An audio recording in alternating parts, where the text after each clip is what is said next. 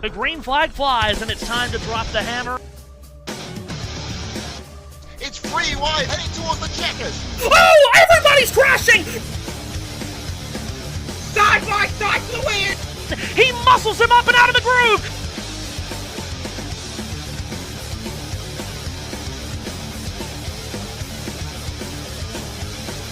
Now contact and around! And this is going to stack up about 15 of them!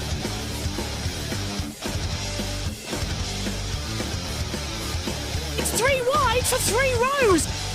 Kyle Larson has pulled off grand larceny! Unbelievable!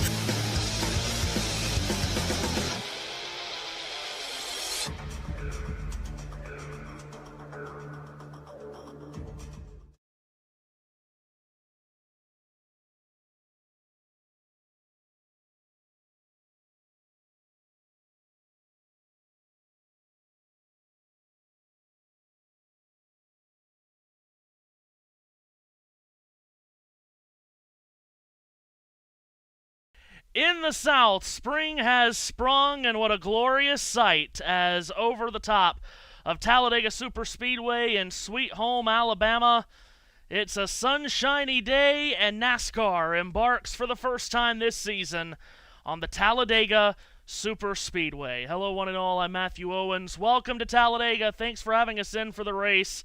Matt White and Seth Eaves coming up in just a moment.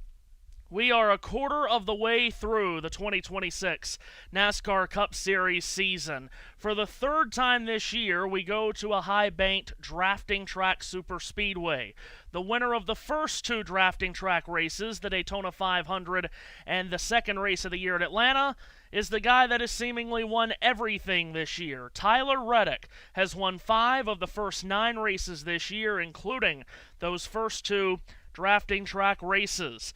Today, once again, he starts towards the front after yesterday's qualifying session was canceled due to weather. So the question everyone is asking is, who can beat Tyler Reddick? Can anyone beat Tyler Reddick? 5 wins in the first 9 races of the year. The first driver to do that since Dale Earnhardt in 1987.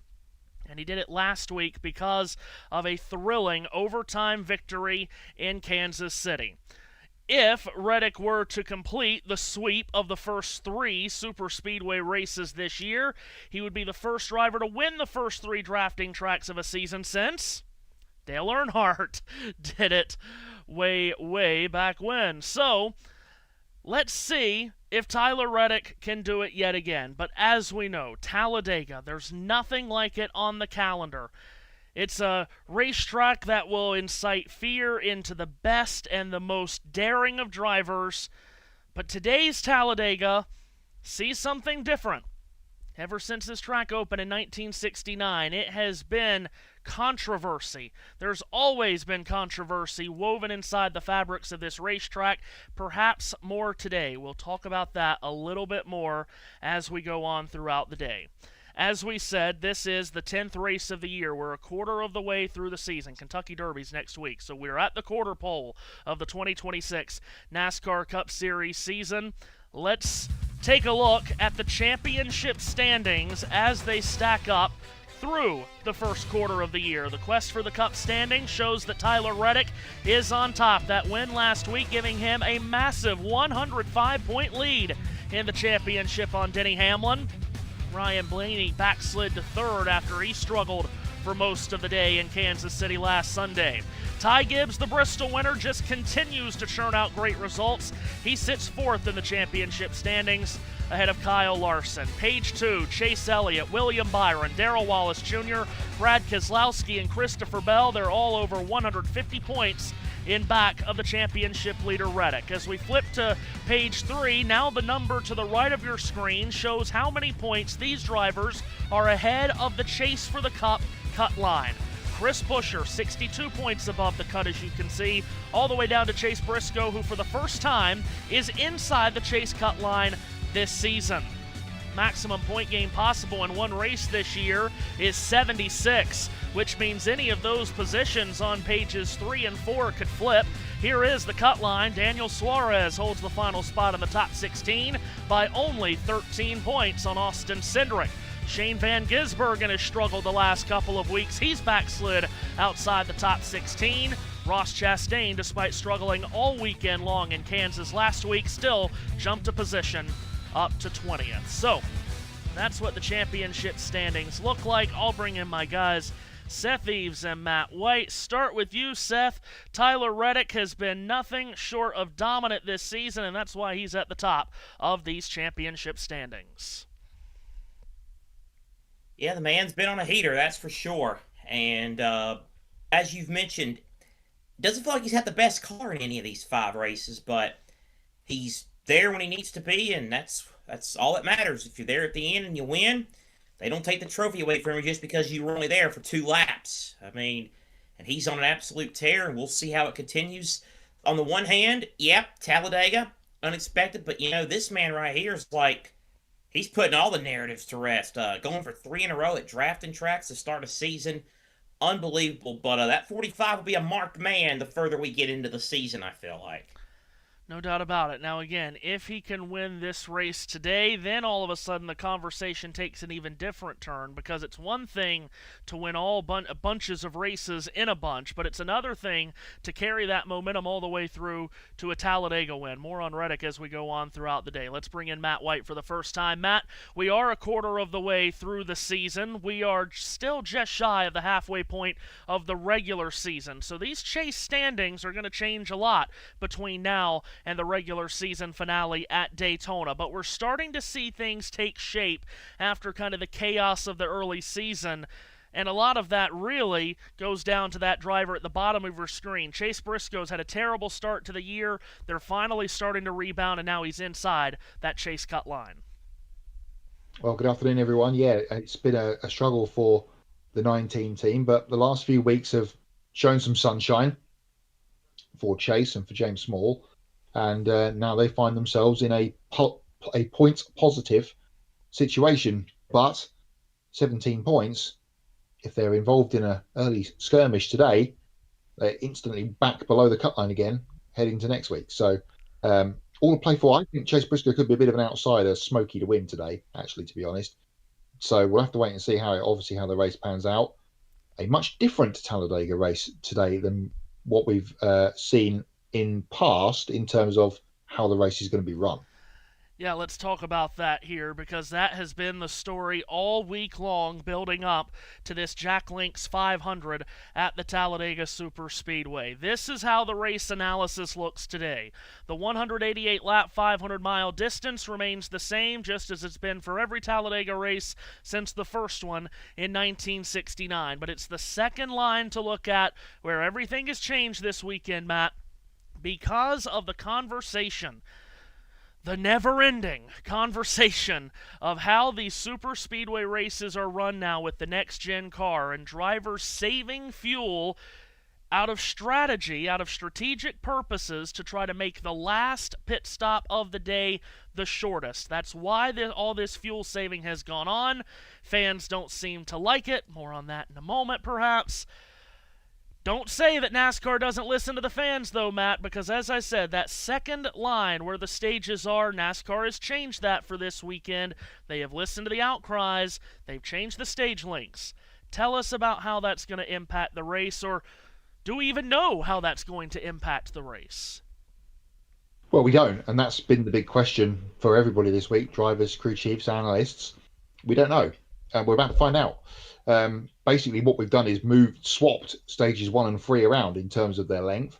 So we're going to have the long stage at the beginning today, and what they've perhaps tried to do is take the single file fuel saving boredom factor and not have it in prime time when everybody's about to tune in to see the finish, and put it at the start.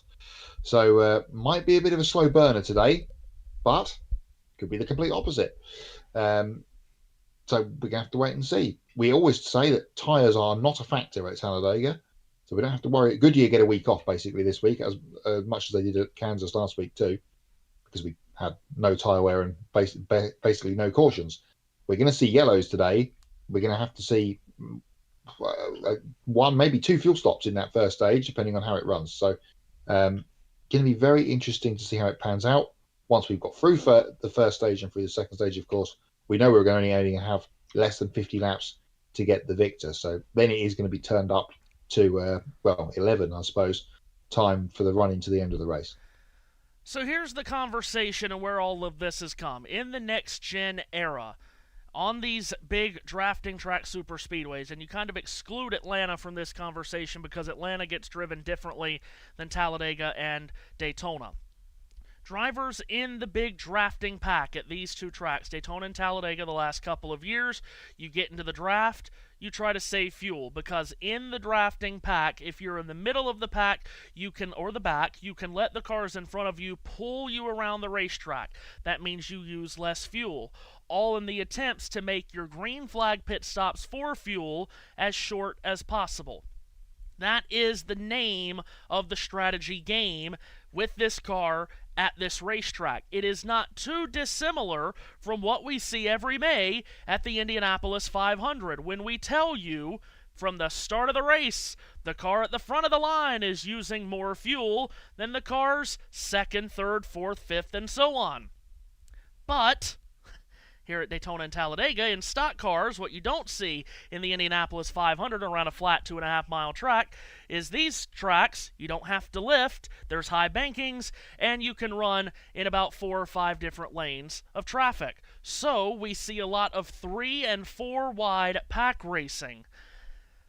But apparently that has not been good enough for people here recently, Seth, because the fans are saying, well, no one's doing anything. All they're doing is fuel saving. As if we've ever run 100% of a super speedway at 100% intensity. We never have. I promise. What we've got now today, Seth, is more than half of the race is stage 1. Is this going to fix everyone's problems? I'm going to go out on a limb and say no. In terms of fixing the problems about the fans complaining, no, nothing will do that outside of a time machine. But I'm old enough to remember, and you are as well, Matthew. Didn't we used to run a lot of races where we would have lulls, choo-choo train lulls in the middle of a race where they would all run against the top half of up against the wall in the top half of the racetrack. Did I blank on that era, or did that actually happen? I'm pretty sure that actually happened. So, yeah. So I don't know, man.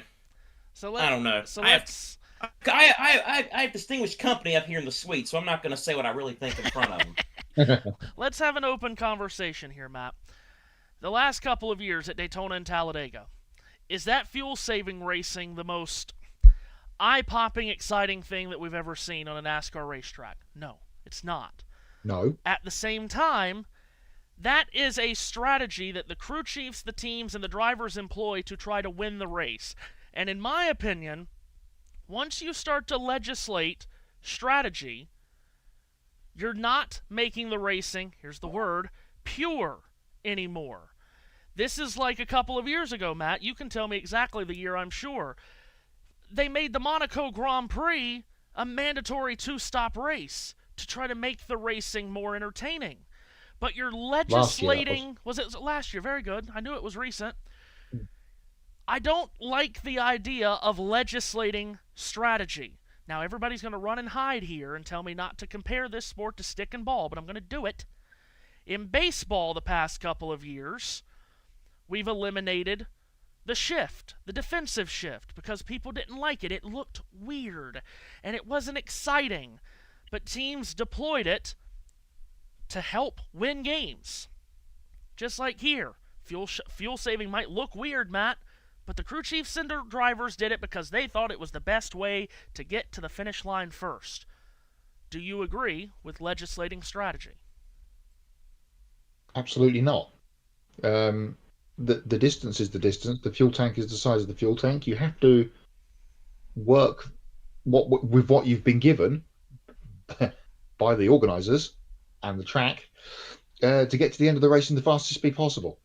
or in Jackie Stewart would say, you win it at the safest, slowest speed possible and hope that you've done better than everybody else.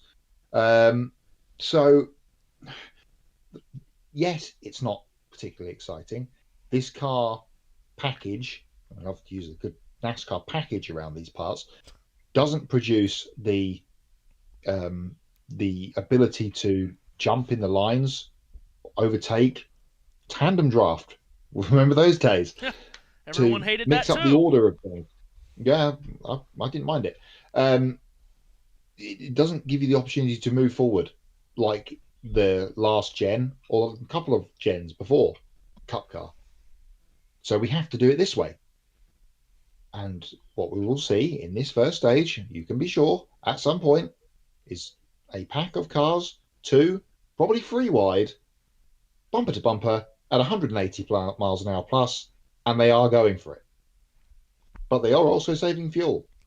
But they're doing it within arm's length of each other, and a lot of the time not running into each other, although there is bumping and we know that, but not running into each other in a meaningful way. And they get around the racetrack and we log all the laps off, and then we go for it at the end.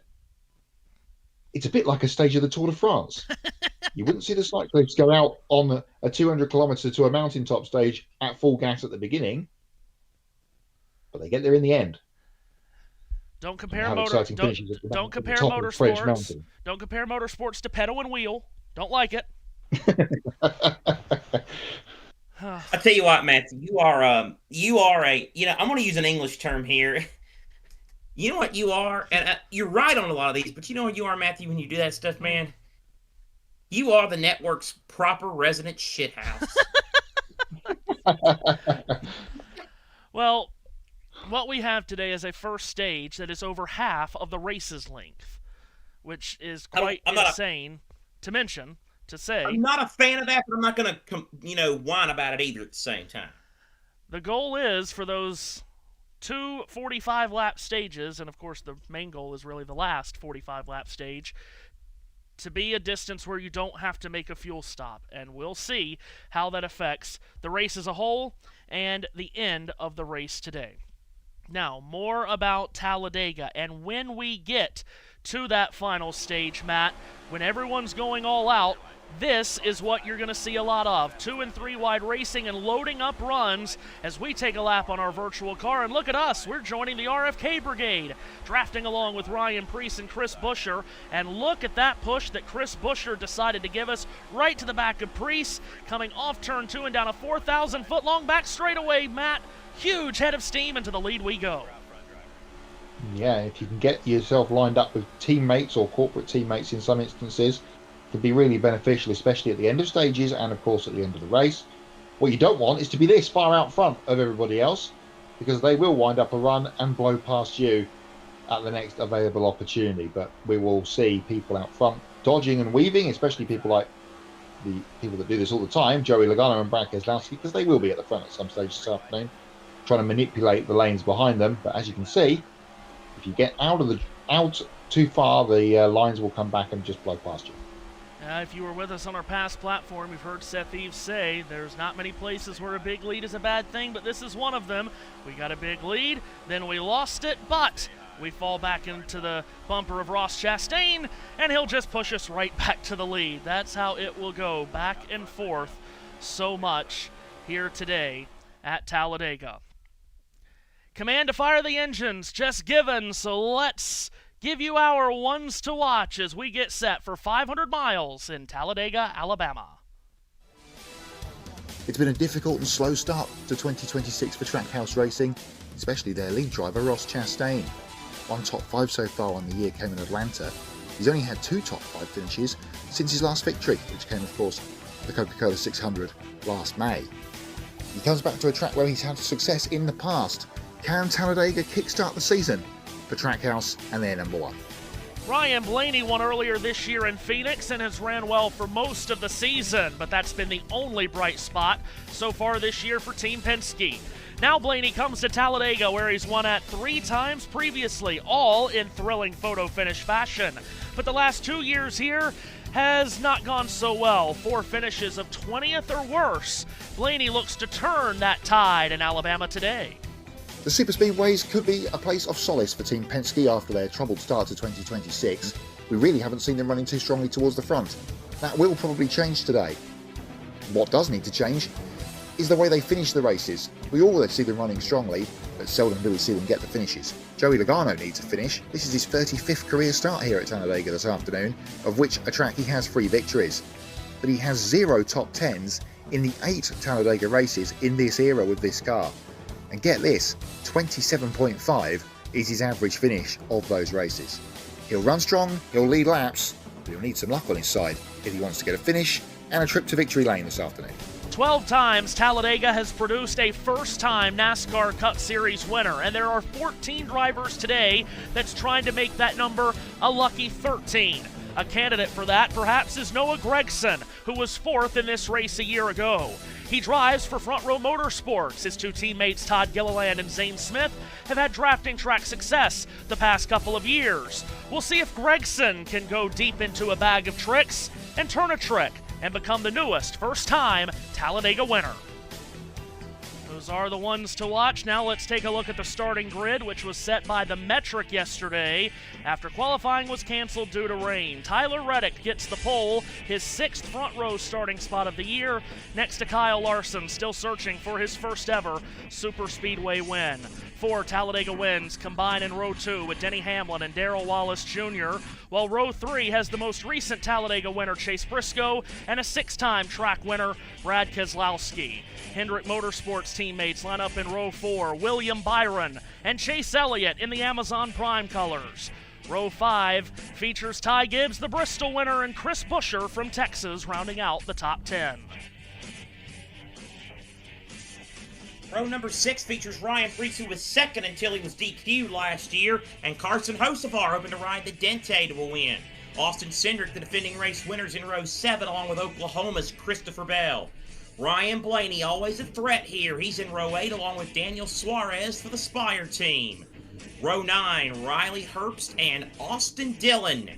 And in the 10th row today, Todd Gilliland. Could he be one of those Talladega first-time winners? He's alongside Alex Bowman in car 48. Row 11 features the 43 and the 47, Eric Jones and Ricky Stenhouse Jr., who's another man that's always a threat at these racetracks. John Hunter-Nemechek in the 2nd of the Legacy Motor Club cars winds up on row 12 alongside Ross Chastain. Another of our ones to watch, Joey Logano on row 13 alongside his corporate teammate Josh Berry. Cole Custer and AJ Allmendinger are on row number 14. And on row number 15, another of our ones to watch, Noah Gragson alongside his teammate Zane Smith. Michael McDowell lines up in row 16 and next to the rookie Connor Zilich. In row 17, Shane Van Gisbergen. He struggled the last few weeks, along with Kyle Busch, twice a Talladega winner. Ty Dillon in row 18 is flanked by Greensboro, North Carolina's Cody Ware. Jesse Love, the reigning O'Reilly Auto Parts Series champion, in row 19 with Tennessee's Chad Fincham. And winding out the field is Joey Gase and Daniel Dye for Live Fast Motorsports. That's the starting field of 40. Half of the field Chevrolets, 11 Fords, and 9 Toyotas. So that's how the grid looks. And there you see it all on your screen, all encompassing, with Tyler Reddick at the front of the field. He is certainly getting used to being first. As mentioned, his 6th front row start of the year. We've talked about one of the major talking point topics of the week, which is the stage lengths. Can I just throw this in before we get going any further? Another of the talking point topics of the week. 40 athletes on the grid today for this NASCAR Cup race. Leave it there and move on.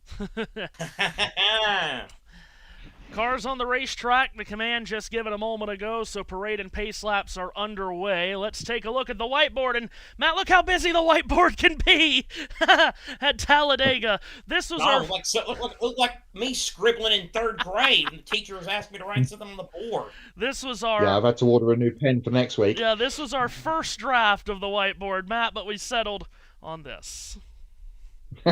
Yeah, much tidier for version 2. Well, we talked about it a little bit. Fuel is going to be a factor today, but when to take it and how much. And as I just touched on off the air, we can have a 1 pit stop stage 3 all you like. But when the race goes to overtime, which it almost certainly will, you'll have to come back for some more. Positioning for said final stage will be key, as we've also touched on, getting with teammates or corporate teammates along the way. will get you in position for the finish, and that might actually roll through for the actual stage points as well. A couple of people will be looking out for some of those earlier on during the day. And of course, should be the top in big bold capital letters, really, the big one. It will happen at some point. Just stay out of it. Let's take a look at that again. This is what drivers and spotters' Wow. minds look like all day long, don't you know? All kinds of things going on. Oh my God, indeed.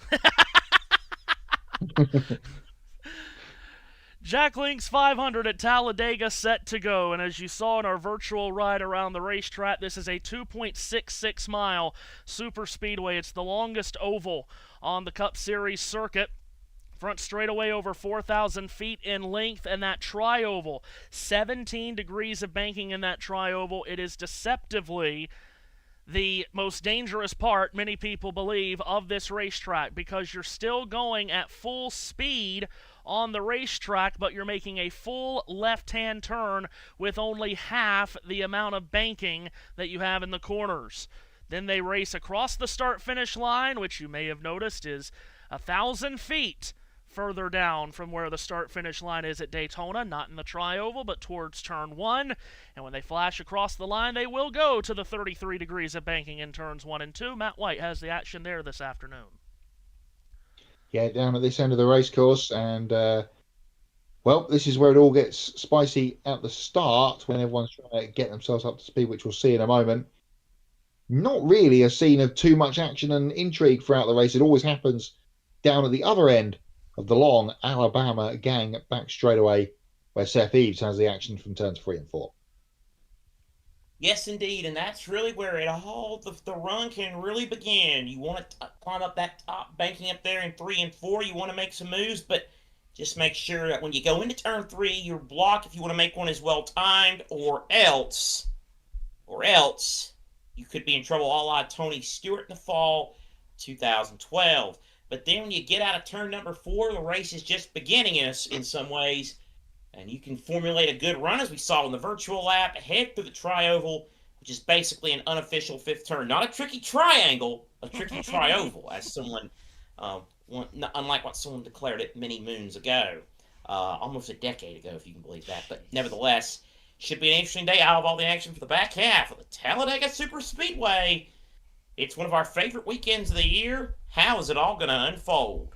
And you can see us down at the bottom right of your screen. Matthew Owens, Matt White, Seth Eaves, ready to go for 500 miles here at Talladega. Again, the fuel window, expected fuel window, and we've had to widen that out here in the last few years because some guys can go a lot longer depending on how good you are at doing the Scott Dixon and saving fuel. So we list the fuel window anywhere between about 42 and 50 laps. And again, first stage is now 98 laps. Will there be one pit stop or two in that opening stage? Will depend on if any cautions for cause come out. Then in those final two stages, 45 laps each. That means only about maybe 40 green flag laps. No pit stops for fuel will be needed in those final two stages. Unless, of course, you're of the Matt White plan and we go to overtime, which very well could happen. Flash up the When race. doesn't it? Flash up the race analysis on your screen one more time. Mark Martin set the race record here in 1997, a caution-free race that had an average speed of 188 miles an hour and change. Yesterday in the Grand National Series race, one of the storylines, Matt, was drivers merging off of pit road onto the racing surface and then cars already up to full speed having to get around them. That was, hair-raising stuff yesterday. Yeah, some dodging and weaving going on down there on the back straightaway. So some words from race control today to the drivers for this afternoon to try not to have that happen today, because we will have green flag pit stops pretty much at some stage, you can be sure, especially in this first stage. And if that happens in the first stage and there's a big accident, it's wiped out half the field, and then they'll be complaining about something else. So we'll wait and see what happens there, but we do not want cars at full speed running over cars at 3/4 speed, getting back up to speed after a pit stop on the back straightaway. We don't want any of that shenanigans. Hopefully we can get through as cleanly, relatively speaking, as we did at Kansas Speedway last Sunday. The grandstands are just as packed. The infield is just as packed as it was last week. The clouds have stayed away as well. Bright blue skies, bright looking grid, and a full house at Talladega, Seth. Yep, they always show up here at Talladega, and well, who knows how it's all going to work out here today. It should be a most exciting race, even if some people will not think it's exciting because of the fuel saving. But hey, Talladega always has a surprise or two up its sleeve. Normally, normal racetracks, you expect the big guns to win, but Talladega is a place where, at least for a day, is, well, Not yet. the lights are on top of the pace Not car. yet. So I'm not going to set up my line just yet, but for you. But yes, looking forward to today. Looks like we are. Looks like we've got a little bit of Yep. water and weepers down there on the inside of the racetrack in turn 4 after that rain from yesterday still coming through the racetrack, unfortunately. So we are going to get at least one more lap behind the Chevrolet pace car. And it's about maybe 15 or 20 feet below the double yellow line. And if that was anywhere else on the racetrack, they would just let it go. But because it's on the entrance to pit road, getting onto pit road is very difficult here because you run along in the draft 180, 190 miles an hour, then you have to woe it down to 70 miles an hour rather. We've seen a lot of cars spin on pit entrance because they lock up those rear tires. You put a lot of rear brake in the car here at Talladega because you're not supposed to be using brake around here unless you are avoiding a crash. As I'm going to flash the virtual lap back on your screens at home watching, that double yellow line at the bottom of the racetrack to the left of your screen, that is out of bounds. And Seth, you are not supposed to go below that yellow line and advance your position. If you do, you will be penalized and brought down pit road for a pass-through penalty. That was a rule set in this race 25 years ago. And you can scratch Make Me Feel Old off your bingo card today. Yeah, that's going to be, yeah, it was, and of course this was last fall. Right on cue, Fox listening to us about spinning cars going to pit road. But if you spin early, you can win. Ryan Blaney did this in the fall of 2019, and he actually came back the next day and won. Yeah, he did. As it turned out. All right, so hey man, it can happen. By the way, I can use this time to report some breaking-ish news. Involves the world of NASCAR. After making a rare good decision last week, it's back to a couple of, okay, I guess, decisions from Colic Racing, their free agent 25 truck. Cliff Boyer's going to drive the truck at Dover. Wow. And Jamie McMurray will drive it at San Diego. Wow, okay. Couldn't have got, I mean, no offense, Matt, and when I say this, and I don't want to be, a stinker, but, I don't want to, because when I say this, I don't want the race to be a stinker, but they could have called SVG and asked if he'd have done it. Well, no, they could not actually, because he is a Cup regular, and Cup regulars are not allowed to run the O'Reilly or truck races in San Diego. Oh, that's right. All right, here we go. Talladega. This is a racetrack. This is a day where, at least for the day, the likes of Parsons, Hamilton, Reagan, Hillen, and others become household names. Who will add their name to the list of Talladega winners today? For the start of the Jack Links 500, here's Walnut Cove, North Carolina's Matthew Owens. Fans in the stands representing all 50 states and multiple countries. The reason they've come here today is because, as the late, great Barney Hall said, they don't race them anywhere in the world like they do at Talladega. We're about to have 500 miles of proof of that. The green flag is out, and it's time to drop the hammer in Sweet Home, Alabama. 2 Camrys on the front row then heading, no, not 2 Camrys because Kyle Larson was on the front row and he will lead as they come through turns 1 and 2, being pushed by another Camry of that of Denny Hamlin. Kyle Larson out front coming out of turn 2 for the first time as the 2x2 lines of cars get themselves sorted out. Kyle Busch trying to make a third line go way at the back of the field. Larson and Hamlin out front, Seth.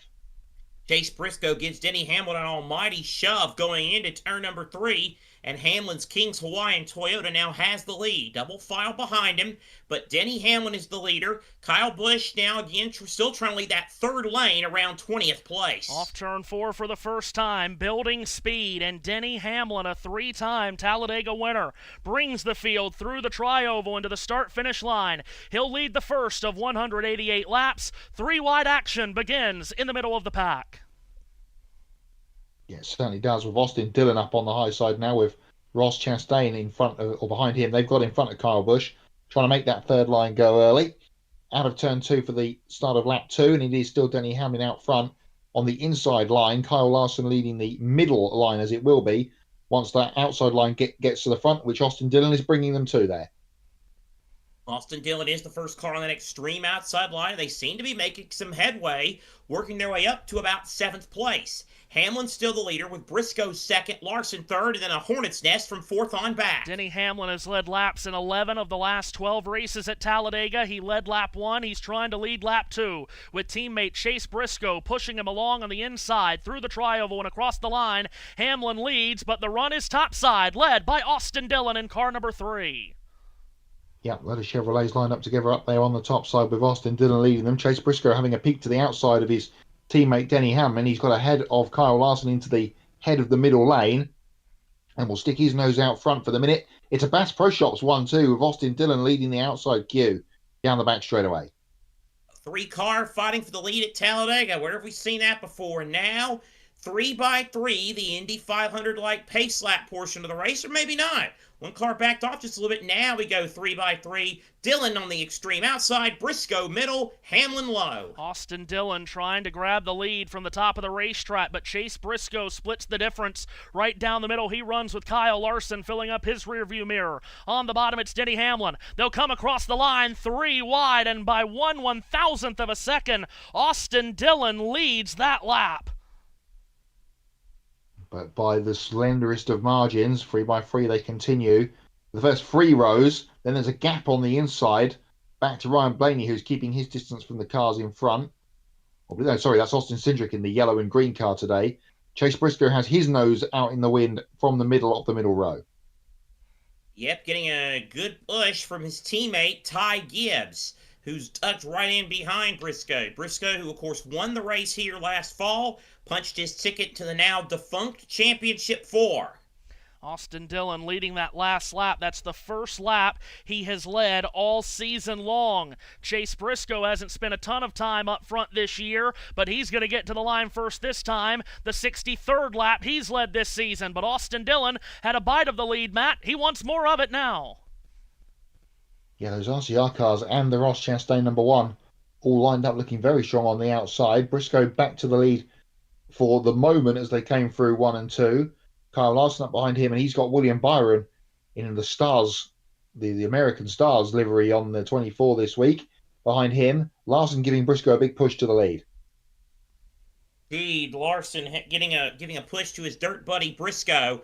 3x3, 2 rows back. Briscoe with the lead. Denny Hamlin now with a bit of a run. Briscoe thought about going low to cover, but he couldn't get there fast enough. Hamlin's there. Hamlin back to his left elbow. Briscoe to the tri-oval will fade up, cut across the nose of the Austin Dillon automobile, but he might have company now to his inside coming up the middle. But at the line, it's the Bass Pro Shop cars working together. Dillon pushing Briscoe to the lead. Ross Chastain third on that outside line moving forward.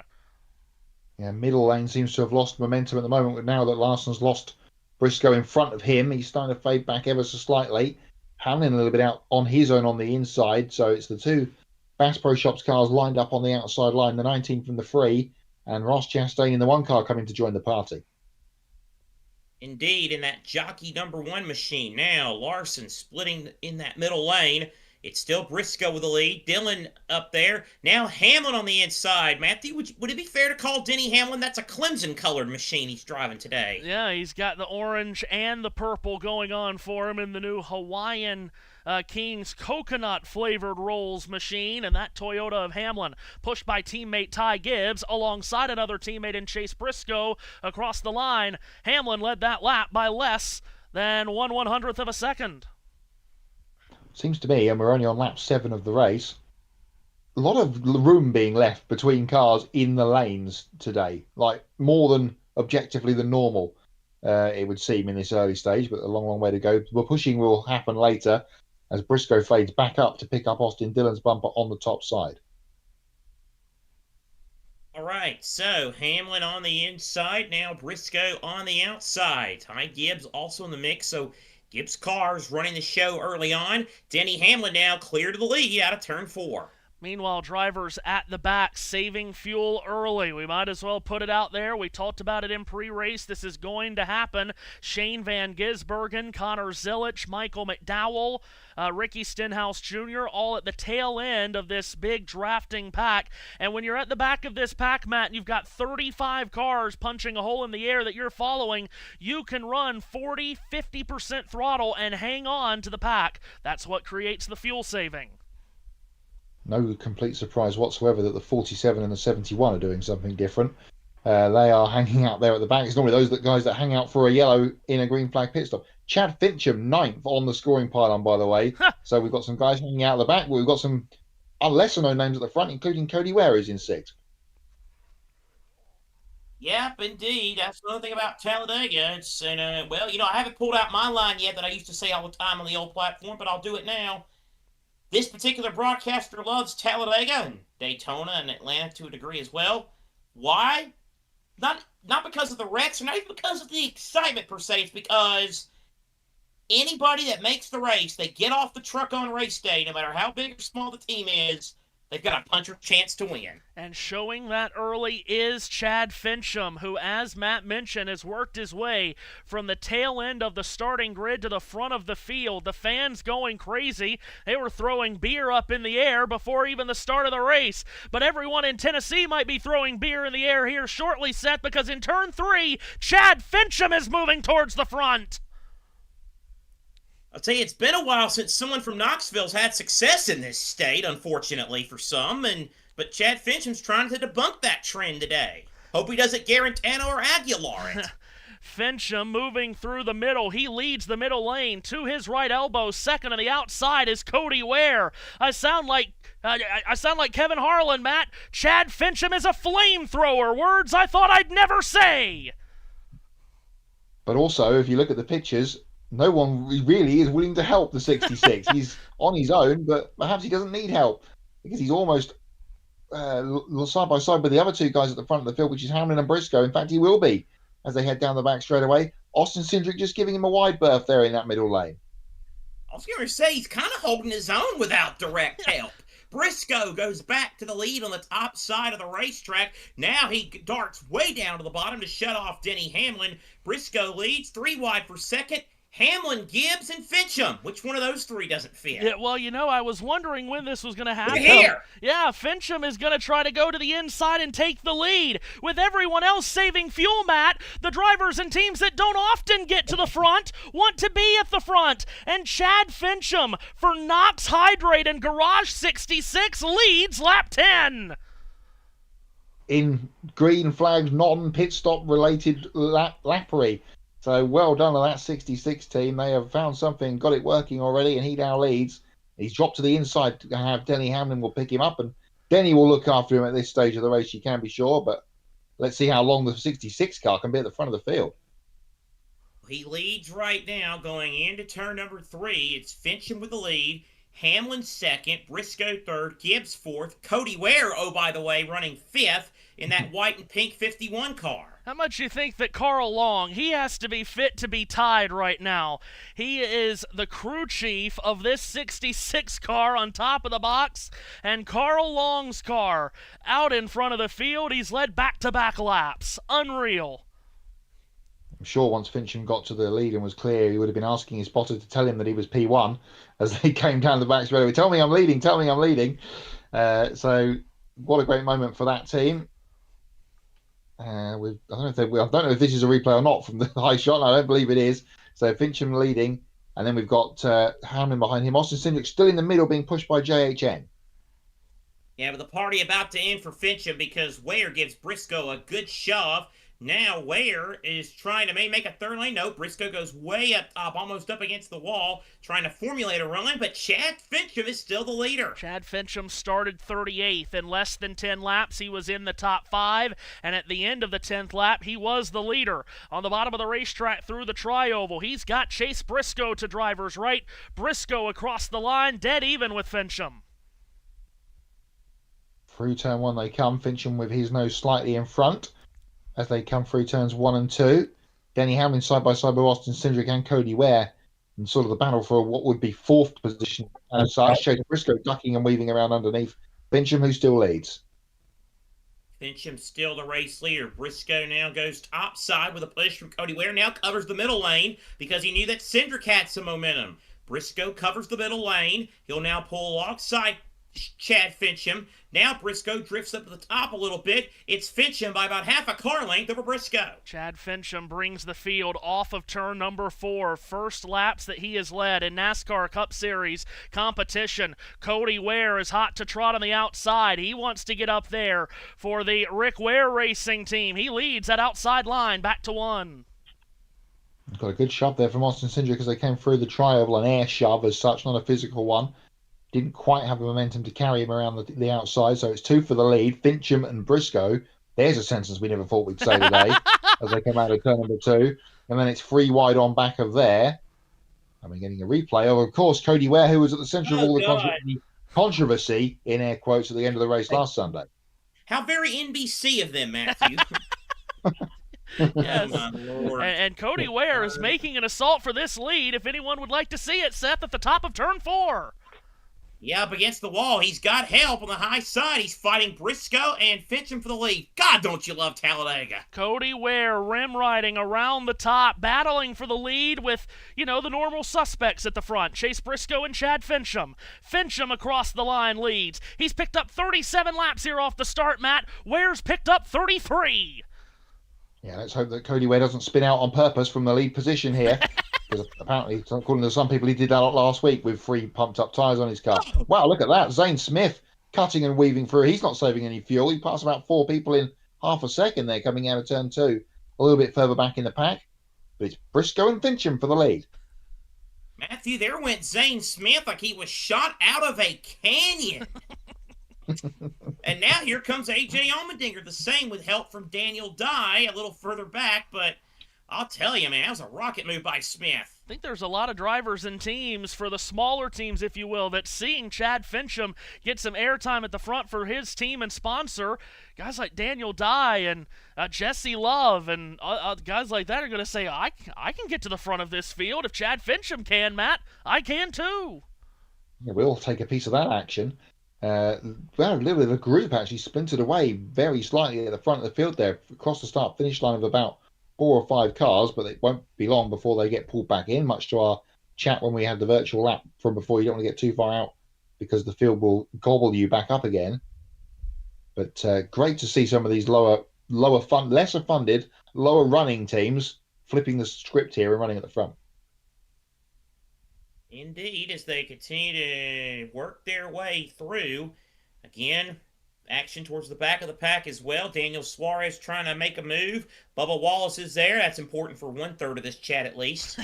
Alex Bowman in there as well, as we've gotten single file at the front of this field. My goodness, Matt, not only has Chad Fincham gone and taken the lead, now he's manipulating the drafting pack and having everyone run single file behind him. He's doing his best Joey Logano / Brad Keselowski impression here is Chad Fincham. 3, 4, 5, 6, 7 cars have splintered away at the front of the field. Fincham, Hamlin, Briscoe, Eaves, John Hunter Nemechek, Cody Ware, Kyle Busch, and Austin Dillon, your lead pack. So down to the inside are the cars with Fincham showing the way, leading Denny Hamlin, and then Chase Briscoe and Ty Gibbs and John Hunter Nemechek the top 5. That's eclectic. That's eclectic. Remember, we did this race a couple of years ago when B.J. McLeod led 5 laps in the spring Talladega race, and we were rooting him on. We don't root for anybody, but we root for storylines, and that was a storyline that day, B.J. McLeod leading that race, just as it is today with Chad Fincham leading the field. Chad Fincham has led more laps than anyone today. He's led more laps than Kyle Busch has led this season. Oh, yes, he has. Wow. I was getting ready to say, what about the real question here is he had the Xfinity fastest lap yet? Oh, they're gonna kick him out. No. I wonder if he faded up on his own right there. It looked like in turn 3 he just went up and let everyone go, Seth. That was interesting. Indeed. But regardless, Denny Hamlin is now the leader, but I don't even know what I was saying before I got to that. We don't know what any of us have been saying with Chad Fincham leading this race. In one lap, he does I feel fall. like that was a collective effort from the 66 crew of, oh yeah, I see how this goes. You're not going to leave me out in front using all my fuel while you guys sit behind saving. So he's actually fallen to the lead of the second part of the group as they head down the back straightaway. So it's now 6 cars away slightly at the front, Hamlin with that lead position.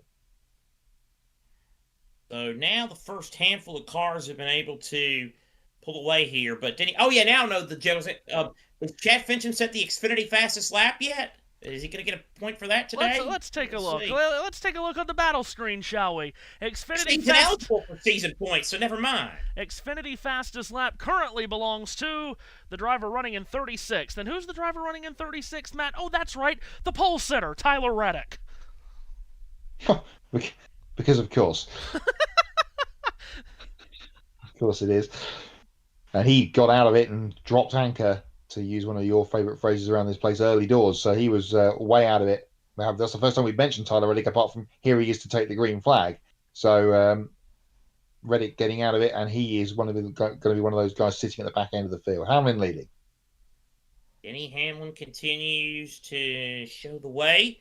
Then it's Chase Briscoe, Ty Gibbs, John Hunter Nemechek, Cody Ware, Kyle Busch, Austin Dillon, Chad Fincham, Ryan Blaney, and Ross Chastain. That's your top 10 here at Talladega. And if you are listening and watching along with us, you've got timing and scoring to the left of your screen, and we can confirm that no, this is not the greatest performance in the history of NASCAR, Matt. Denny Hamlin is not leading the field by 85 laps. Well, good to know timing and scoring's on top of it. AJ Allmendinger popping himself up into the top 10. Move over Ned Jarrett. There's a new king in dominant race wins. God almighty. He was halfway home before the rest of them finished the race. He was that far in front. Oh, where's JT? His line might begin to be used. Get that darn buzzard bingo card up. Field back to the main straightaway here, led by Denny Hamlin.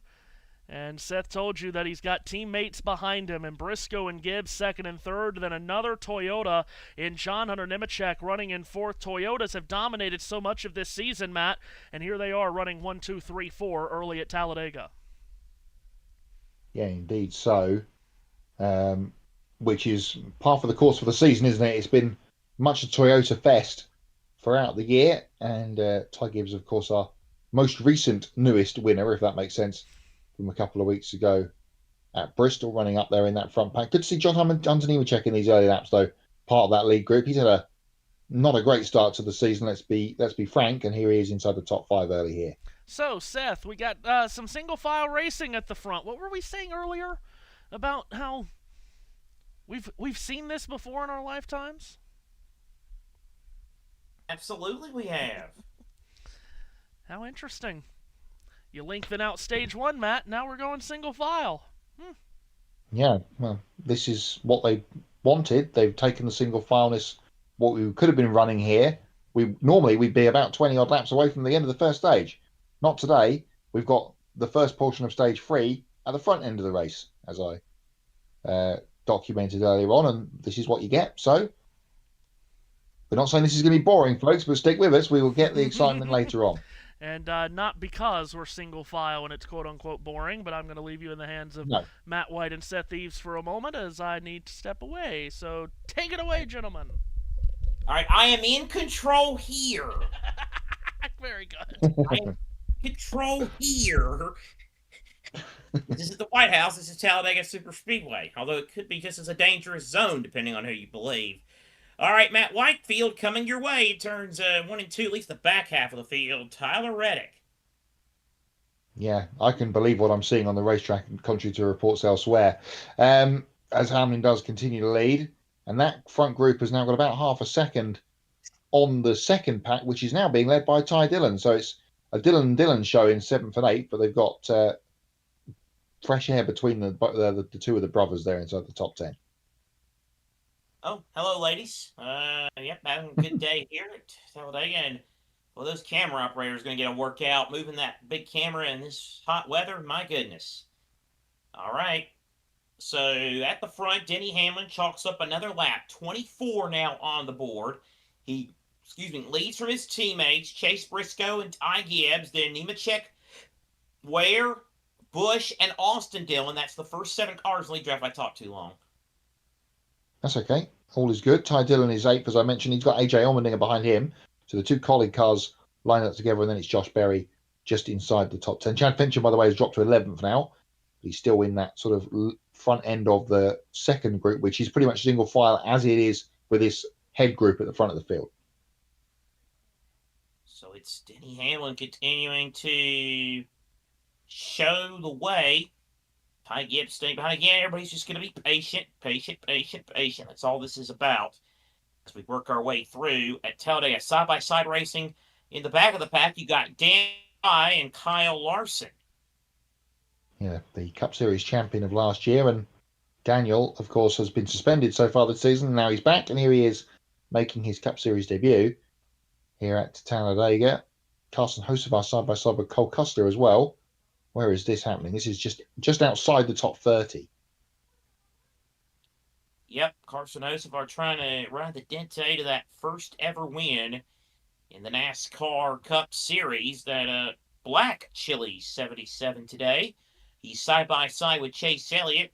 In front of them, you've got Bubba Wallace and Brad Keselowski running side by side as they work their way through the tri-oval. They go.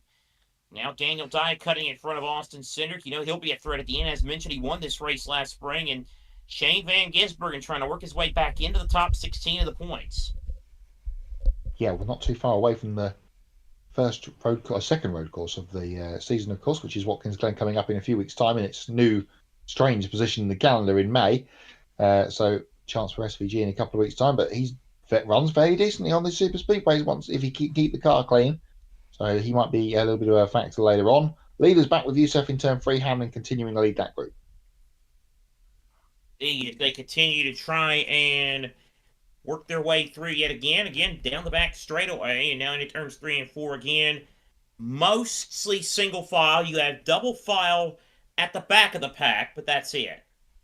So back towards the main straightaway. Hey, he's back, and he's in control here now. It's now our new favorite line. It's Matthew's fault. He introduced me to a quote earlier this week, the no. famous. Our new favorite line now. Good gracious. So, as you can see, one of many. Yes, as you can see on your screens, we are 27 laps in to the Jack Links 500. We told you earlier, fuel window, depending on how much fuel you can save, about 40 to 50 laps. So, Matt, if you can go 50 laps without pitting, you can make this this first stage on one stop, and that should be the only green flag pit stop you make all day. Yeah, perhaps so, and much talk about pit lane as we detailed a little bit at the start of the show, and I kind of thought this might end up being a 2-stop stage, but no, it looks like it is going to be one, and you can pretty much guarantee the first person that's going to come to the lane, that's the guy that's been leading most of the laps. Denny Hamlin will be the locomotive leading the train here, but at least he's got 3 Toyotas lined up dead behind him, so they'll all pretty much, I'm sure, as this is the first stage of the day, all come together when it is time. So as they go down the back straightaway, Tyler Reddick staying right behind Riley Herbst. Again, you got cars in the back of the pack trying to double file, but Josh Berry's siding in the top 10. Fincham's not there anymore. I was going to say, we were about to have 2 Tennesseans in the top 10, but that is not the case with Fincham no longer there.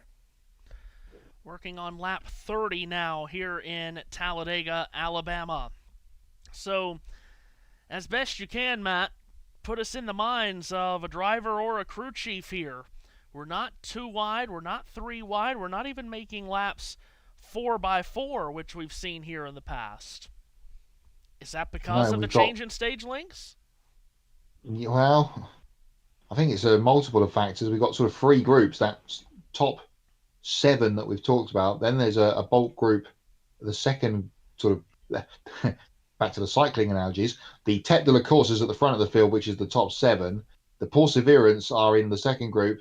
And then the main peloton at the back there, which is where we've only got the side-by-side racing, but that's very little of, and in the third group. So it's all going to come back together when we get to the pit stops, relatively speaking.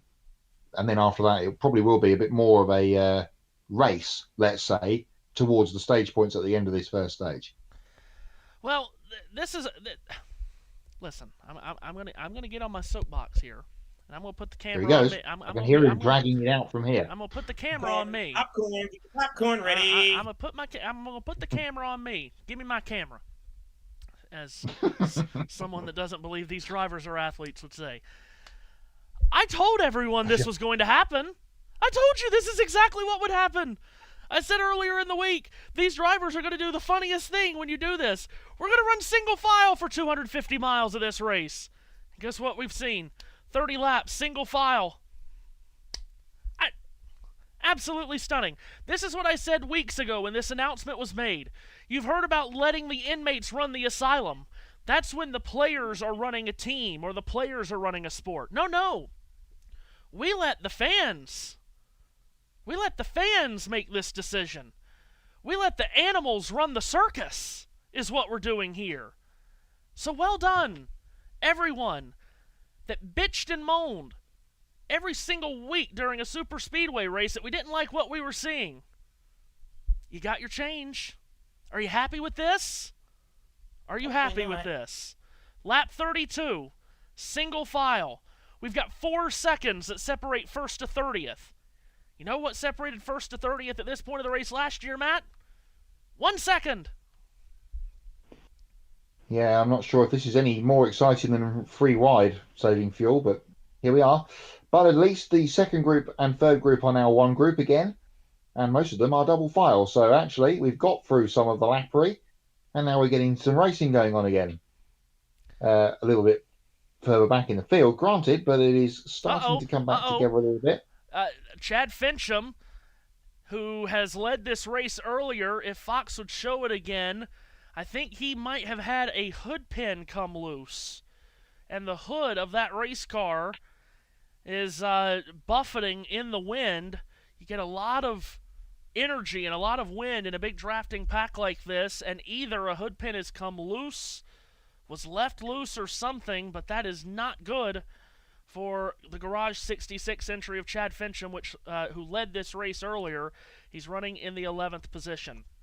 Also, it does sound like, just scanning through some radio communication and some reports from at the track, Matt, that most crew chiefs are saying this is probably going to be a 2-stop first stage.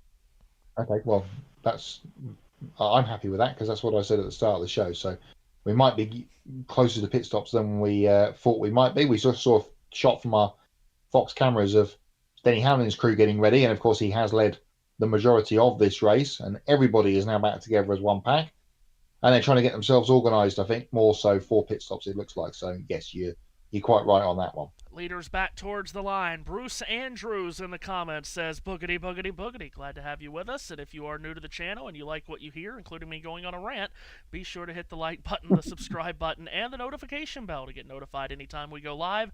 Later tonight, we've got Stanley Cup playoff action at 7 p.m. Eastern Time, the Tampa Bay Lightning and the Montreal Canadiens. Let's pick up the leaders heading towards Seth Eaves in turn 3. Denny Hamlin continuing to lead. Chase Briscoe a little bit jumpy. Now tucks back in line. William Byron, the first car on the outside line, starting to get out of line, although that's back at around, 28th or thereabouts? Maybe not that far back, but still single file for most of the front half of the field. Back off of turn 4 into the main straightaway, more than 4,000 feet long this front stretch, into the 17.5 degrees of banking from in the tri-oval, and back to the start-finish line, 1,000 feet further down from where the line is at Daytona. Denny Hamlin leads back to 1. He does so, and Byron, I was just going to try and see where he is in the running order, you can see him on your screen if you're listening, and he's 14th. So the top 13 are single file to William Byron and Jesse Love, I think it is, running side by side a bit further back. Denny Hamlin, though, continues to lead the way with Chase Briscoe tattooed to the back of the 11 car. Tattooed is a good word to describe it. It is still Briscoe running in second. Hamlin's still the leader. Again, all the cars in the top lane, or the top pack, are glued to the bottom. Back towards the main straightaway, the leaders come, counting down laps until these cars will hit pit road for the first time. Again, you could say if you could eke out about 48 to 50 laps on a fuel run, you could make this stage on just one fuel stop. But all the talk has been that this first stage, more than likely, will be a 2-stop stage. Also, getting back in the comments, Bruce commented back to us. He gave us a heart from Canada. Got another Canadian listening. Oh, very good. Here we go. Glad to have you aboard, and glad to have you with us. Plenty of people watching here in the early stages as well, watching along with us. Not watching the race. No one's showing the race here. I promise. No one's showing the race. People watching along with us. Top 15, top 16, single file, as Matt and Seth described to you a moment ago. They flash back across the line with Toyotas holding the top 4 positions.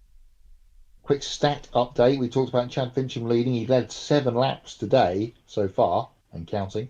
That Garage 66 has only led 2 laps in 147 NASCAR Cup Series starts before today. So a banner day, quite literally, for that team. Something they will remember for a very, very long time. Denny Hamlin has led the most laps this season, and he's adding to that total today. Bill shows the lead. Meanwhile, further back, Ryan Preece trying to formulate something on the outside with help from Brad Keselowski. Now, Jeff Gluck brings up an interesting point on Twitter. Says, here's the thing and why they change the stages. If they're going to aggressively save fuel, would you rather they do it in stage 1 or stage 3? Yes, this sucks, but if it's a must, might as well get it over with early. True. I think we're taking this conversation, we're coming at it from the wrong angle. I think we should ask the question, why do we hate fuel saving? Because every time we go to Darlington, we don't hate tire saving, but we hate fuel saving. Some jostling, middle of the pack, Seth, heading to 3. Yep. As it is Ryan Preece and Brad Keselowski. Now Josh Berry is in there too, as well as Austin Cindric. It's all Fords in that top lane. They're ganging up on Ty Dillon. This is at 8th place. Yeah, a couple of RFK cars have linked up, leading that second lane, and Ryan Preece and Brad Keselowski. And we know anywhere Brad Keselowski is, if he is in full anger on these super speedways, Matt, he is going to be an aggressive pusher. Yes, indeed so. So the top 7 have re-splintered their way away from the main pack that they did earlier. Joey Gates being lapped. How can he be being lapped when they're running so slowly and saving fuel, you ask? Well, Joey Gates is being lapped, and he has lost the draft, and now he's lapped down. Well, you know, Iowa's never known for its offense in outdoor sports. So, you know. Oh, God. Thank you for that. I think, is it safe to say his team's already punted on this race? Okay, thank you for that. Here's a car to pit road. Only one of them, Ty Dillon, in his green and black Colleague number 10.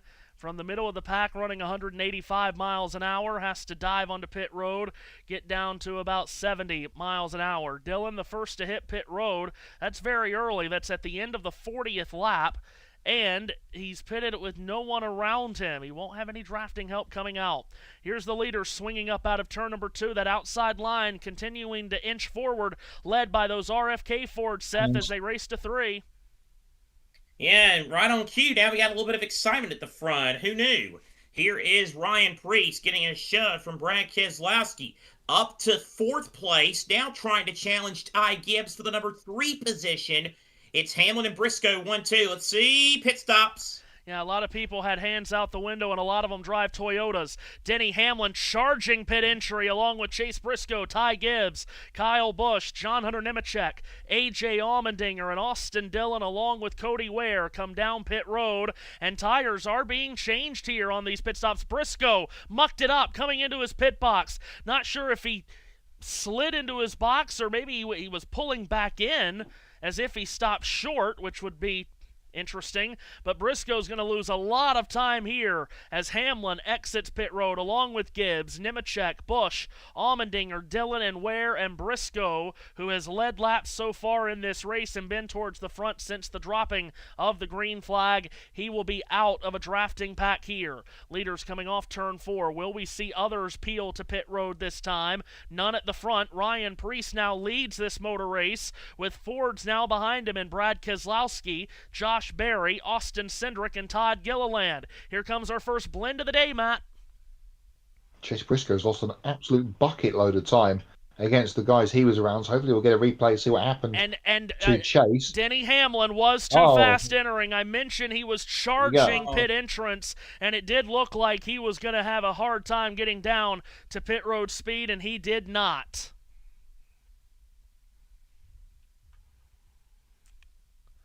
And Briscoe, Briscoe hit a crew member. That's what happened.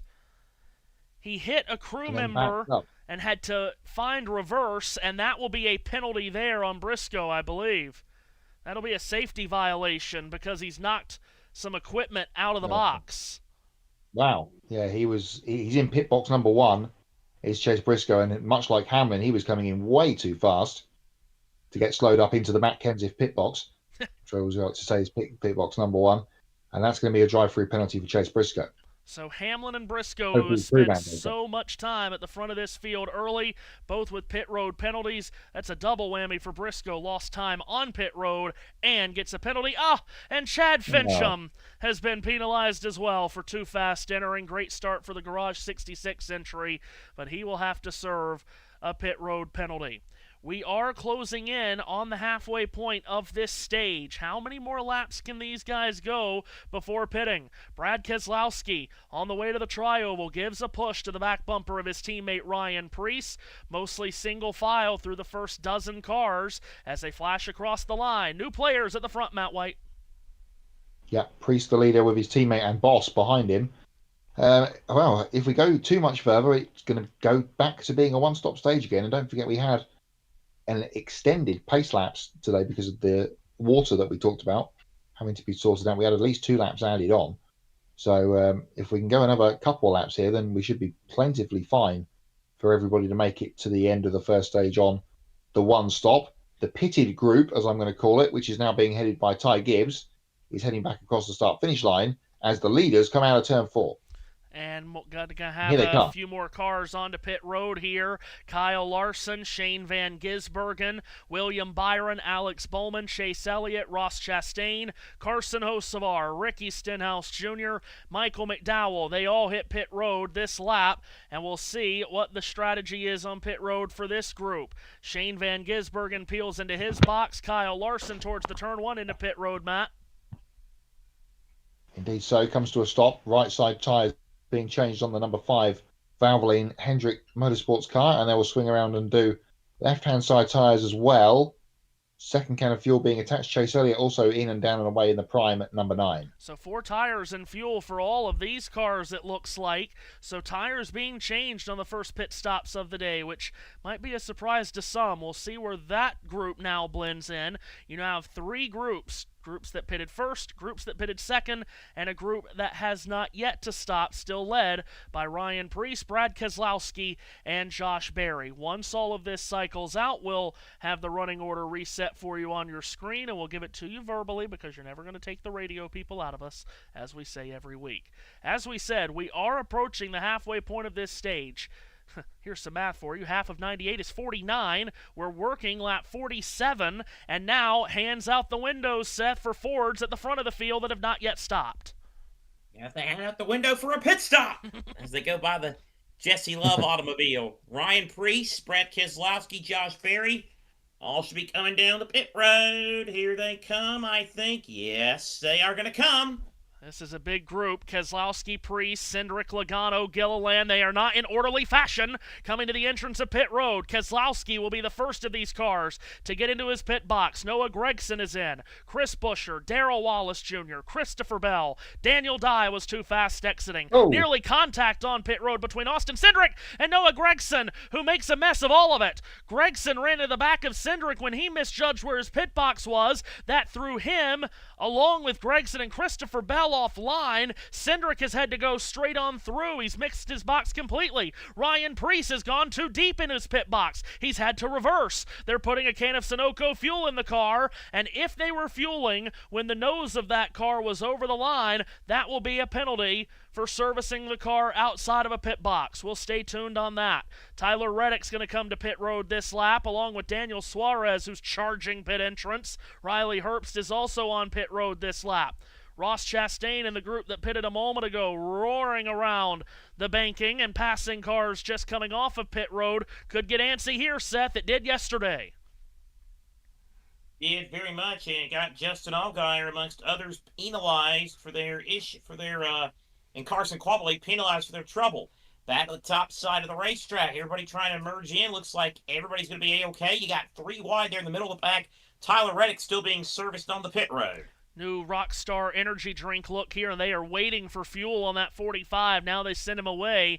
Pit stops made at this point of the race, Matt. You'd like to think that they're hoping that this is the only stop they make in the stage. Meanwhile, at the front, change of what will be for the lead. Ty Gibbs, knife to the inside of Ross Chastain. Gibbs with a big drafting pat behind, blows by. With Nemechek behind him, and then Kyle Busch, AJ Allmendinger, Ross Chastain. That'll be your top four once this cycles through as they come out of turn number 2. Reddick, Herbst, and Suarez were the last to stop. They've just come out at the back end of this pack getting up to speed, but it's Ty Gibbs out front. Another penalty, as expected from the onboard. We just saw Riley Herbst too fast on his way in. Tough break for the 35 team.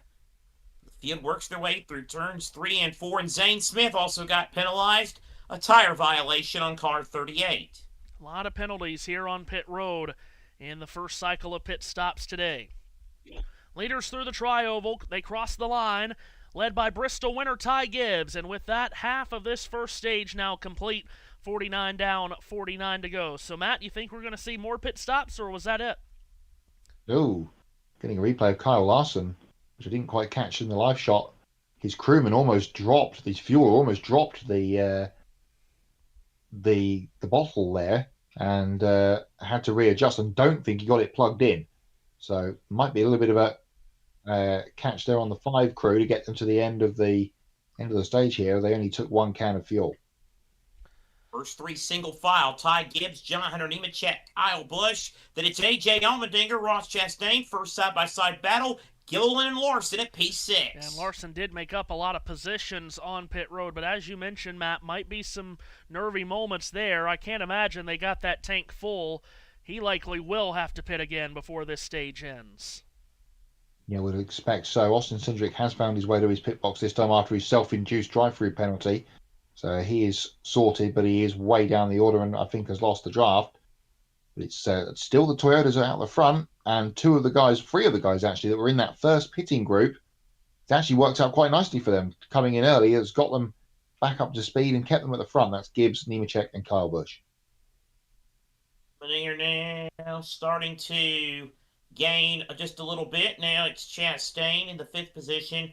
Ty Gibbs, though, still the leader, working their way out of 4. Ty Gibbs, who has finished 9th or better in every race since the first 2 super speedway races of the year at Daytona and Atlanta. Finally got that first career win a couple of weeks ago, Matt, at Bristol. Career start 131, yielded win number 1. We've been talking the last couple of weeks. Is that 54 team a threat for the championship this year? They're certainly racing as if they are. Certainly putting themselves in a position to be within the chase cutoff once we get through the summer, the way they're running at the moment, which has been a problem for them, of course, without being able to win over the last couple of seasons with the winning in style that we were using to determine our chase field. So if they keep going in this strong manner, you would assume that they're going to be well safe inside the cut line. To our point about Chase Briscoe before, his early dramas have not seen him do so well, and of course he was the man on the bubble coming in. Field back through the tri-oval and coming back across the line. Second half of stage 1 underway. We've now completed 52 laps. And hopefully now the group will stay as a group and we get a bit more of a normalcy to our Talladega Superspeedway action after our little bit of fuel-saving shenaniganery going on there in part 1 of stage 1. But it's Ty Gibbs out front heading to Seth. Their way down the back straightaway through turns 3 and 4. You got 3 wide further at the back of the field. Cody Ware's in amongst that mess along with Daniel Dye and Cole Custer. Talked about Austin Dillon, who was up front earlier and now trying to make up ground on that outside lane with Cody Ware pushing. Richard Childress Racing, it's been a huge struggle for a long time, as we know, Matt, but they are always fast when we come to these super speedways. Kyle Busch currently running up in the 3rd position, trying to snap that 112 race winless drought that Busch is on.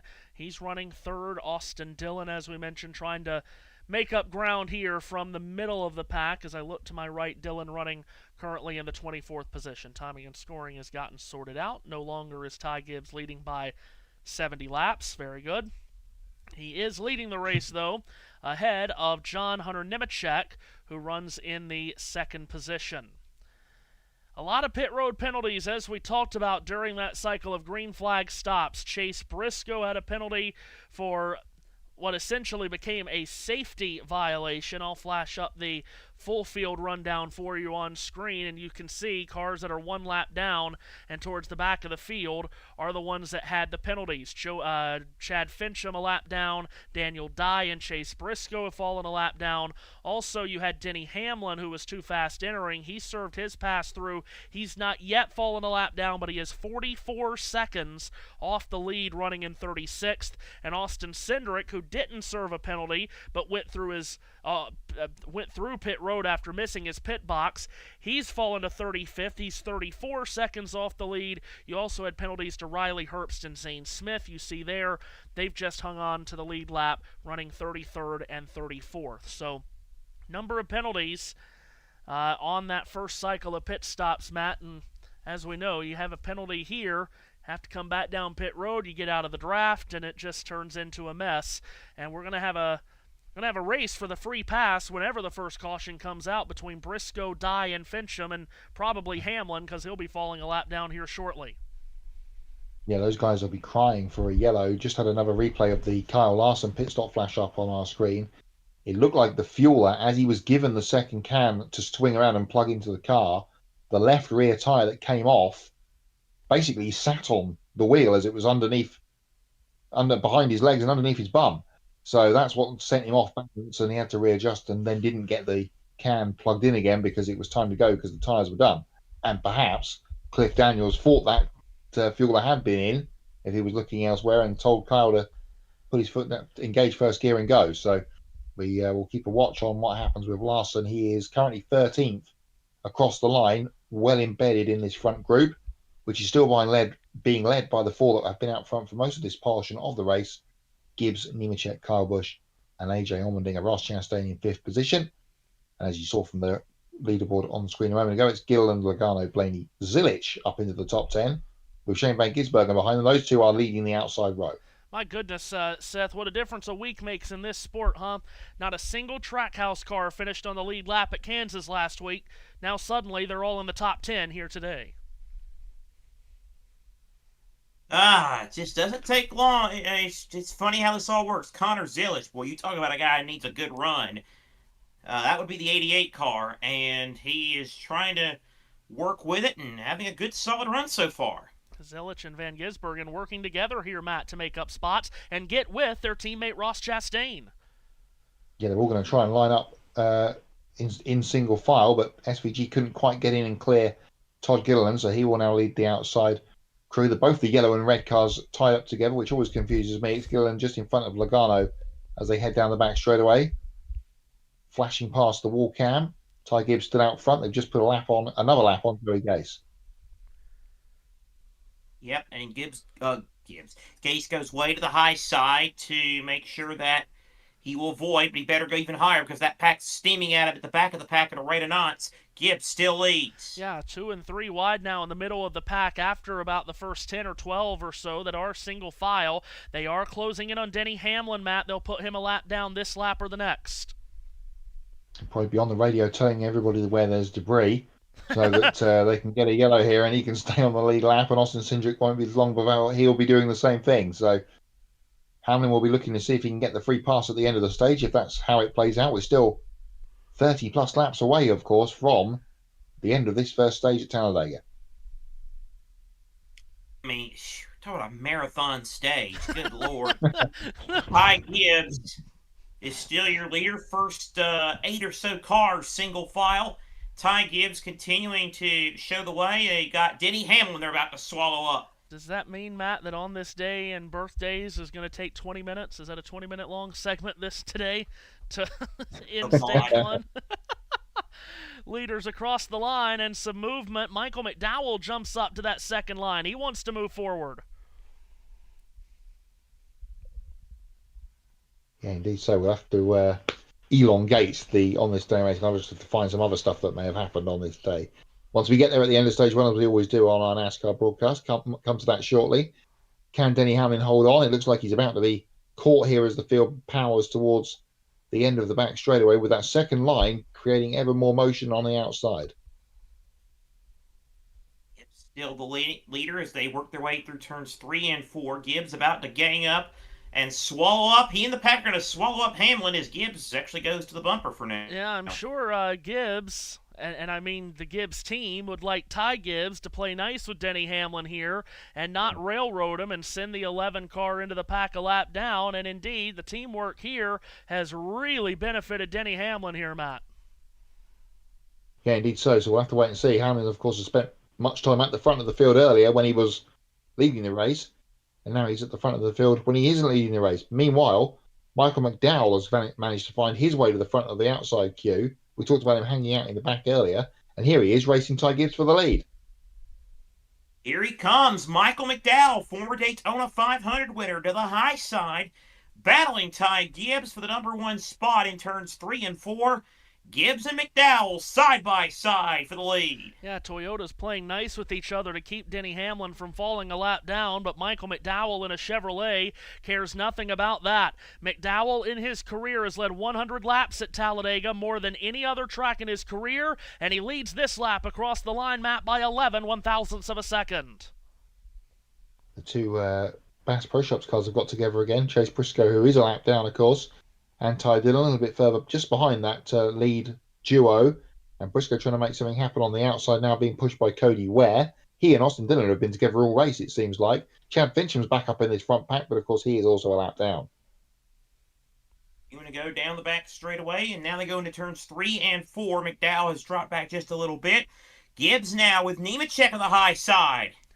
Got some more moving and shaking around here towards the front as we get ever closer to the end of this stage. As Matt mentioned, Chad Fincham, who led laps earlier, he is a lap down, but if he can pull up alongside Chase Briscoe here, actually Briscoe now ahead of the leader, is not in the free pass spot, so Fincham is in the free pass spot right now, Matt. So, boy, this is what we needed. Oh, yes. We lengthen out the stages to try to help the fuel saving, but fuel saving is still a conversation. But now what are we going to get tomorrow on Sirius XM? We're going to get all these callers. Toyota's manipulating the race, letting Hamlin and Briscoe stay on the lead lap. Oh, my gosh.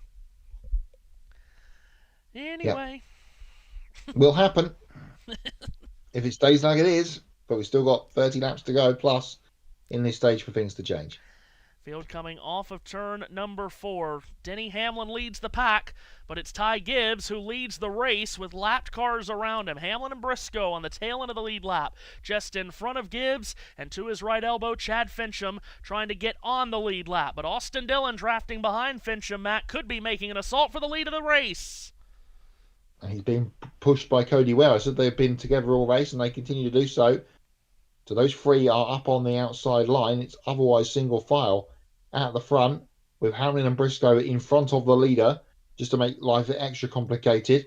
And Dillon sitting nicely in behind Fincham on the outside. Indeed they are.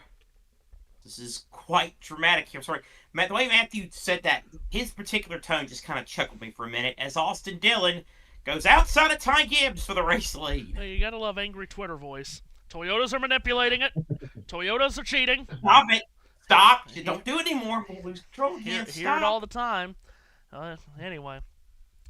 Ty Gibbs and Austin Dillon dueling for the lead, but as Matt mentioned, the lap cars ahead of them are making life more difficult on the commentators. I need a commentator angry voice. But Austin Dillon, with lap cars ahead of him and to his left, Dillon is ahead of Gibbs, Seth, heading to 3. That's the fight for the lead. Cars 3 and 54. Commentator angry voice. That's the Minnesota Timberwolves radio guy. And Malloy!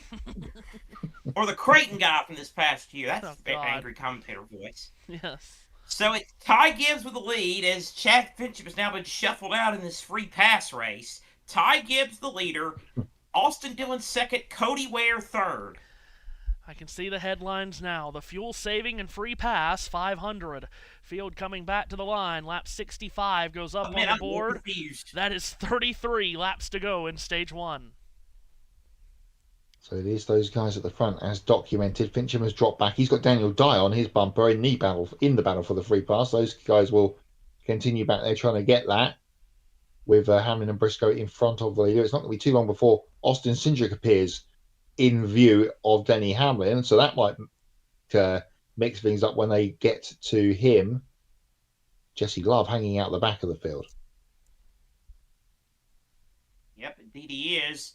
So Ty Gibbs continuing to lead Austin Dillon by less than half a car length going through turns 3 and 4. Gibbs has led 15 laps. It's about to be 16. Yep, Gibbs in a really comfortable spot here with those Toyotas in front of him, pulling him around. So Gibbs can lead this race and save some fuel. Cheating the system as Kyle Busch shuffles up towards the outside, a few cars back, and tries to make up some ground. A reminder, as we sit here, this is the last NASCAR Cup Series race in the month of April. Next weekend, NASCAR heads to the Texas Motor Speedway in Fort Worth, Texas. And we'll be here for it, as we'll be here next Sunday for 400 miles from the Texas Motor Speedway. The rest of the month of May calendar for NASCAR includes the first ever Mother's Day weekend at Watkins Glen, the road course in the Finger Lakes region of New York. May 17th is All-Star Weekend, which is up in Dover, Delaware. The Trucks O'Reilly Series, both racing that weekend, and the All-Star race, and the most confusing All-Star format you've ever seen in your life. Sunday, God. May 17th. Yeah.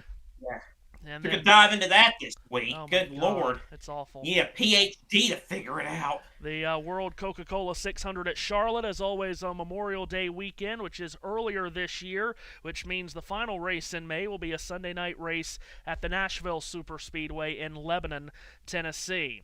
Also a reminder, we're just 28 days away from the 110th running of the greatest spectacle in racing, the Indianapolis 500-mile race, May 24th, here on the channel.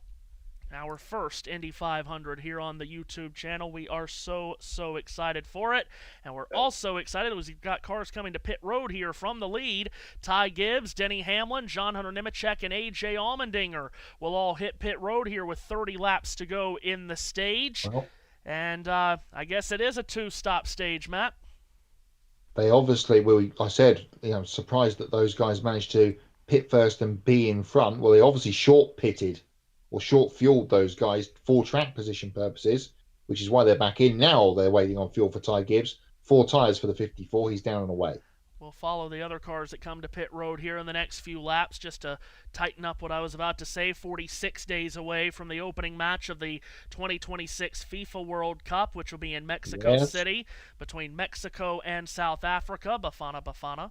And we will bring you so much coverage of the World Cup across Mexico, the United States, and Canada. So we're counting down to a great summer. It's becoming our unofficial slogan on this channel. There is no off-season, and certainly there is not, as we'll continue our coverage, of course, of the NBA and Stanley Cup playoffs as well. NASCAR, IndyCar, the build-up to the Indianapolis 500, and so on and so forth. So Ty Gibbs, Denny Hamlin, John Hunter Nemechek, A.J. Allmendinger, and Ty Dillon all hit pit road that last lap. The leaders come to the back straight away, and Seth, I already see hands out the window here, so we'll see more cars on pit road this time round. Real quick, tweet of the day from NASCAR Man on Twitter. If Bill France knew how often people would have to be reminded where the finish line at Talladega is, he would have put that thing right in the middle. Oh, well, that's a very good tweet. As we got more coming to pit road now. Austin Dillon, Cody Ware, Kyle Busch, Michael McDowell, Ricky Stenhouse Jr. all on pit road here. First to his boxes, Dillon in the number 3. Right side tires going on the Bass Pro Shops number 3. Will they swing over and take 4 tires? No, they will not. 2 tires for Dillon. 2 tires for McDowell. Daniel Suarez, Carson Hocevar, Kyle Larson, Cole Custer, all on pit road this lap. Custer, who's finished top 5 in 2 of the last 4 super speedway races, on pit road this lap. Last time, Matt, it was 4 tires on all these stops. This looks like it's all 2 tires. Yeah, indeed so. So probably expecting more 2-tire stops at the end of the stage if we get there without the caution flag waving. Christopher Bell now being scored as the race leader, but he's about the 4th or 5th car in this lead pack queue. Yeah, he's 4th in line. He's behind cars on the tail end of the lead lap: Chase Briscoe, Chad Fincham, and Daniel Dye. So it's Briscoe at the front, as you can see on your screen, from William Byron, Shane Van Gisbergen, Alex Bowman, and Eric Jones. You've got 27 laps to go in the opening stage of the Jack Links 500 at the Talladega Superspeedway. They're running up on the car just that came off of pit road in Ty Dillon. Let's see what happens this time round, Seth, as they race to 3. Work their way into 3. Austin Dillon leading this pack for the present time. Daniel Dye hung out on the outside, and you got Chad Fincham, Ty Dillon, Christopher Bell, William Byron, Shane Van Gisbergen, and Alex Bowman, and nobody pits. Yep, no one at least among the leaders coming to pit road this time around. So Chase Briscoe leading the line, Christopher Bell leading the race.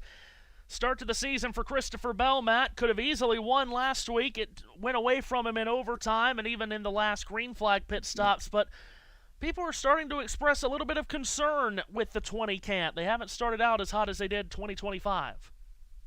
No, true, but they've got plenty of tracks coming their way, which they will go well at. Richmond, New Hampshire, those kind of places where we know that Bell is very, very good. So he will not be troubled, I don't believe, in terms of getting into the chase, which is basically project number 1, is to make sure you're in that top 16 when the time comes. Is the time coming here for pit stops on this lap from the lead group? Doesn't look like it. Nope, everyone will once again bypass pit road, and when we come to the line, it'll be 25 laps to go in the longest stage of your life in the Jack Links 500.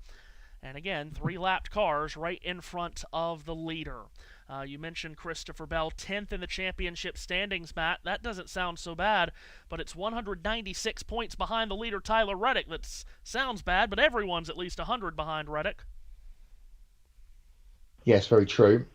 Very true indeed. So we'll have to wait and see how the rest of this summer stretch pans out. Will Reddick's sensational start to the season continue? We kind of really, not to, again, we don't favour anybody, but we kind of hope not. And people will start to come back to him in terms of the point standings and give us a bit more to talk about as we head into the summer stretch. So we'll have to wait and see on that one as Bell gets right to the back of Briscoe here as they come back across the start-finish line. Yeah, they dumped Chad Fincham out of line, and Fincham now goes a lap down once again. Toyota's leading the way here through the majority of the start of this race. And again, Toyota's normally, when we've come to Talladega the last handful of years, we've talked about them being at a disadvantage on these drafting tracks because they don't have as many numbers of cars. We told you earlier, of the 40 cars in this race, 20 of them are Chevrolets. You only have 11 Toyotas in the field, but so far Toyota has led the majority of the laps. Denny Hamlin has led 28. Ty Gibbs has led 17.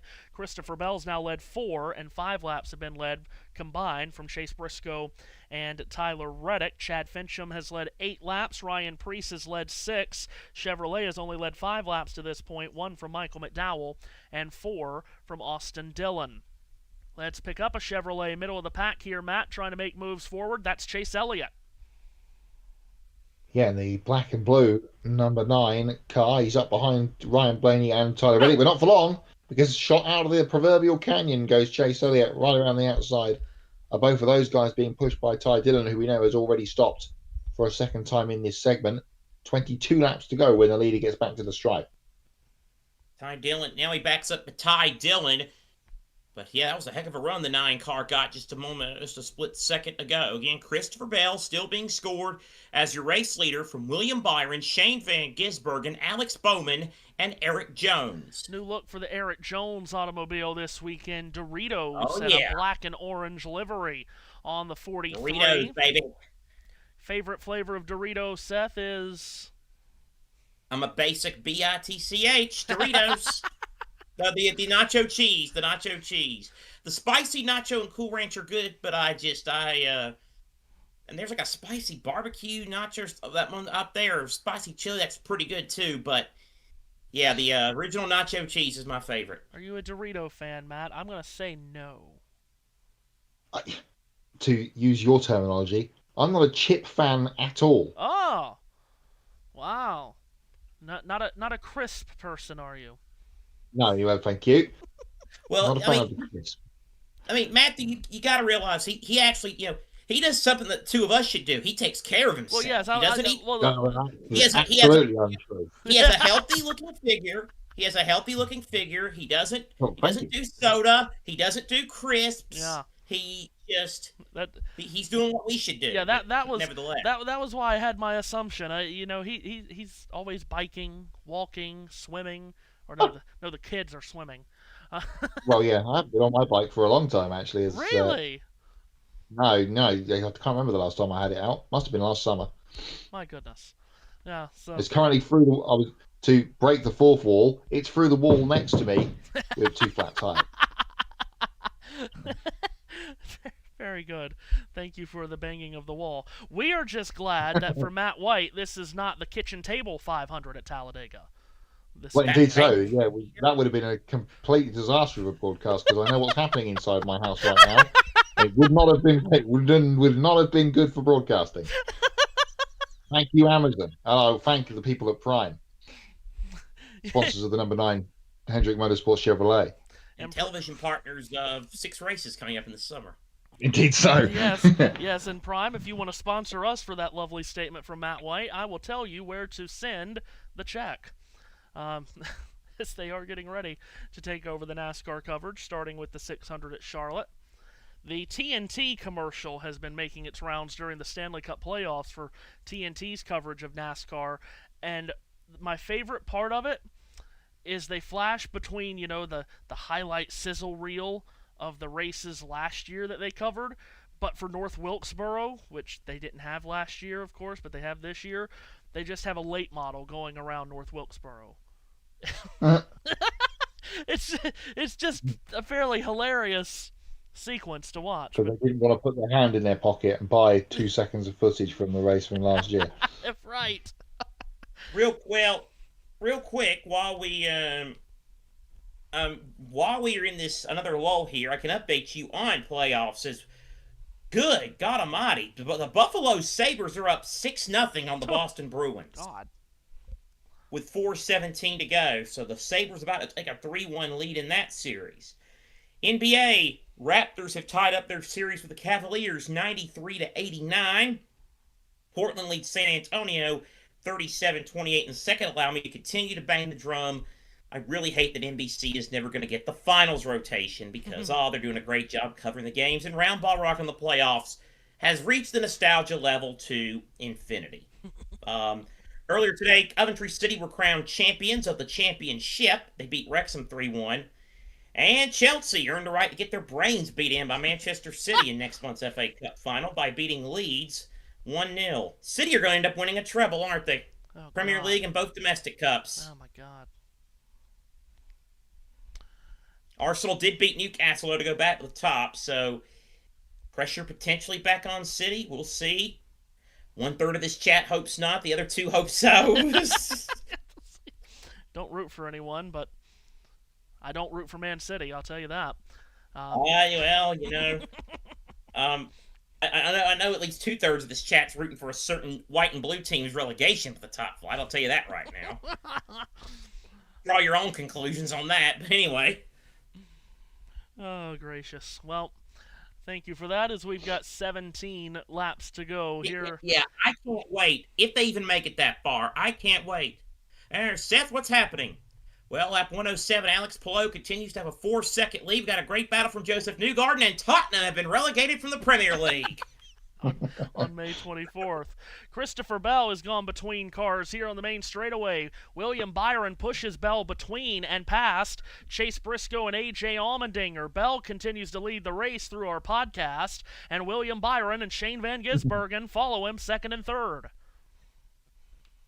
Yeah, and then it's Alex Bowman and Eric Jones rounding out the top five. Then there's a big gap back in terms of Talladega for about 3 seconds. Back to Ryan Preece in sixth position. Wallace, Buescher, Logano, and Keselowski, the rest of the top 10. So with all these groups splintering and pit stops and not pit stops, it has changed the sort of face of the race. I kind of expected half of these guys at the front to have pitted by now, but yet they haven't. Well, yeah, that podcast's about to end because it's good. Business is picking up. We're about to get stage points as Denny cuts in front of Gibbs. Yeah, you got Hamlin, who's running on the tail end of 2 laps down, and Ty Gibbs on the tail end of the lead lap. Again, Hamlin had a pit road penalty earlier, which is why he's running 37th, and Matt, he is basically 5 miles behind his teammate and race leader Christopher Bell. Yeah, now we're back to how we were before the pit stops all started, with Hamlin and Gibbs next to each other, but this time they're both being protected a little bit by Christopher Bell behind. So it's up to Byron, Van Gisbergen, and Bowman to try and mix these guys up and keep them laps or multiple laps down.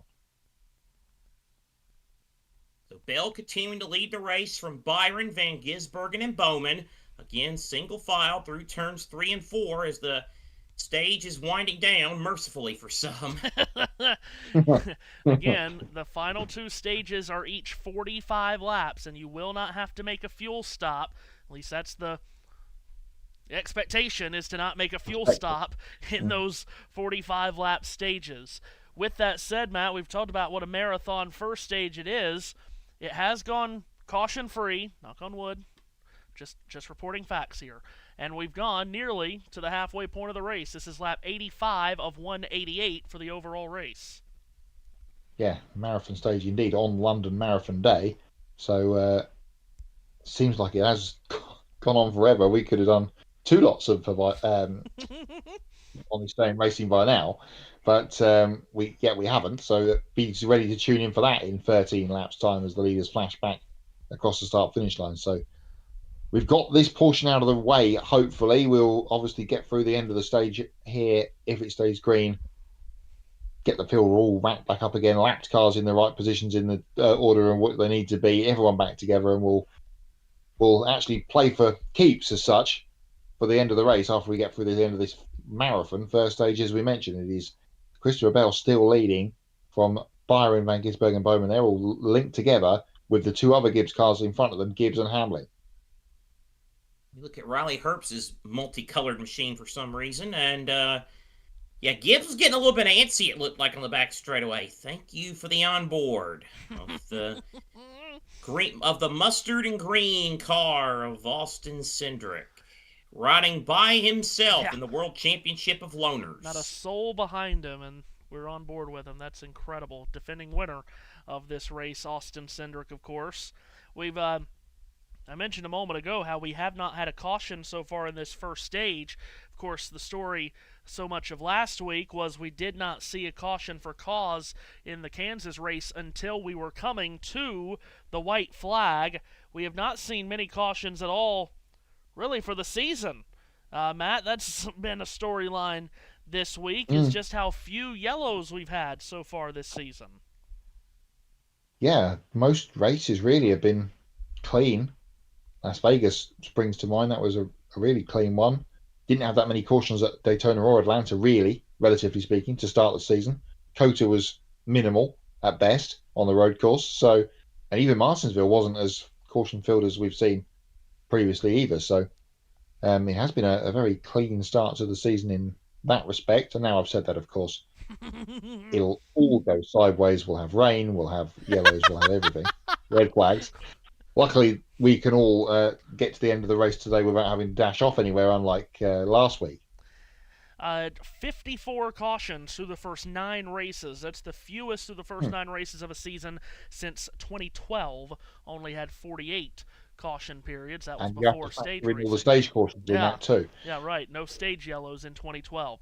Might see some pit stops here, and we will. Christopher Bell off turn 4, peels to his left. He'll come to pit road along with William Byron, Shane Van Gisbergen, and a fast approaching Eric Jones and Alex Bowman.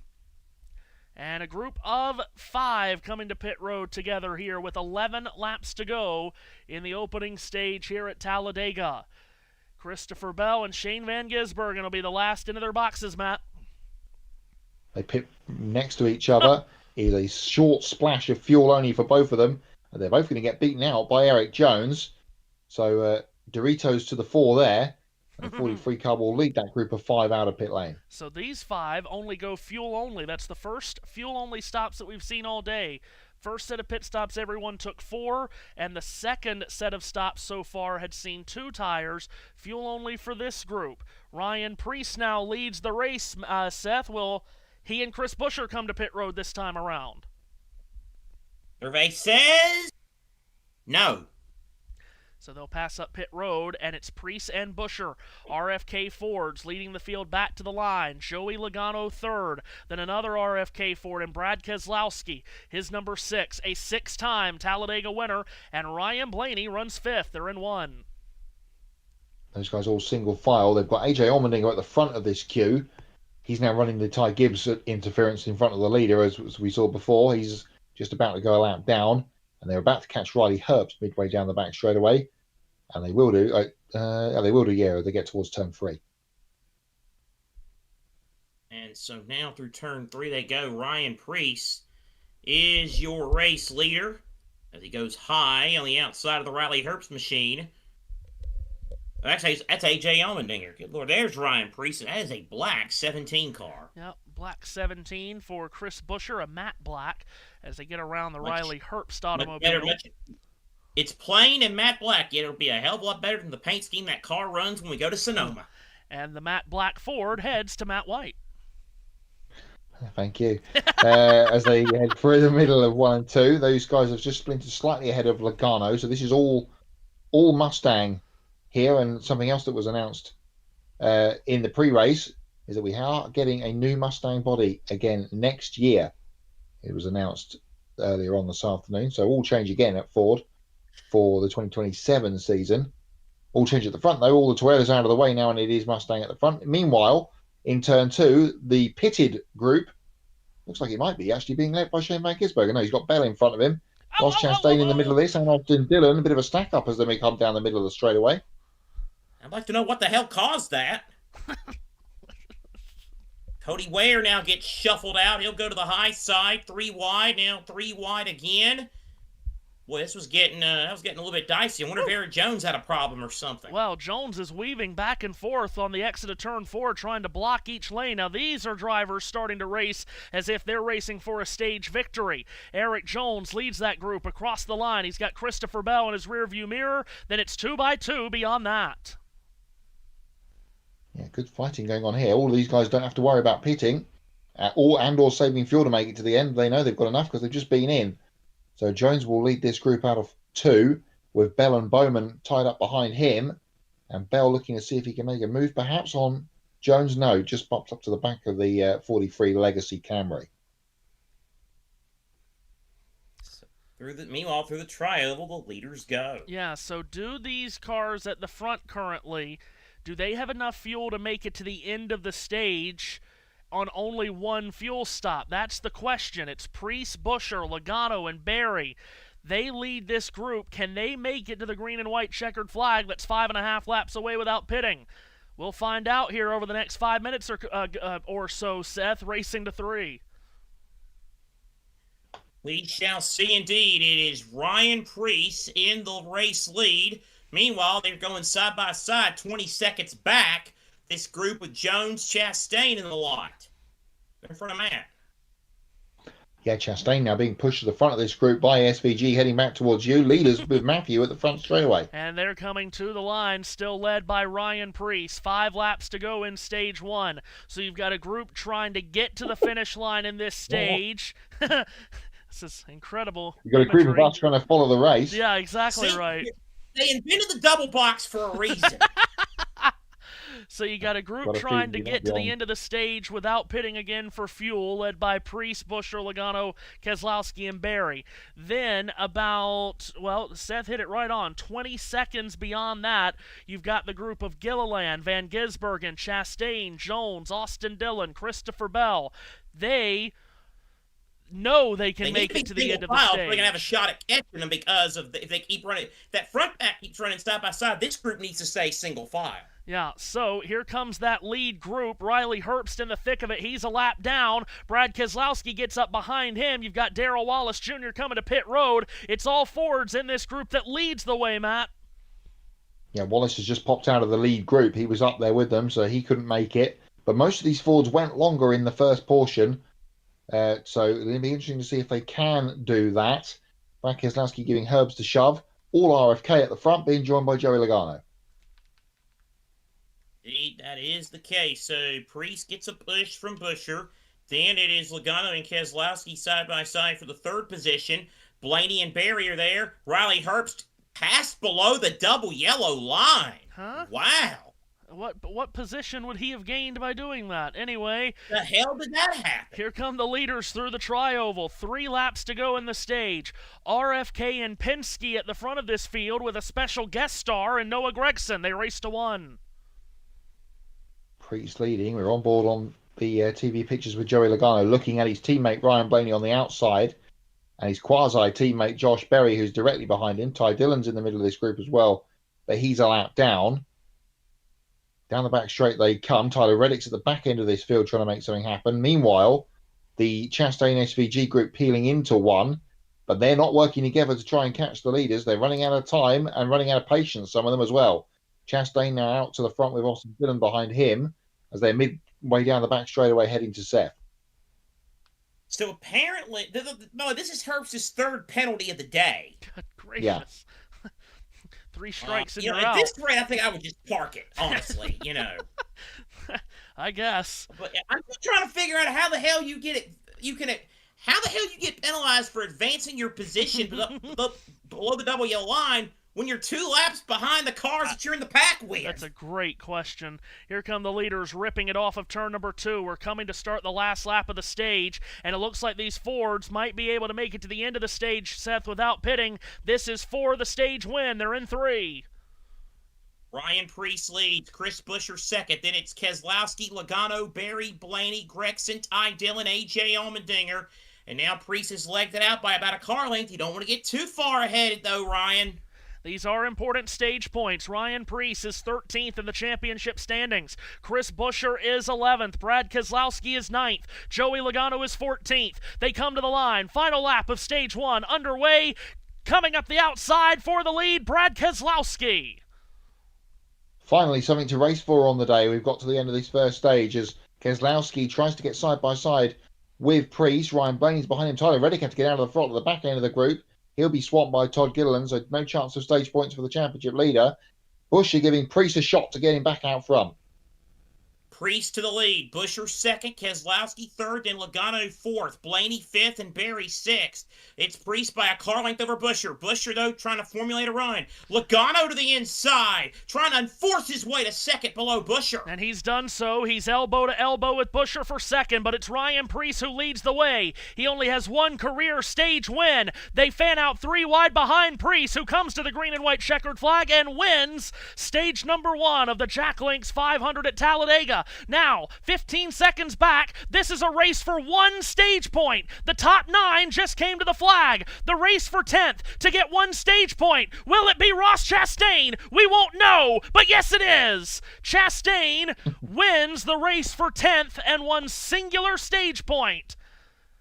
In the second group, some 15 seconds behind the race leaders.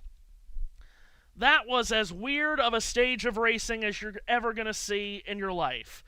Ryan Preece wins Stage 1 from teammate Brad Keselowski, who was second, Joey Logano third, Chris Buescher fourth, Ryan Blaney fifth. Rest of the points-paying positions go to Barry, Reddick, Gregson, Gilliland, and Chastain.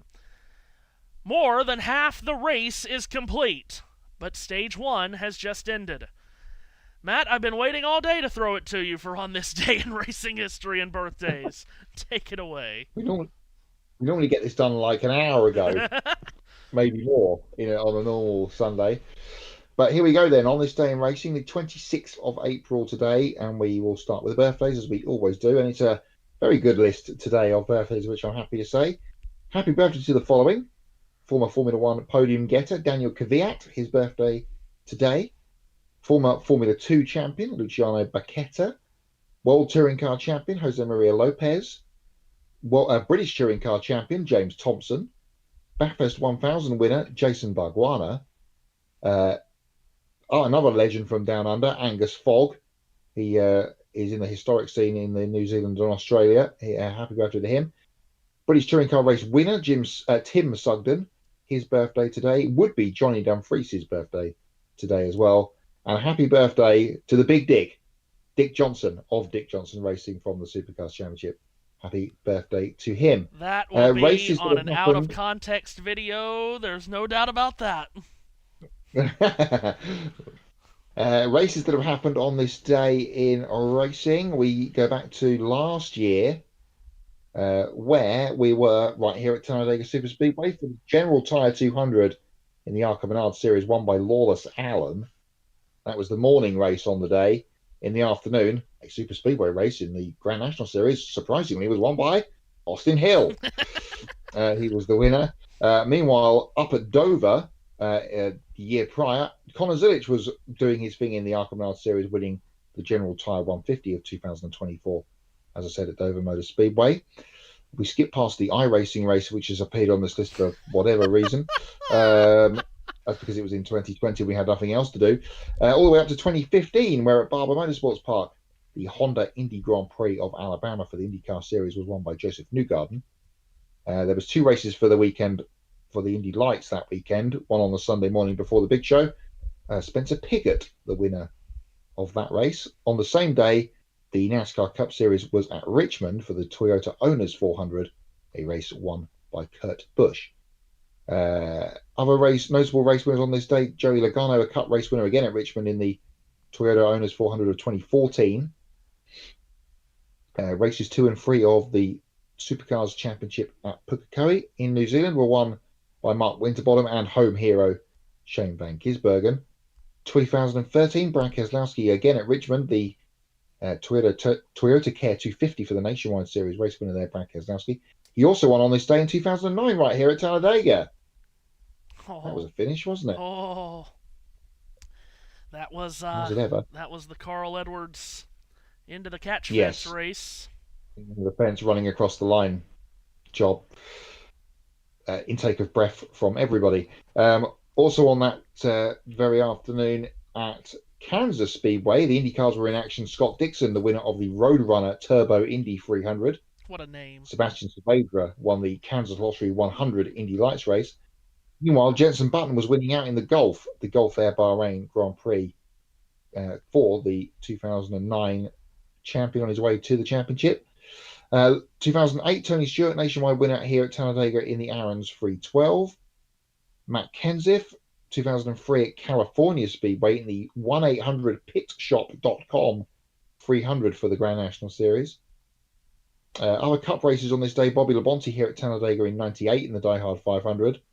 On that same day, David Coulthard won at Imola, as Seth would say, for the San Marino Grand Prix. Mark Martin, 92, winner at Martinsville in the Haynes 500. Dale Earnhardt Sr., again at Martinsville in the 1987 Sovereign Bank 500. Yeah. There's normally a Grand Prix up at the top of this list, but there doesn't seem to be one today. So we will have to finish on Junior Johnson winning a Grand National race in 1959 at the Reading Fairgrounds.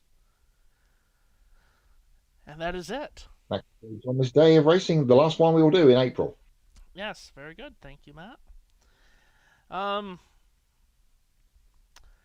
social media is ablaze. Of course it is. Hope the comment section is also ablaze in a good way.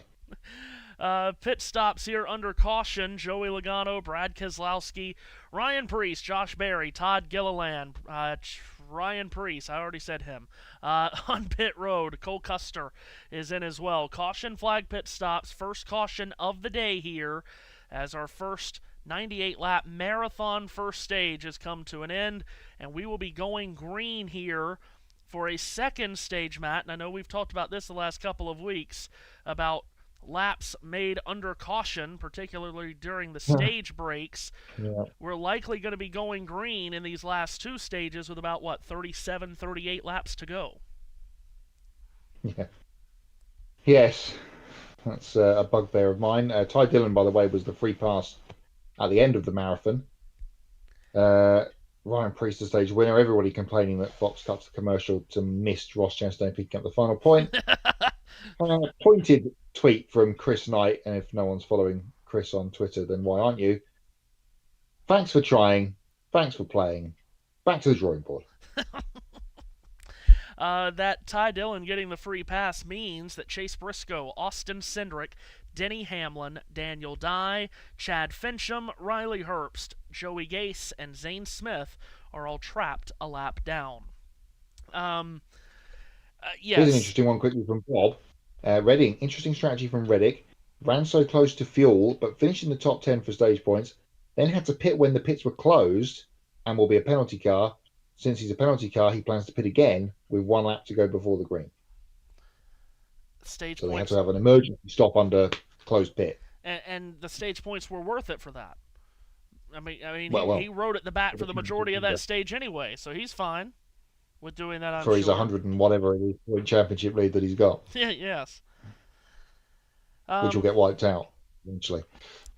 I mean, again, I don't know, Matt. I don't know what you do. It's the classic case of you can't unlearn what you've learned, right? And Yeah. these crew chiefs and drivers have learned that with this car and the package that we have, the best way to maximize points is to fuel save with this car. I promise you this is not just... And I promise you, this has not just started with this car. This has been happening for a long time. We just didn't have all the telemetry to tell us about it. No, and as we talked about at the top of the show, which seems like 2 weeks ago, the older packages of cars, you could move around in the draft and make plays. And if you got shuffled back, you could reset yourself and get back forward again. It's more difficult to move through the draft with this car. Right, and that's why the positioning aspect of it, you talked about positioning in the whiteboard segment, about you want to make a pit stop shorter for your positioning to be better towards the end. And I don't know. I know what you just said Chris Knight said on Twitter, but, what if we get just a banger last two stages? Maybe they don't go back to the drawing board, but I don't know. This is, in my opinion, this is a non-problem. I know to a lot of people it's not, but to me, Matt, this is a non-problem. I did not see an issue with what we had been doing because it was drivers and teams executing a strategy. And for me, it's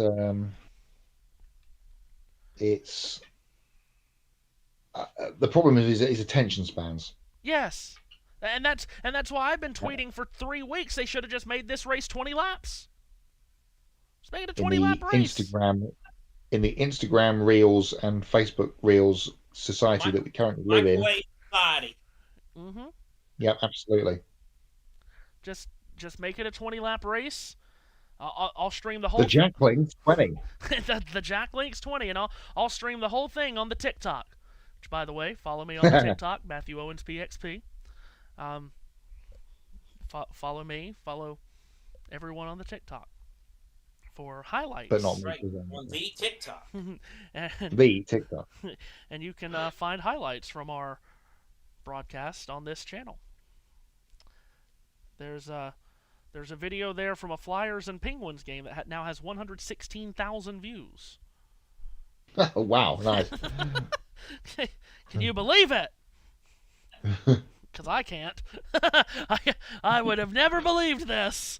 I would have never believed a few weeks ago that I was even on the TikTok. But anyway, I'm on there now. Follow me. And after you've done that and you're here, like and subscribe. Yes. To this channel is the 500 before the 500 push continues. Yes. Yes, we're trying to get 500 subscribers on this channel before the Indianapolis 500. I can tell you that we've added 6 subscribers today. We're at 421. I was just bringing my phone out to check the number, but you beat me to it, because of course you did. Now that's 421, not 420. 420 was the holiday served by many earlier this week. Okay. Bill Walton, rest in peace, his holiday. Yes, we put cookies and milk out for Willie Nelson, and all was well.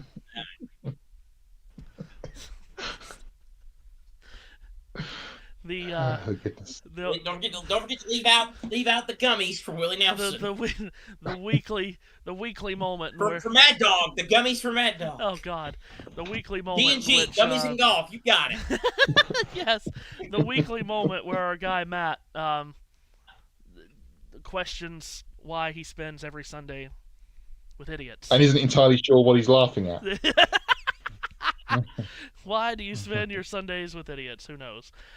All right. And Bruce says, I'm in already. Very good. All right. So, ready to go. Stage number 2. We will be taking the green flag with 39 laps to go in stage 2. This is going to be like a sprint compared to the first stage. Ross Chastain and Darrell Wallace Jr. on the front row. Green flag up in the air. And stage 2 underway in Talladega, Alabama. Chastain and Wallace then leading the pack down towards turn number 1. Row 2 is Cole Custer. Highest we've ever seen him all day and all season on the second row, giving Chastain the push. Joey Logano up behind Wallace. Ryan Blaney up behind him. Bunch of Fords on the outside, in fact. Logano's got Blaney, Keselowski and Todd Gilliland up behind him. Kyle Busch towards the front, as well as the other 2 RFK cars on the inside line. Good push from Logano to Bubba Wallace, though, and the Alabama native from Mobile, who got his first career win here back in 2021, goes for the lead, but not for long. Chastain's back beside him. They clear turn 4 and come back to the main straightaway, and now the question will be, all that we've seen in those first 98 laps in stage 1, how different is it going to look here for this stage 2, 45 laps in length, less than 40 laps from the green flag? It's going to be a sprint, as you say, especially as we lost 6 laps to the stage break. As through turns 1 and 2 they come, elbow to elbow. Chastain and Wallace at the front. A third line building further back, being led by William Byron. We'll see how long it takes to get them to the front. Looks like it is Byron and Larson at the very least, and maybe Chase Briscoe in there as well.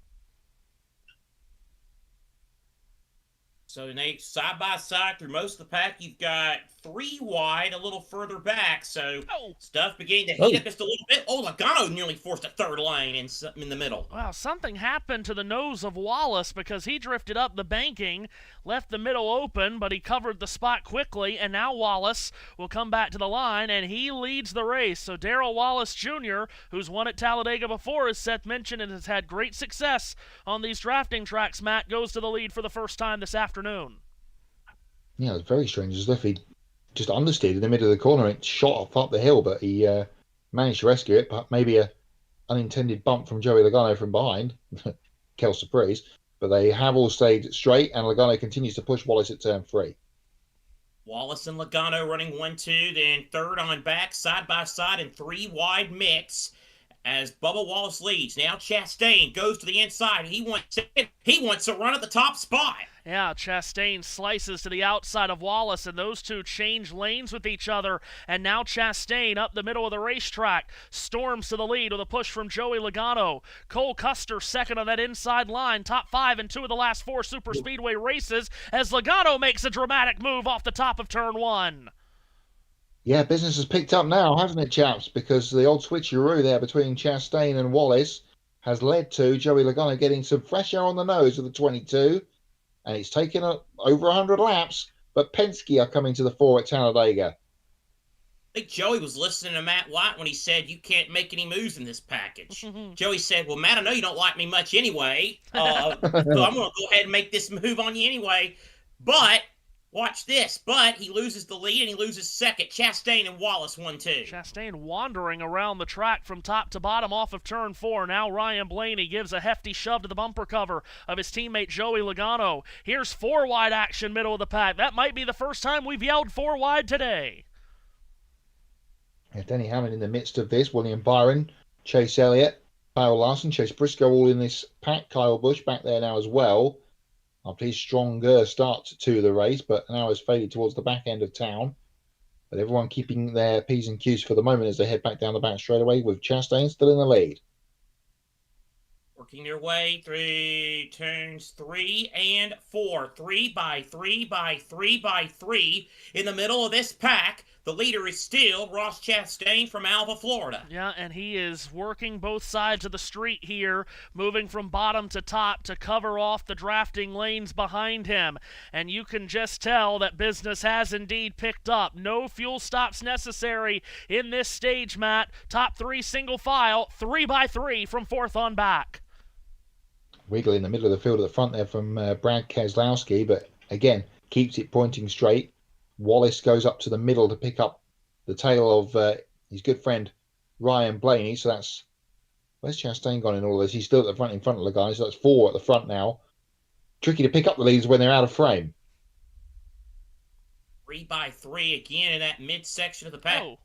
What the hell? JT voice. But anyway, Chastain still leads from Logano, Blaney, and Wallace. And then 3 wide action from there on back. I was mentioning Cole Custer. He's ran well on these super speedways of late. He has 1 career Cup Series win. A lot of people forget about that at Kentucky from 2020. Matt, that's a winless drought in the Cup Series of 142 races. Be nice for Cole if he could snap that today. Meanwhile, Ross Chastain has got a car and a half length clear of Logano, but that'll all come back together as they come out of 2. Joey having a little peek to the left-hand side, stays middle, no, decides to go right and takes Blaney with him.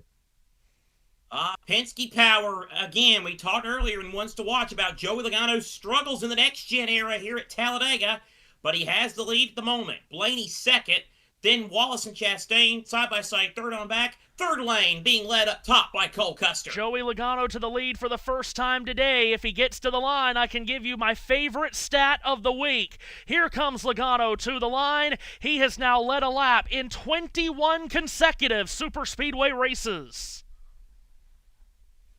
And don't say we don't know what we're talking about. 3 of our 4 ones to watch. First, second, and fourth at the moment. Logano, Blaney, and Chastain. Right on board looking at Bubba Wallace while we rather have the camera facing the other way. In the number 23 car, he's looking down, just making some adjustments inside the cabin at almost 200 miles an hour. No problem at all. Just the normal Sunday drive for these guys. Oh my goodness. Well, I can tell you, Cole Custer is making a massive run, riding the rim in turn 4, pushed by Daniel Suarez and Michael McDowell, and Custer will stack it 3 wide off the top of turn 4, looking for the second position, but through the tri-oval and to the line, it's Logano and Blaney, and then it's a mess behind them going to 1. And that's why the international feed just needs to go away. Logano does lead as they come through 2. With Blaney up behind him, and then it is Wallace, as we mentioned, our camera car from before. Cole Custer leading an outside lane. We look back from Joey Logano to the Worth of Penske car behind him, giving him a bit of a shove down the back straight away. Logano still leads. Blaney running in the second position. Again, a hornet's nest behind him. On the inside, it looks like Ross Chastain's trying to mount another charge, and he's got Ryan Preece behind him. And Brad Keselowski wanted to slide up about 2 cars back from middle to top, but Darrell Wallace Jr. filled that hole top side. Here's Ross Chastain drafting to the inside of Joey Logano through the tri-oval. Side by side at the line. 4 wide, middle of the pack. William Byron shaking and moving around a bit further back, but again, kept it pointing straight. Logano, the Pied Piper part of the race now for Joey, out front, and he's going to try and manipulate all the lanes behind him. We've seen him do this many, many times before. Can he pull it off again today, or will he end up facing the backwards with smoke coming out of the hood? It either goes one of two ways. Logano leads to 3. Indeed, as they work their way side by side for the lead in 3 by 3. Further back, Wallace and Logano. Wallace trying to side draft. Now Chastain, he's not afraid. He's not bashful to make a move. He'll go 3 wide. He wedged his way to the inside of Logano, who got stuck with no help, and now he's in the middle of traffic. 4 wide, 5 wide. Michael McDowell tries to make it. I thought we didn't like 3 and 4 wide racing. Wallace back to the lead in front of Chastain. Priest on the inside with Blaney to his right elbow at the front. The 4 and 5 wide seems to have settled itself down at the moment, kind of, as they come out of 2. It's still bumper-to-bumper traffic here at 180 plus miles an hour. A couple of guys have not liked what they've seen and got out of it. And Wallace gets turned off the front bumper of Chastain, and there is your Talladega big one. That's the whole pack. All but 4 cars are in this wreck. Only 4 cars have left the accident scene with nothing.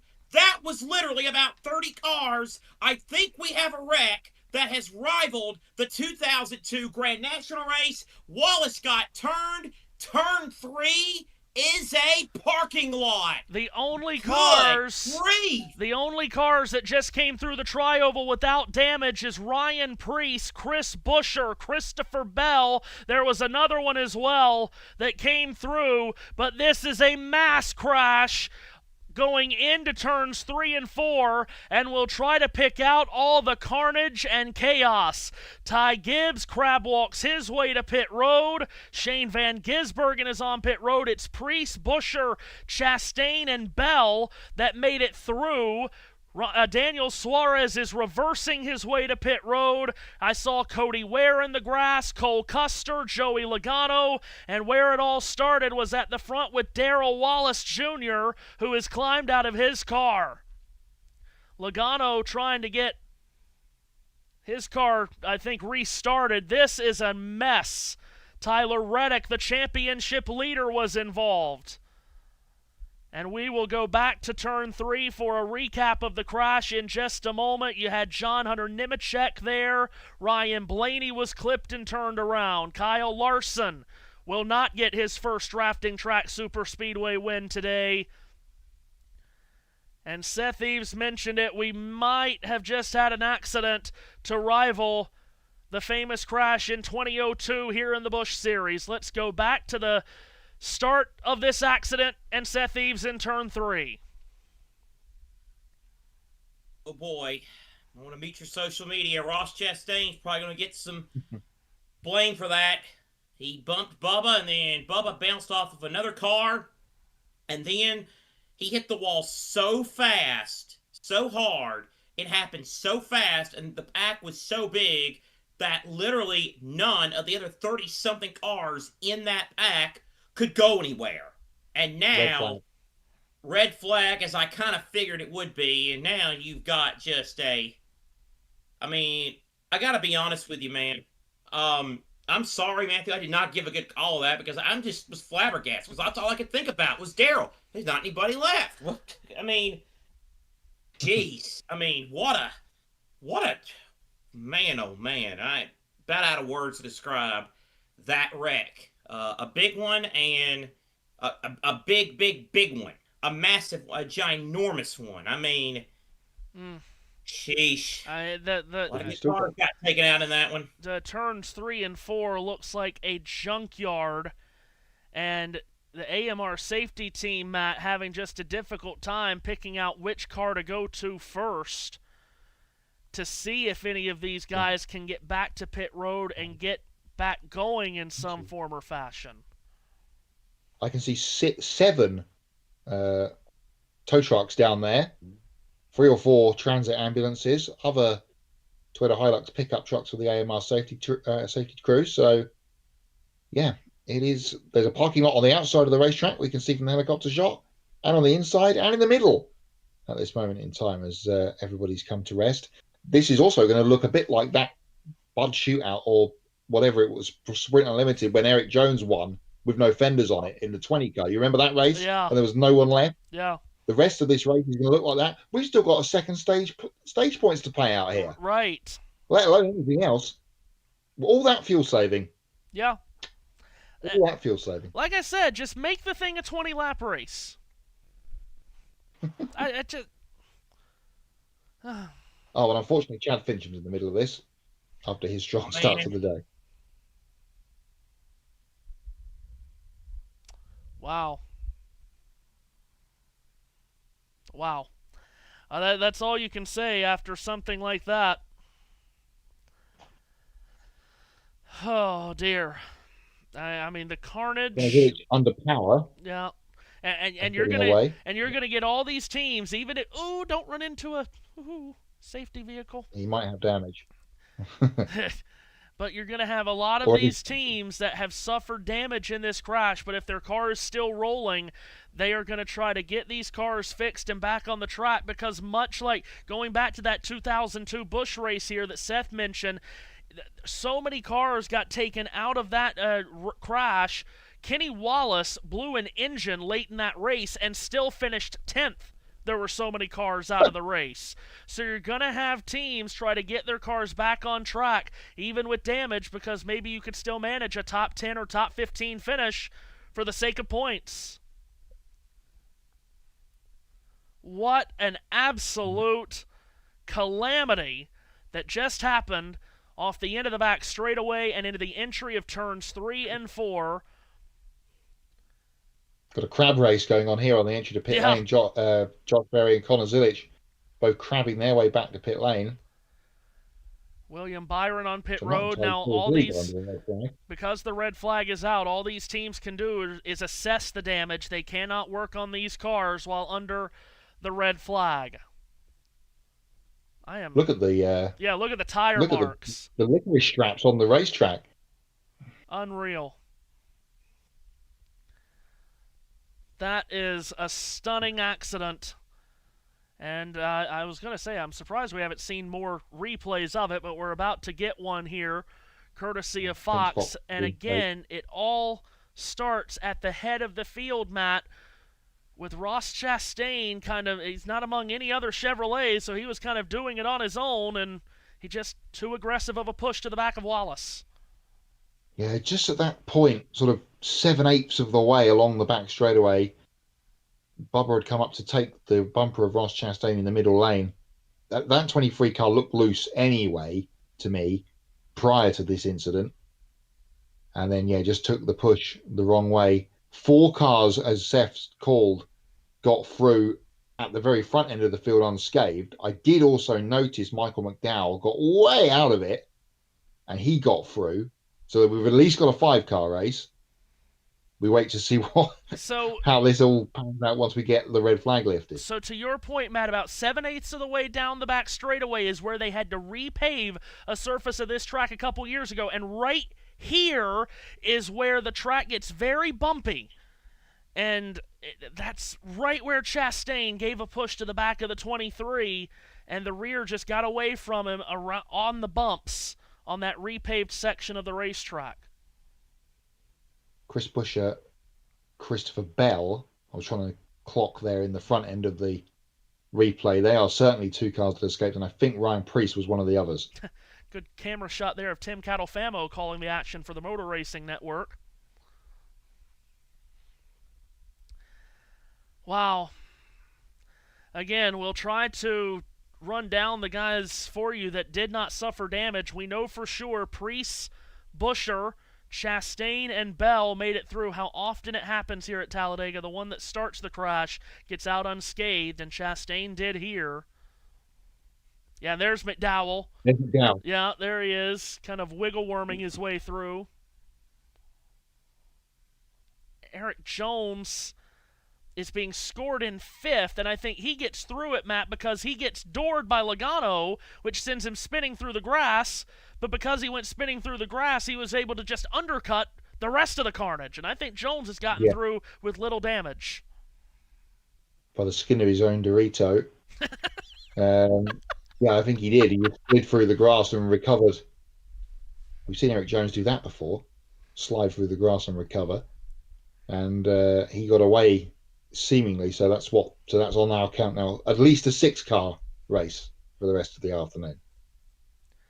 And Seth, you remember Hashtag all around.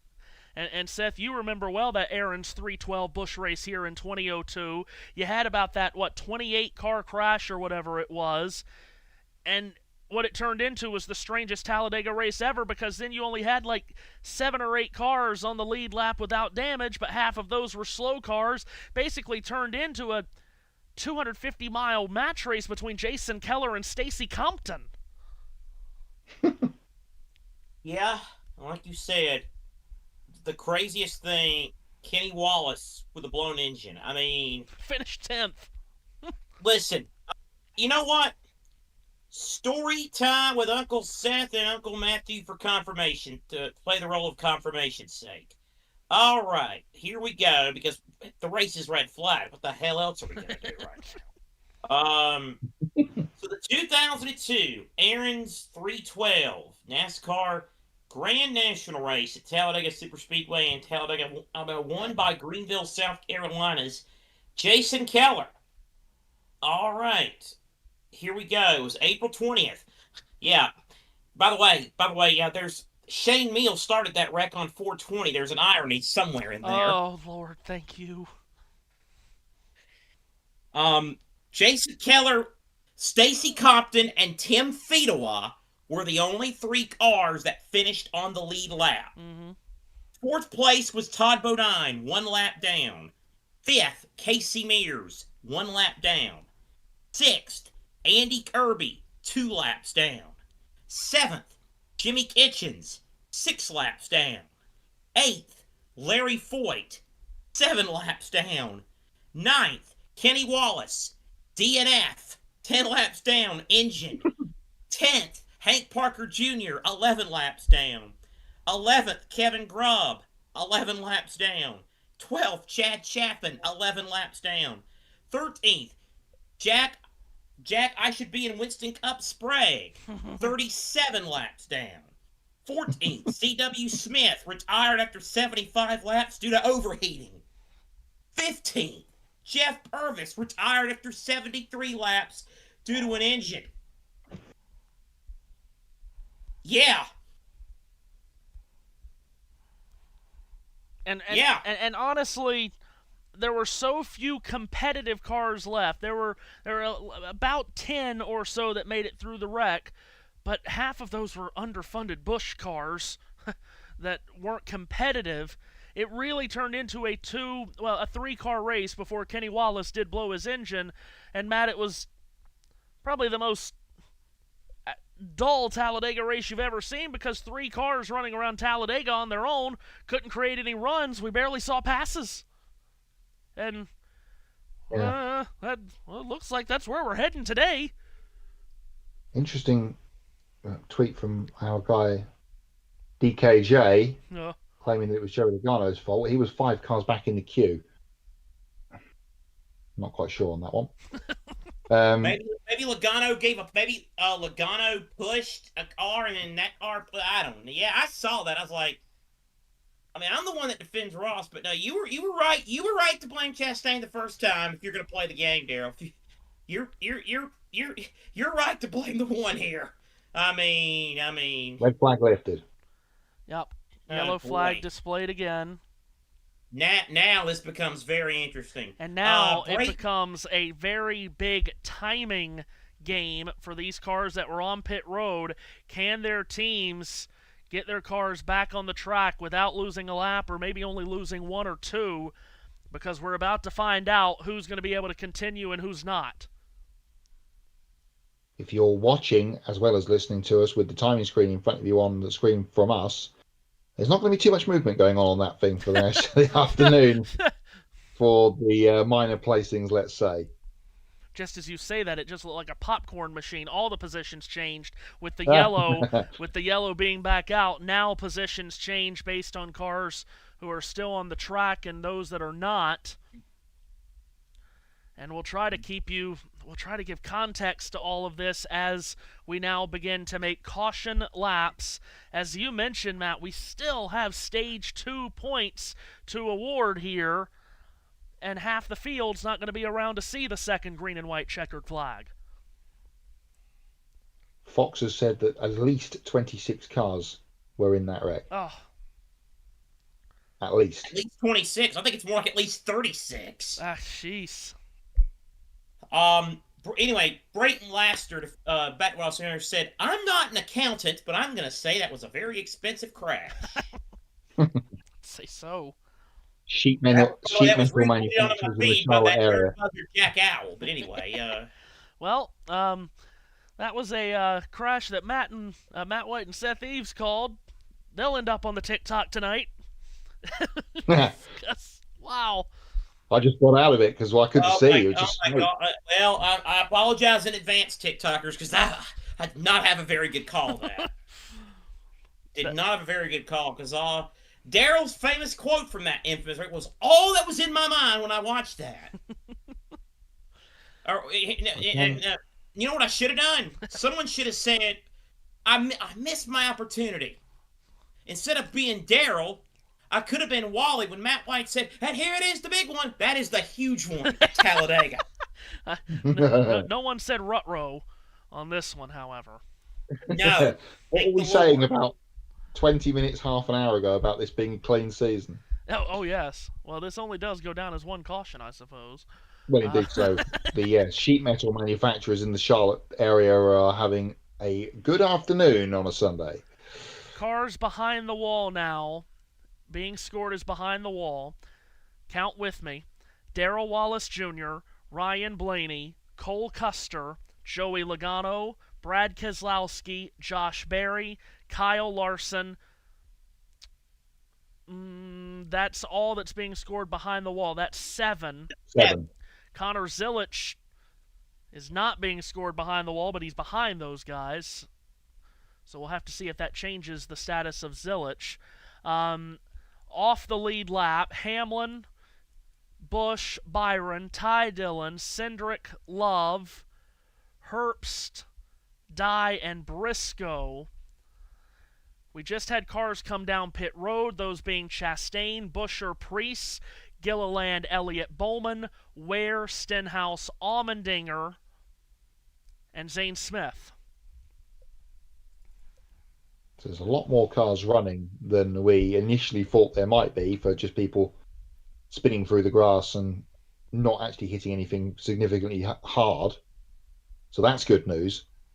But we aren't going to have a 4-car race for the rest of the afternoon. Currently 20 cars on the lead lap. We'll keep that updated for you. And again, so who knows how many of those are race is going to look like a Gatorade duel.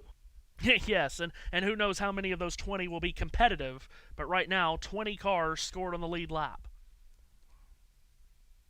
And I will be interested to know if anyone gets a free pass, because I'm assuming whoever was in line to get the free pass was probably involved in the accident.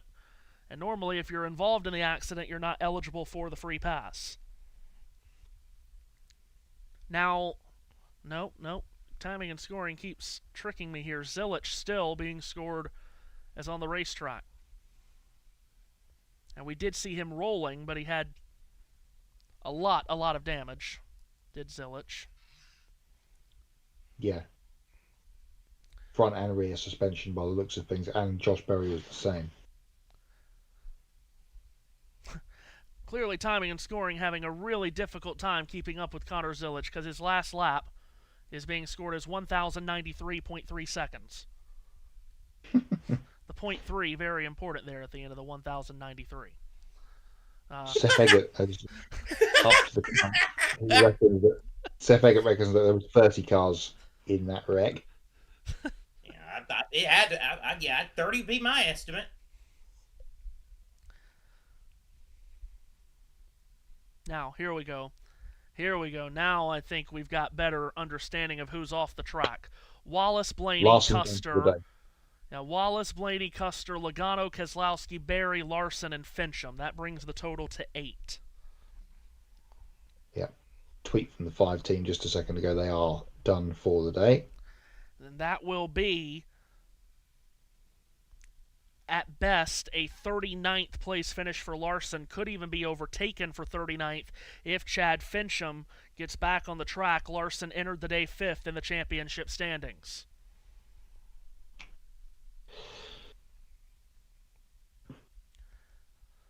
Wow. Obviously was in contention to win last week and didn't at the end of Kansas.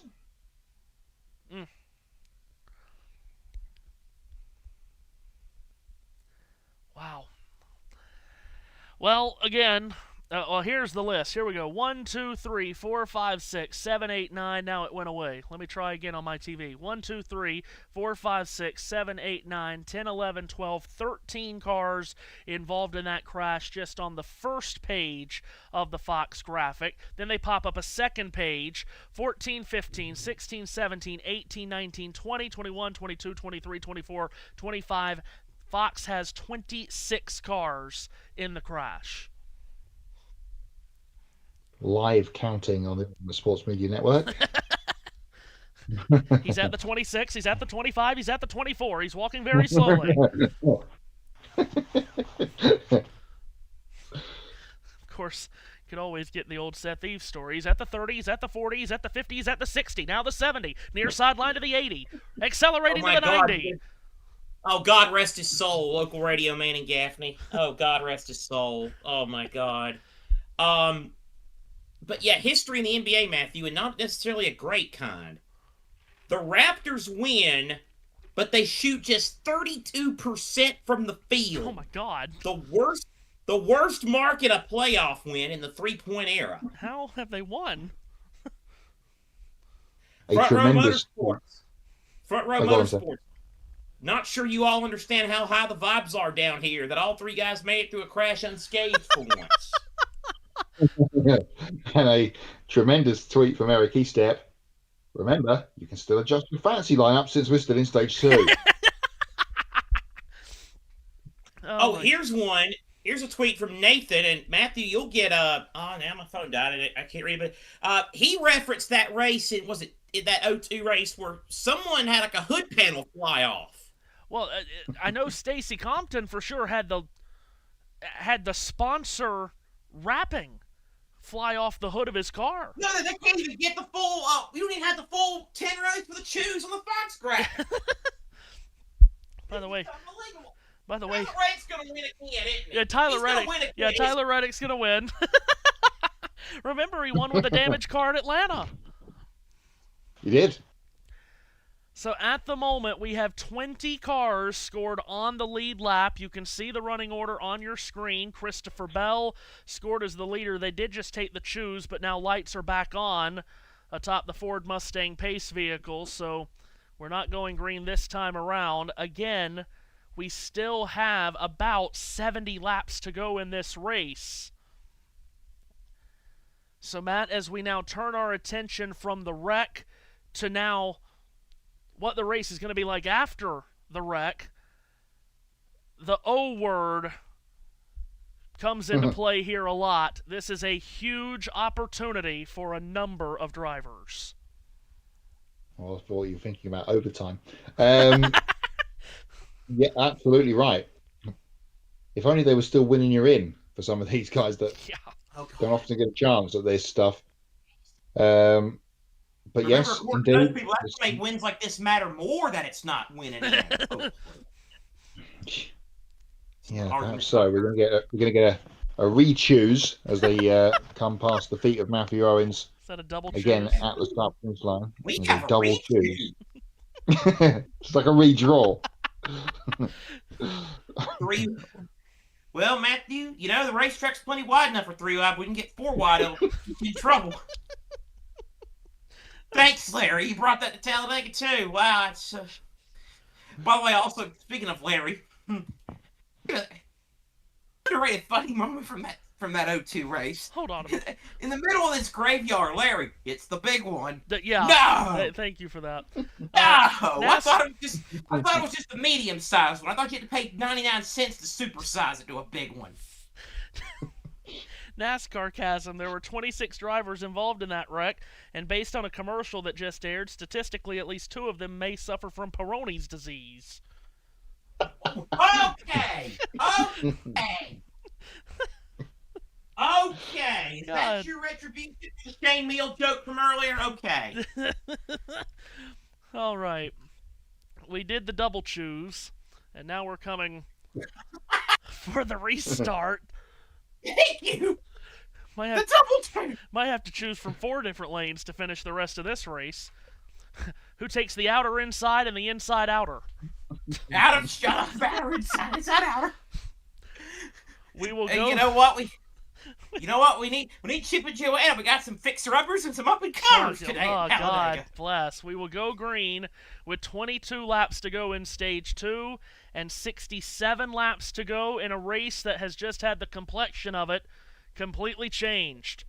Christopher Bell. No. Christopher Bell, the leader, and the control car will restart on the outside of row 1. To his left elbow, Ross Chastain. In row 2, Chris Buescher and Todd Gilliland. Well, we've had the big one. Now are we going to have a big finish? Still plenty of time left. Into the restart zone. Green flag up into the air. We're racing again at Talladega with 20 cars on the lead lap. Christopher Bell with a nose in front going to 1. Being pushed by Chris Buescher. Todd Gilliland to the back of Chastain to get him even at the front and, in fact, continue the push. We'll get Chastain with his nose out in front as they head through the exit of turn number 2. Bell and Buescher continue there. Strong run on the outside. Denny Hamlin poking his nose out into the clean air a little bit further back and trying to make a move on Eric Jones. Seth, heading towards you. Boy, Bell is getting all kind of squirrely, getting shoved from Buescher. Chastain, though, has the preferred lane on the inside, and he's going to nose out in front, and he's going to clear for the moment. But here comes Bell fighting back at the top side. Side by side for the lead, side by side through the entire lead group as they race back to the tri-oval. Ross Chastain to driver's left along the double yellow line. To his right, Christopher Bell. They come across the line almost dead even. Chastain with the nose of his Chevrolet Camaro in front. And they'll be side by side as Bell pulls himself back towards the 1 car as they head through turn 1 and 2 and out onto the back straightaway again. It's a lead sort of fixed pack of about 20 cars, and then some of the stragglers a little bit split off the back, including people like Ty Gibbs and Chase Briscoe. At the front, though, Bell and Chastain side by side for the lead. Gilliland, one of those drivers that have an opportunity that Matthew mentioned. He shoves Chastain to the top spot. Now, Gilliland wants second from Bell. His father, David, was second here in a race 13 years ago. We talked earlier about how 12 different drivers have scored their first career win at Talladega. Todd Gilliland, Cody Ware, Ryan Preece, all with opportunities today to become lucky number 13, a Talladega first-time winner. Chastain went up to the high side to cover off Bell, now drops back to the inside line to pick up the bumper of Todd Gilliland. Ricky Stenhouse is the 4th car back in this queue. Been very quiet day so far for the 47. Business might be able to pick up now that some of the field has been shot out of this race. Buescher giving Bell a push on the outside. Christopher Bell goes back to the high side. Matthew mentioned first-time winners. More on that in the hot lap later on in about 20 laps as Bell goes to the outside of Chastain. They fight once again. Oh, trouble. 1 car into the wall. And it's Ty Gibbs who gets turned and spins at the exit of turn 4. Heavy damage to the front of the 54 car. Caution flies again as Gibbs slides to a grinding halt below the double yellow line on the exit of turn number 4. Heavy contact, and Gibbs will not continue that stretch of top 10 finishes that he's had ever since Atlanta. Yeah, the spring of Ty Gibbs, I'm afraid, is over. AMR safety crew with him.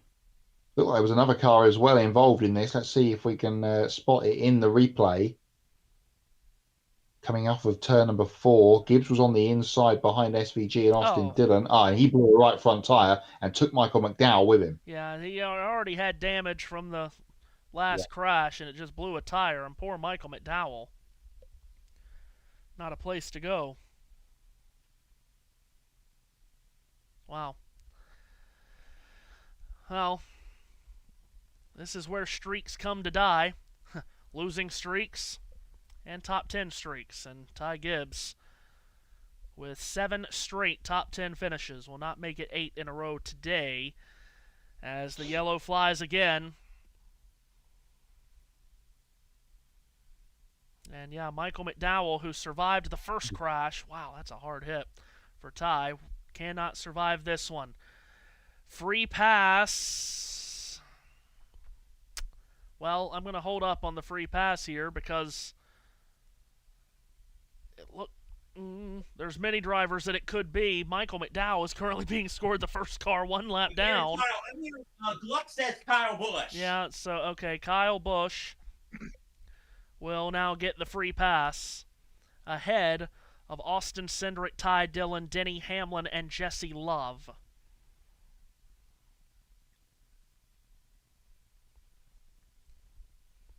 And you might expect some more cautions like this, Matt, because there's going to be a lot of cars on the track with damage. Yes. I just mentioned that Ty was hanging out at the back end of the pack, didn't I? As they were coming down the back straightaway, and it didn't last too much longer after that. So, shame for the streak to go away. It had to happen at some point. And we get ever closer, once we get back to green again in a few laps' time, to the end of stage 2. And I keep looking at the clock and going, we're only at the end of stage 2. But actually, if it stayed green for any length of time, we wouldn't actually be too bad. We're all over the place today with this the race being run in the way it has. Can I just say this about stages? Sure. I think you and I probably have talked about it before. I don't understand where, you know what, strategy is strategy. You know, whatever your fuel tank holds, whatever. Just do basic common sense if you're going to have 3 stages and divide it up. Yeah. You know, the first 2, like, for example, the Daytona 500, it should be the first 2 stages, 50 laps, the last stage, 100. Or, you know, you're like, yeah.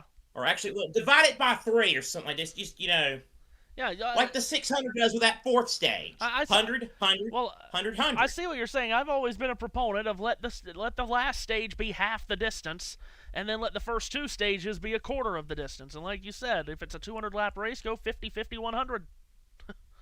But I don't know. I get the sense that if NASCAR had their way, this would be the last year of stages. Now that there's no playoff points, and we could, because believe me, I am still waiting for a championship to be decided later this year at Martinsville or Homestead based on who scored stage points in one of those races. Tyler Reddick. Tyler Reddick. Tyler Reddick has finished 6th in stage 2 at Martinsville. He's your champion. Could you imagine? So Forget about making the next week's race, Dole, the rest of that race. So yeah, I get the sense if NASCAR had it their way, this would be the last year of stages, but the TV networks would not like that. My thing about stages also, but yeah, that'd be like the closer we get to like Verstappen clinching the title. Didn't he clinch one of his titles in a sprint? Oh, Matt White could tell you all about that. Because I believe you're right. I believe he did, but I couldn't tell you what year or what weekend that was. Yeah, I don't know what year. I don't know what year weekend it was either. I just feel like he clinched one. It was at Brazil. I believe it was 2023. Okay. I think.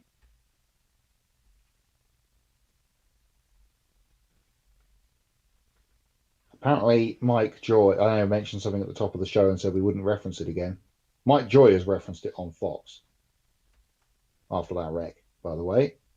A certain ESPN, air quotes, analyst was mentioned. I know he tweeted something about it the other day, Mike Joy did. Apparently he said it on the broadcast now as well.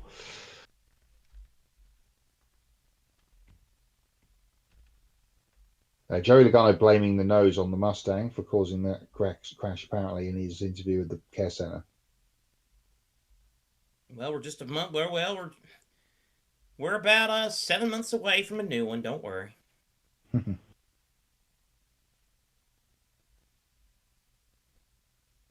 Chad Fincham back in the race, but he is 6 laps down. That was before this latest round of yellow. William Byron now done for the day as well, apparently.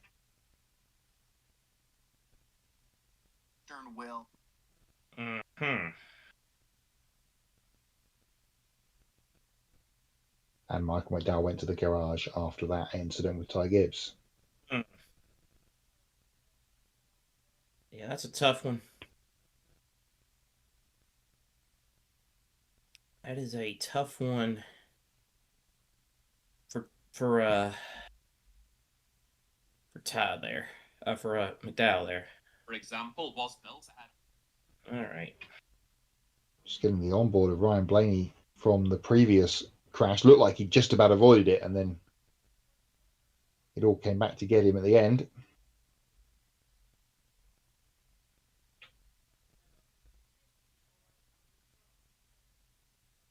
As a sorry-looking number 54 Camry is brought back to the paddock on the hook for Ty Gibbs.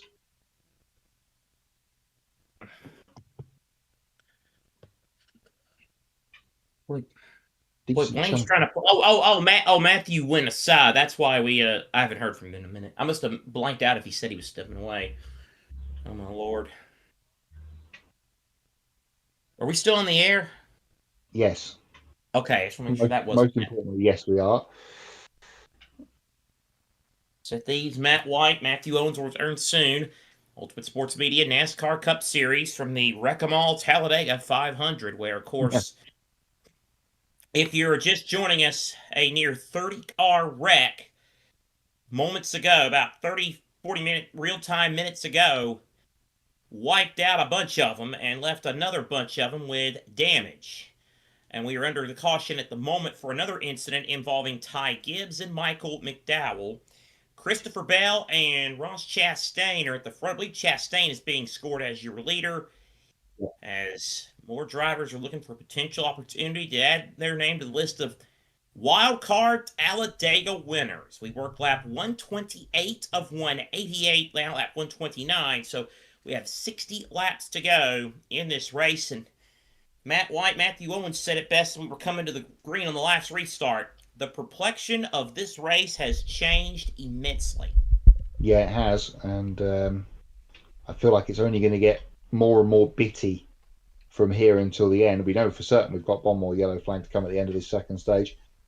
60 laps to go, as you said. Let's run through the order quickly. For if you obviously you can see it on your screen anyway, but if you are away from the screen, it is Ross Chastain that is the leader. From Christopher Bell, Todd Gilliland, Chris Buescher, and Cody Ware, the top five. Ricky Stenhouse Jr., Ryan Preece, Chase Elliott, AJ Allmendinger, and Alex Bowman, the top 10. Zane Smith is 12th. He has the Xfinity fastest lap point. We mentioned that earlier on in the day. We have 20 cars on the lead lap. Daniel Suarez is the last of those. Austin Cindric, Ty Dillon, Denny Hamlin, and Jesse Love, 1 lap down. Daniel Dye, Riley Herbst, Connor Zilich. Dye and Herbst 2 laps down. Zilich, the 3. And then other cars running. Chad Fincham is 6 laps down. Chase Briscoe 8, and Joey Gase, who's had his issues throughout the day, regardless of the crashes, he is 11 laps down. Matthew Owens, have you returned? So that's 30 cars left in the running. Slipped out into the hallway of the media center here, of course, and they had a huge bowl of Reese's, and I cannot say no to a Reese's. That's exactly right. Double up here for a lap 130 restart. There will be 59 to go and 14 to go in the second stage. When we get the green, let's re-rack them and do it again, Matthew. I'm going to bet again that Matt White does not eat Reese's. Anyway. No, but Mrs. White does. Ford Mustang pace car peels off to pit road, and again it's Christopher Bell and Ross Chastain on the front row. This time Chastain, the control car. 2 drivers left, brings the field towards the green flag, and we're racing again with 14 laps to go in this second stage of the Jack Links 500. Chastain gets out in front with a push from Gilliland and Ware. It's a double push to the back of the one car. Bell leading the outside line from Chris Buescher and Ricky Stenhouse Jr. Then it's Ryan Preece, 4th car back on the outside. Chastain gets vaulted into the front and now goes up high to take up the bumper of Christopher Bell. And those guys will get slightly out front as they head down towards the front straight. The 20 behind the 1. Ricky Stenhouse Jr., we haven't mentioned him too much. He's the 4th car on the outside line. He's had success here in the past. Watch out for him. Bell lays off the bumper of Chastain. Look, he wanted to start a run, but he actually lost. He's going to lose second because of that to Chris Buescher. Yeah, Chris Buescher knifing his way to the inside, gets paired up with the Ford of Todd Gilliland. Chastain leads the way on the inside. Christopher Bell comes back at him to his right elbow. Heading back towards turn number 1, 13 to go in the stage. It is Chastain by a nose ahead of Buescher, pushing him. Bell leading an outside line with Stenhouse behind him, as Seth mentioned, and Priest is the third car back on the outside. So more cars splintered off the back of this depleted field here at Talladega. Stenhouse wiggling and bumping around behind Bell. Bell has the lead, but Chastain now fights back. Inside looking for the side draft. Chastain goes to the lead. Bell up into the second position. And now Bell looking to do some more damage on the outside. Yeah, talking of Olive Branch, Mississippi's Ricky Stenhouse Jr., This is his best racetrack. He's won here twice. He has 5 top 3 finishes here, and his average finish of 15th is the best of his career at any active racetrack. My exclamation in the background was because Carson Hocevar was trying to make a move in the back end of the field. He tried to nick past Denny Hamlin and did so as they came through the tri-oval to vault one position on the inside queue. Still Chastain leads that inside queue and the race.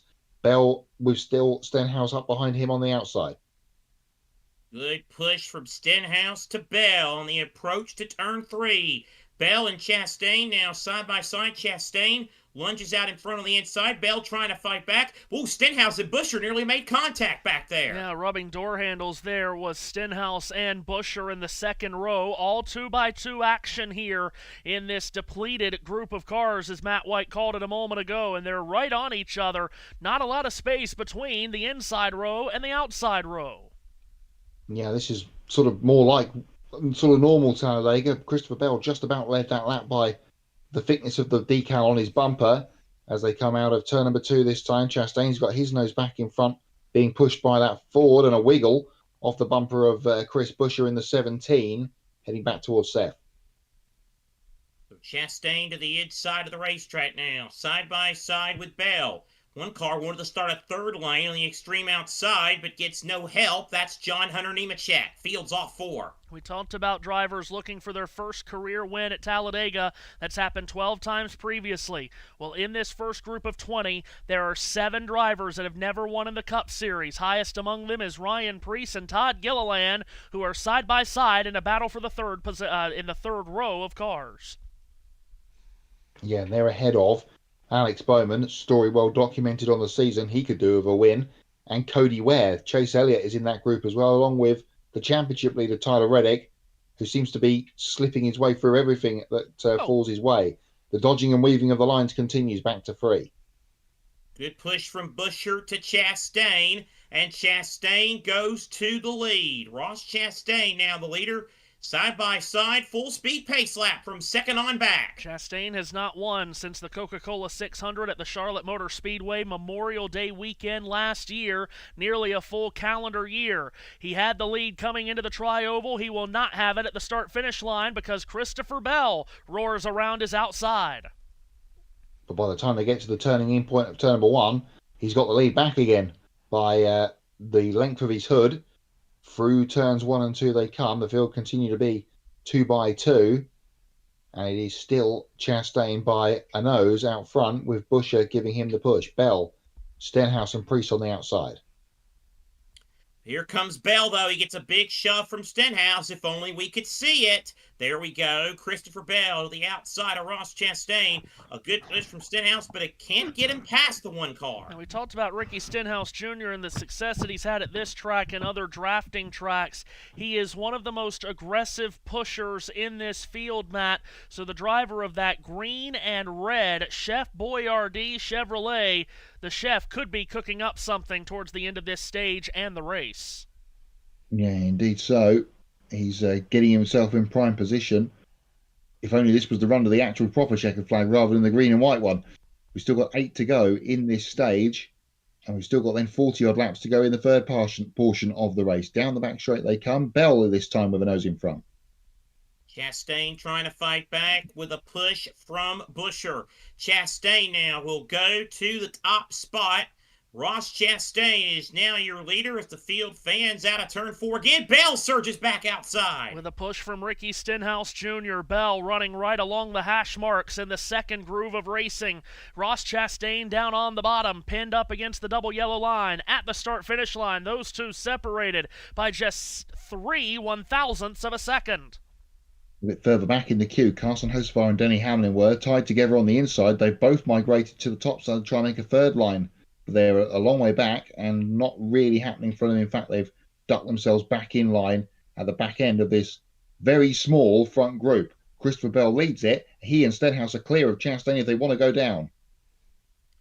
Chastain now inside of Stenhouse for that number 2 position. He's got a great run on the side draft. They're going to try to gang up on Bell on the exit of turn 4. They exit the corner, come back to the main straightaway. You mentioned Ty Dillon and Denny Hamlin back there a moment ago, Matt. That is the race for the free pass, along with Jesse Love and Austin Cindric. And if you can get the free pass and get back on the lead lap, you could be very much in the mix to win this race come the final stage. Yeah, it's going to be interesting to see what happens here with the pit stops that will happen at the end of the stage. And then, of course, if we get any more yellows in the third part. We've got to get to the end of this second stage yet, though. Still 5 and a bit laps to go. And it's no change at the front with Chastain and Bell leading the lines down the back straightaway. Say Ross Chastain has made a pass. I think he actually led that last lap. Bell has the lead back, but then Buescher giving a big shove to Chastain. And now Ross Chastain is pulled out to about a car length lead as they approach 4, Buescher to second. Yeah, I think Chris Buescher has a plan of trying to push Chastain way out there, and then he and Todd Gilliland, a couple of Fords, maybe go out on a line on their own and get by Chastain, but he hasn't been able to push him that far ahead of the pack to execute that yet, Matt. 5 to go in the stage. No, just sort of testing the waters, perhaps, is Buescher to see what he can or cannot get away with. You don't want to be living too dangerously, as we've seen at the front end of these in this field. Carson Hocevar again trying to make the third line go with John Hunter Nemechek, but again, it hasn't worked for them further back in the field. Bell with a push on the outside. Now, here comes Chastain. He's going to have the lead by about a wheel. Ross Chastain back to the top spot. Bell surges back, though, with a push from Stenhouse. Chastain, a former Talladega winner. He did it in this race in the spring of 2022. That was the first Talladega race in this generation of car. He leads by a nose through the tri-oval, back to the start-finish line. Lapped vehicle about 15 car lengths ahead of this pack, Matt, that they'll have to be circumspect about. Yeah, they might catch it by the end of the back straightaway, if not before. Actually looking through the window of Tyler Reddick, you can see it up in front. And couldn't quite see who it was as they come out of turn number 2. Reddick being buffeted about in the Rockstar livery. It's the 33 of Jesse Love who's got out of the way on the high groove. Good driving from him. No changes at the front. Chastain and Bell leading.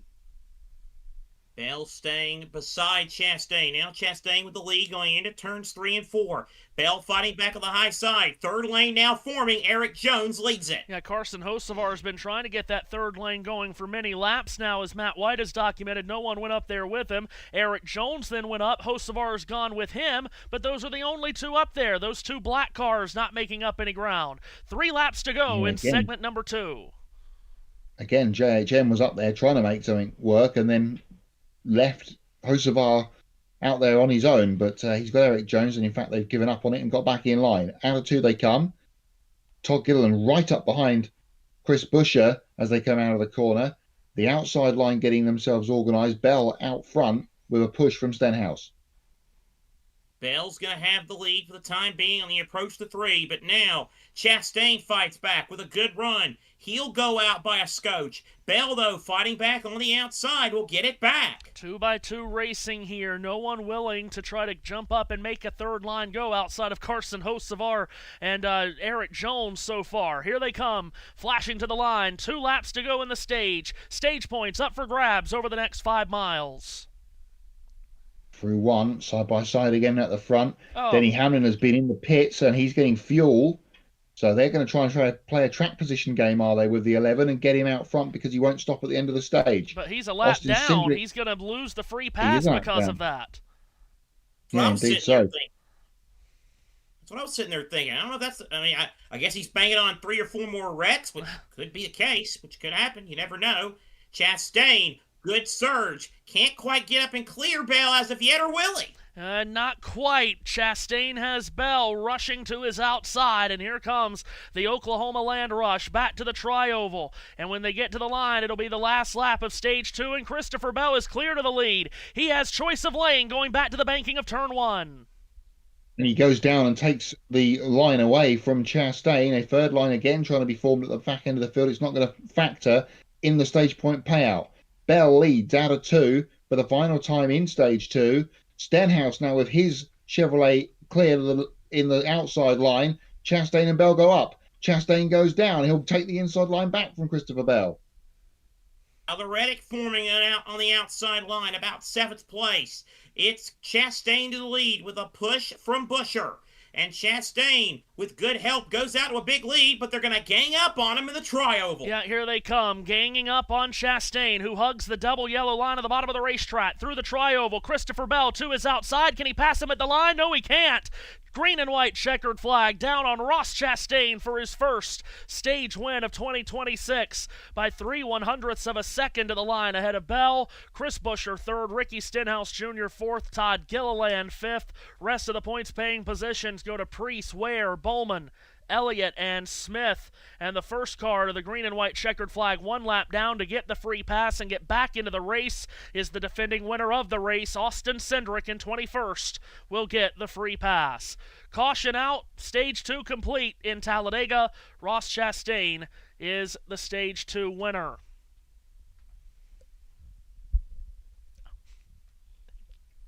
Wow. So, 45 laps to go here at Talladega. And we got a bit of a look there, a peek behind the curtain of what the end of the race could look like. Everyone will likely come down, well, everyone will definitely come down pit road during this caution. They'll take fuel. If they want to take tires, they can. And then barring overtime, that would be the end of pit stops in this race. All right. 6 o'clock on the East Coast, 5 p.m. local time in Talladega, Alabama. Probably the latest hot lap on a Sunday afternoon race we've ever had. But here we go, Seth. Take it away. Tell us what's happened this weekend. It's a late hot lap, but we are ready to go. Now, I mentioned first, Matthew mentioned first time winners earlier, and I mentioned that in about 20 laps ago, I said in a hot lap, in about 20 laps, I'll mention it. Well, yesterday it was first time winners day at Talladega. Let's start with the Grand National race. Corey Day got his first win yesterday, winning a usually wild Grand National race. They actually were pretty calm until the last lap. Then all chaos ensued, and under caution, it was Day who won the Ag Pro 300. He only led one lap. It was the one that mattered. Brent Cruz, Sheldon Creed, Sammy Smith, Jeremy Clements were the top 5. Jesse Love led a race-high 37 laps and finished 7th. Justin Allgaier's point lead is 105 on Sheldon Creed in the Grand National Series Championship race. ARCA yesterday, what a story. You had storylines all over the front. It looked like it was going to be Cletus McFarland. Then it looked like it was going to be maybe Isabella Robusto. But instead, another hard-working guy who, if you look up his story, it's great to see. Andy Jankowiak. He only led one lap. It was the one that mattered. So, if you look right now, you might want to look up to see who hasn't led yet in this race and bet on that person to win. Just saying. Andy J. won the Alabama Manufactured Housing 200. That's a sentence for a race. Gio Ruggiero led a race-high 45 laps, but he finished 5th. Cletus was 2nd. Gus Dean from Bluffton, South Carolina was 3rd. 4th went to the aforementioned Isabella Robusto. Matt White, what happened in, I believe it was in Spain with the MotoGP? Yes, some controversy yesterday when Marc Marquez got his first check of the season by winning the sprint race. But there was obviously the main races today. Moto 3, again, was won by Max Quiles. He continues to run a ring around everybody in Moto 3. Australian Senna Agius won the Moto 2 race this morning. And Alex Marquez beat his brother home in the main race at Jerez this afternoon for the Spanish Grand Prix victory. Thank you, Matt White, for your assistance, and that was the conclusion of another hot lap. Kept it short because I honestly have been busy with stuff this weekend, and so I just went with the basic stuff there. But next week, a reminder: NASCAR, at least the Cup guys, are in Texas, as are the truckers, and the racing calendar continues to just go on and on and on, and we go to May, which is a busy month for those in the motorsports world.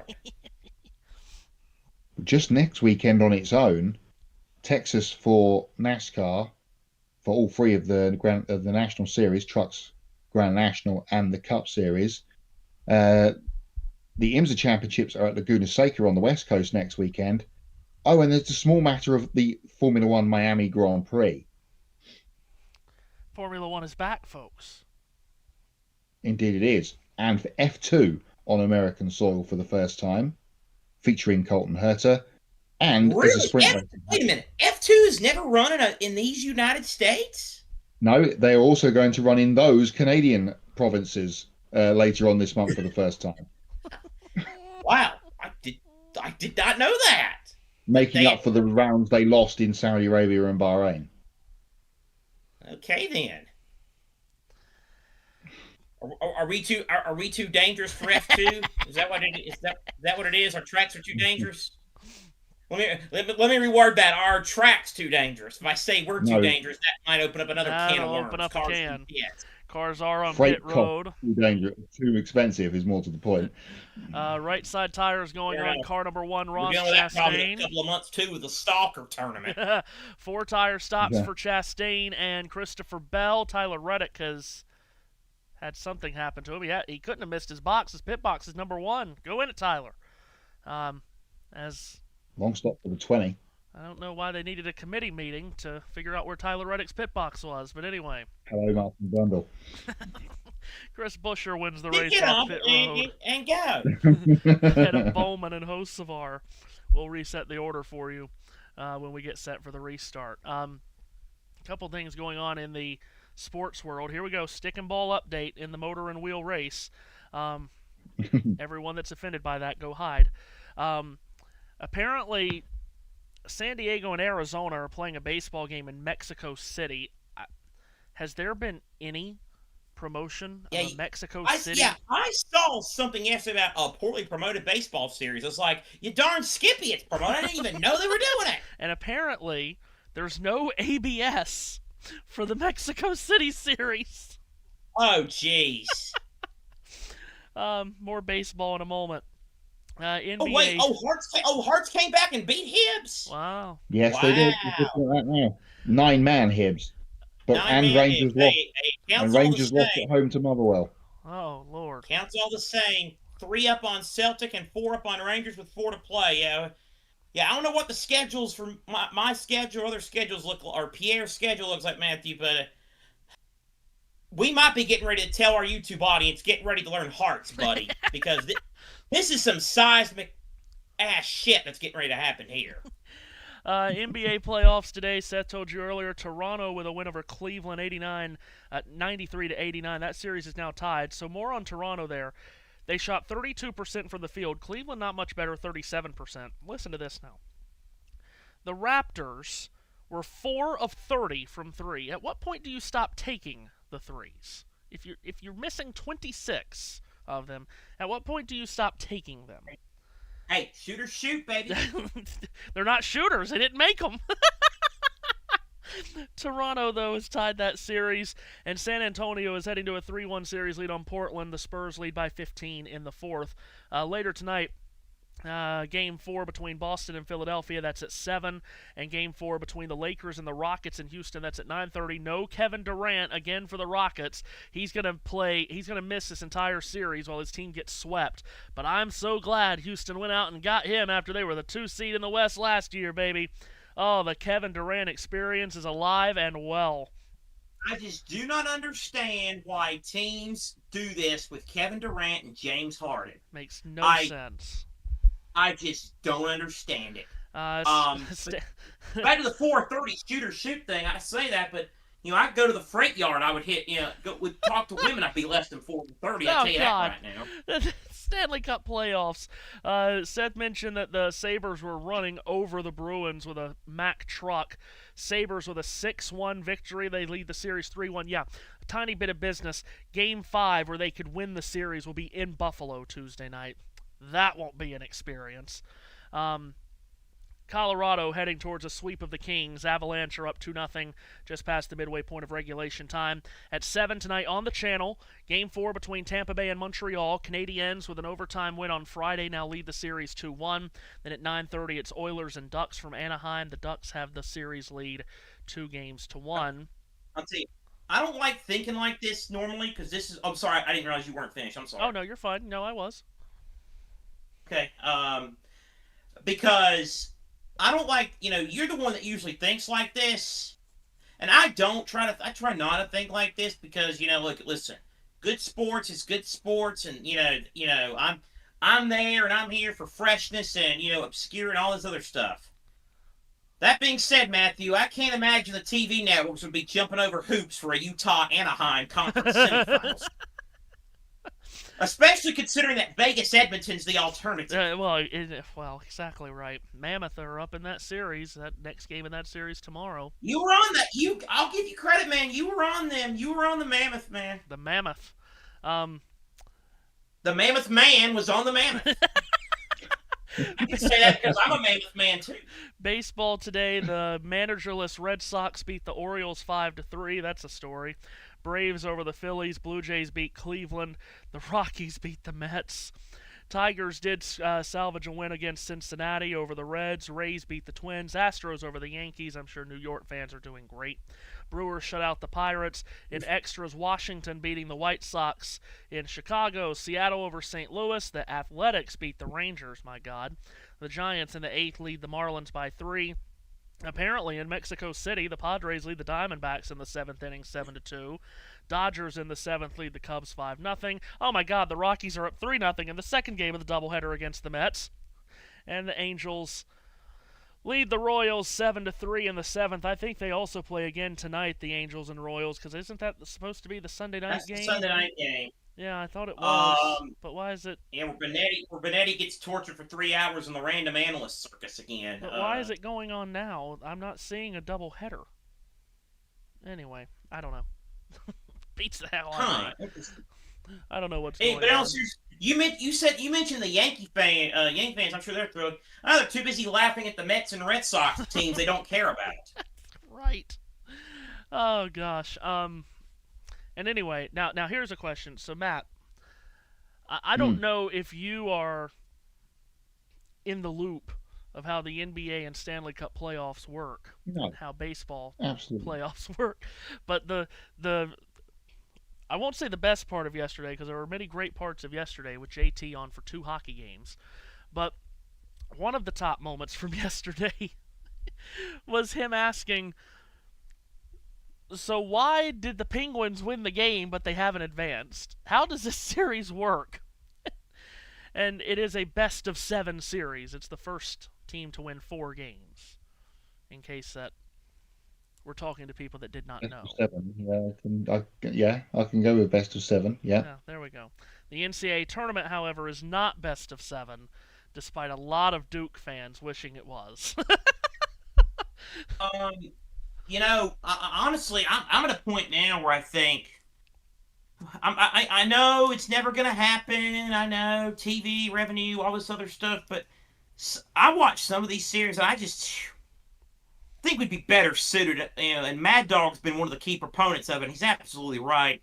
I need these first round series to go back to being best of 5. Certainly, the NBA needs a best of 5 first round series. I don't need it with the hockey, but with basketball, I could stay with 7 because the intensity is just so. It's just so, crazy and so bleed. But yeah, the basketball mismatches. Yeah, I could see best of 5. Yeah, and of course, yesterday, series did come to an end. Carolina sweeping the Ottawa Senators, who were resorting to thuggery. Never trailed Carolina. Never trailed in that series. No, they did not trail.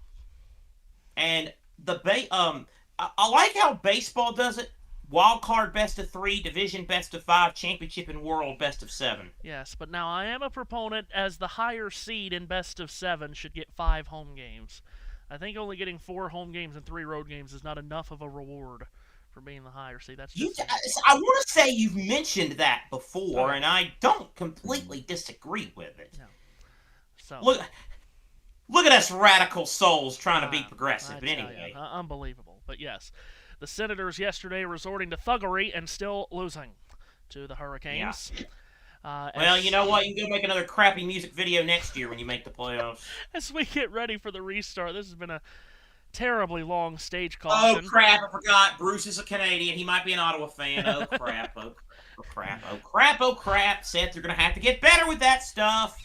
Ford Mustang pace car comes 38 to to pit go. road. It will be 38 laps to the finish of the Jack Links 500. Chris Buescher and Alex Bowman on the front row. Buescher the control car to driver's right. Bowman lagging way back as Buescher gets a push from Carson Hocevar through the restart zone, and they take off. Final stage, at long last, is underway at Talladega.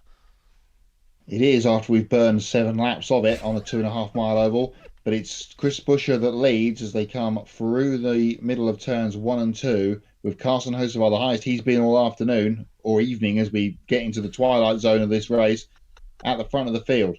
One green car shot way out on the high side a bit further back. Alex Bowman continues to lead the inside row. Buescher leading. Buescher to the race lead. Now goes down to the bottom of the racetrack. Buescher leading. Carson Hocevar up into second. And then Bowman in third, side by side from fourth on back. Carson Hocevar, ever aggressive, jokes out to the outside to get alongside Chris Buescher, picks up the draft of Eric Jones, and here comes Carson Hocevar, riding the Dente to the lead at the Talladega Superspeedway. Side by side with Buescher through the middle of turn 1. He's not quite to the lead yet. Buescher will hang tough on the inside and actually still has a nose in front slightly as they come out of 2. Bowman and Jones in the second row, Elliott and Stenhouse in the third row. Cody Ware being shoved by Zane Smith a little bit further back, got himself out of alignment, gets back in. Still side by side for the lead. Side by side indeed, two similarly painted black and red cars. Buescher has the slight advantage. Hocevar now fights back on the top side. Another black and red car into the mix. Eric Jones, who hasn't won since Darlington in 19. Yeah, and here he is, shoving his way to the back of Carson Hocevar, but it's Buescher with a nose in front. His Ford Mustang next to the Chevrolet Camaro of Carson Hocevar. Yeah, there you go. I knew you'd get there.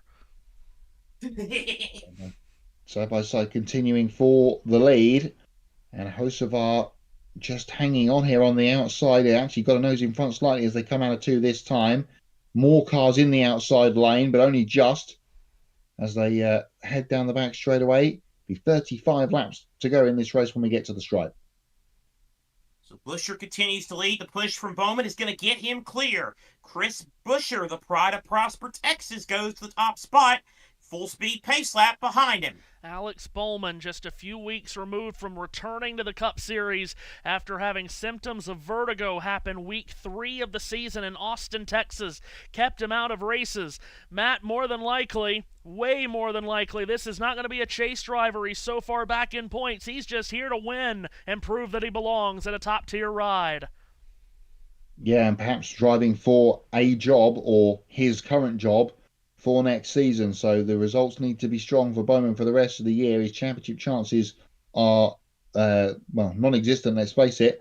But here he is, second car on the inside row. Hocevar out front this time off the bumper of Jones. Hocevar to the lead, now trying to crowd up, but now fighting back is Buescher, but it's Hocevar with a good push from Eric Jones. He leads off 4. Of course, Bowman's last win came in the streets of Chicago on July 4th weekend 2024. But it's Carson Hocevar, the Michigander, at the front of the field, flashing across the line. 34 laps to go. Hocevar looking to become the 13th different first-time Talladega winner. Ahead slightly, but here comes the inside with the less distance to run through the middle of turn 1 and 2 with Buescher at the head of that queue. But the outside line's got a bit more momentum down the back straight away with Hocevar in the lead of it. Jones and Elliott tucked up under his wing. 20 laps to go. Buescher leading. Carson Hocevar in third. Alex Bowman in fourth. Buescher to the lead. Now Buescher Carson Hocevar to the lead with a shove from Eric Jones. Hocevar the leader. Now Jones might be losing second to Chris Buescher. Hocevar clear to the lead in the middle lane, trying to pick out which lane to go. He stays middle for the time being. Hocevar out in front, Jones behind him. Then Chase Elliott, who we haven't talked much about today at all, was able to avoid the big wreck and getting big damage in it. He's won at Talladega a couple of times before, Matt. He's won earlier this year at Martinsville, but we haven't talked about him a lot this year, even with that win on the paperclip. Indeed so. Maybe trying to add to that today if things fall his way, and he's got himself in prime position here. A bit like that Atlanta race last year where half the field was missing and he came through to win. Perhaps trying to angle for another one of those this afternoon. Hey, if you like food with flavor, this is your kind of race. Chili's, Jack Link's, Doritos, and Chef Boyardee in this top half dozen. But I appreciate Matt White saying that Chase Elliott is in prime position. Wink, wink. Poor. Third car on the outside line is the Amazon Prime Mobile of Chase Elliott. 2x2 racing through this lead pack, Matt. No one stepping out 3 wide.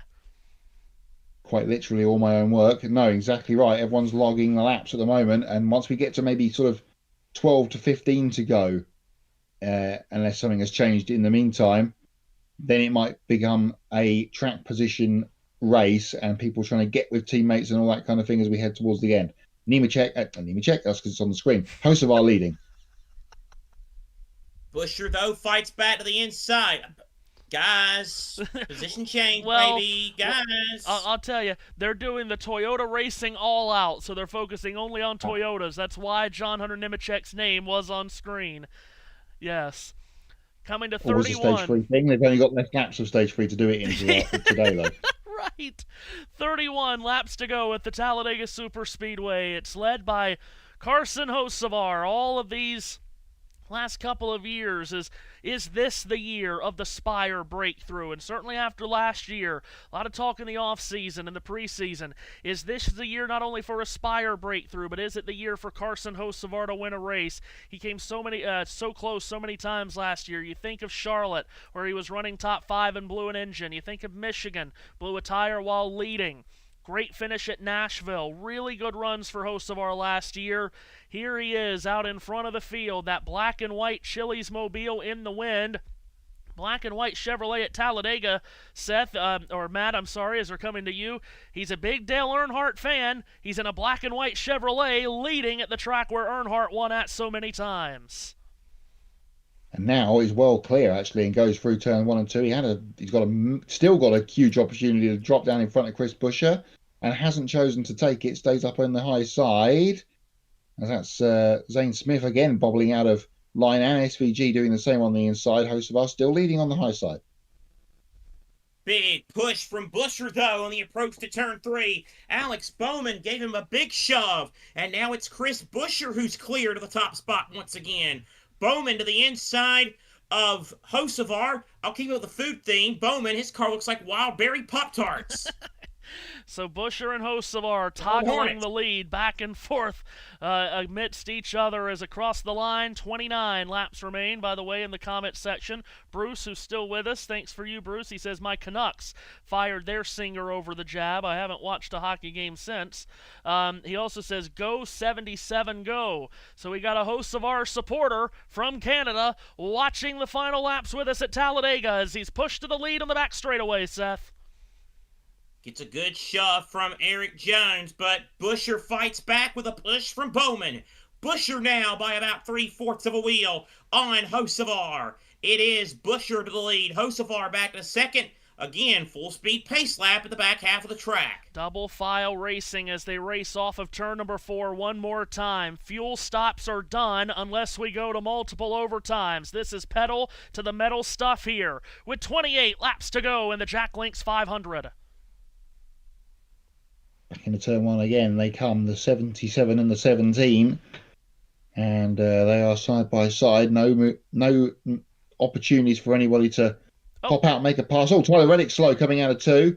Problem for the championship leader. Has he hit the wall? We stay green for the moment, but the 45 is slow and looks to be trailing some smoke. He had damage from the previous big accident. It's still green, but a problem for the 45. Side by side, caution is out.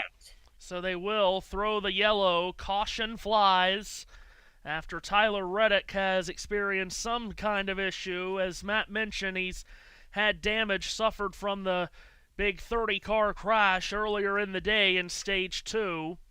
And Matt, let's take a look and see what happened to our championship leader. New Rockstar Energy look on the 45. Wow. And he had a tyre go down in the middle of turn 2. He was on the bottom of the racetrack in front of SVG and cut between Ty Dillon and Austin Cindric and hit the wall, and has then deposited his Goodyear Eagle 3/4 of the way down the back straightaway off the right front of the Camry. And we ride on board with Reddick as it happened, much like the Ty Gibbs puncher from a little while ago at the other end of the racetrack. Just no chance when the tyre lets go at that speed. And again, to use another Martin Brundle line, straight to the scene of the accident.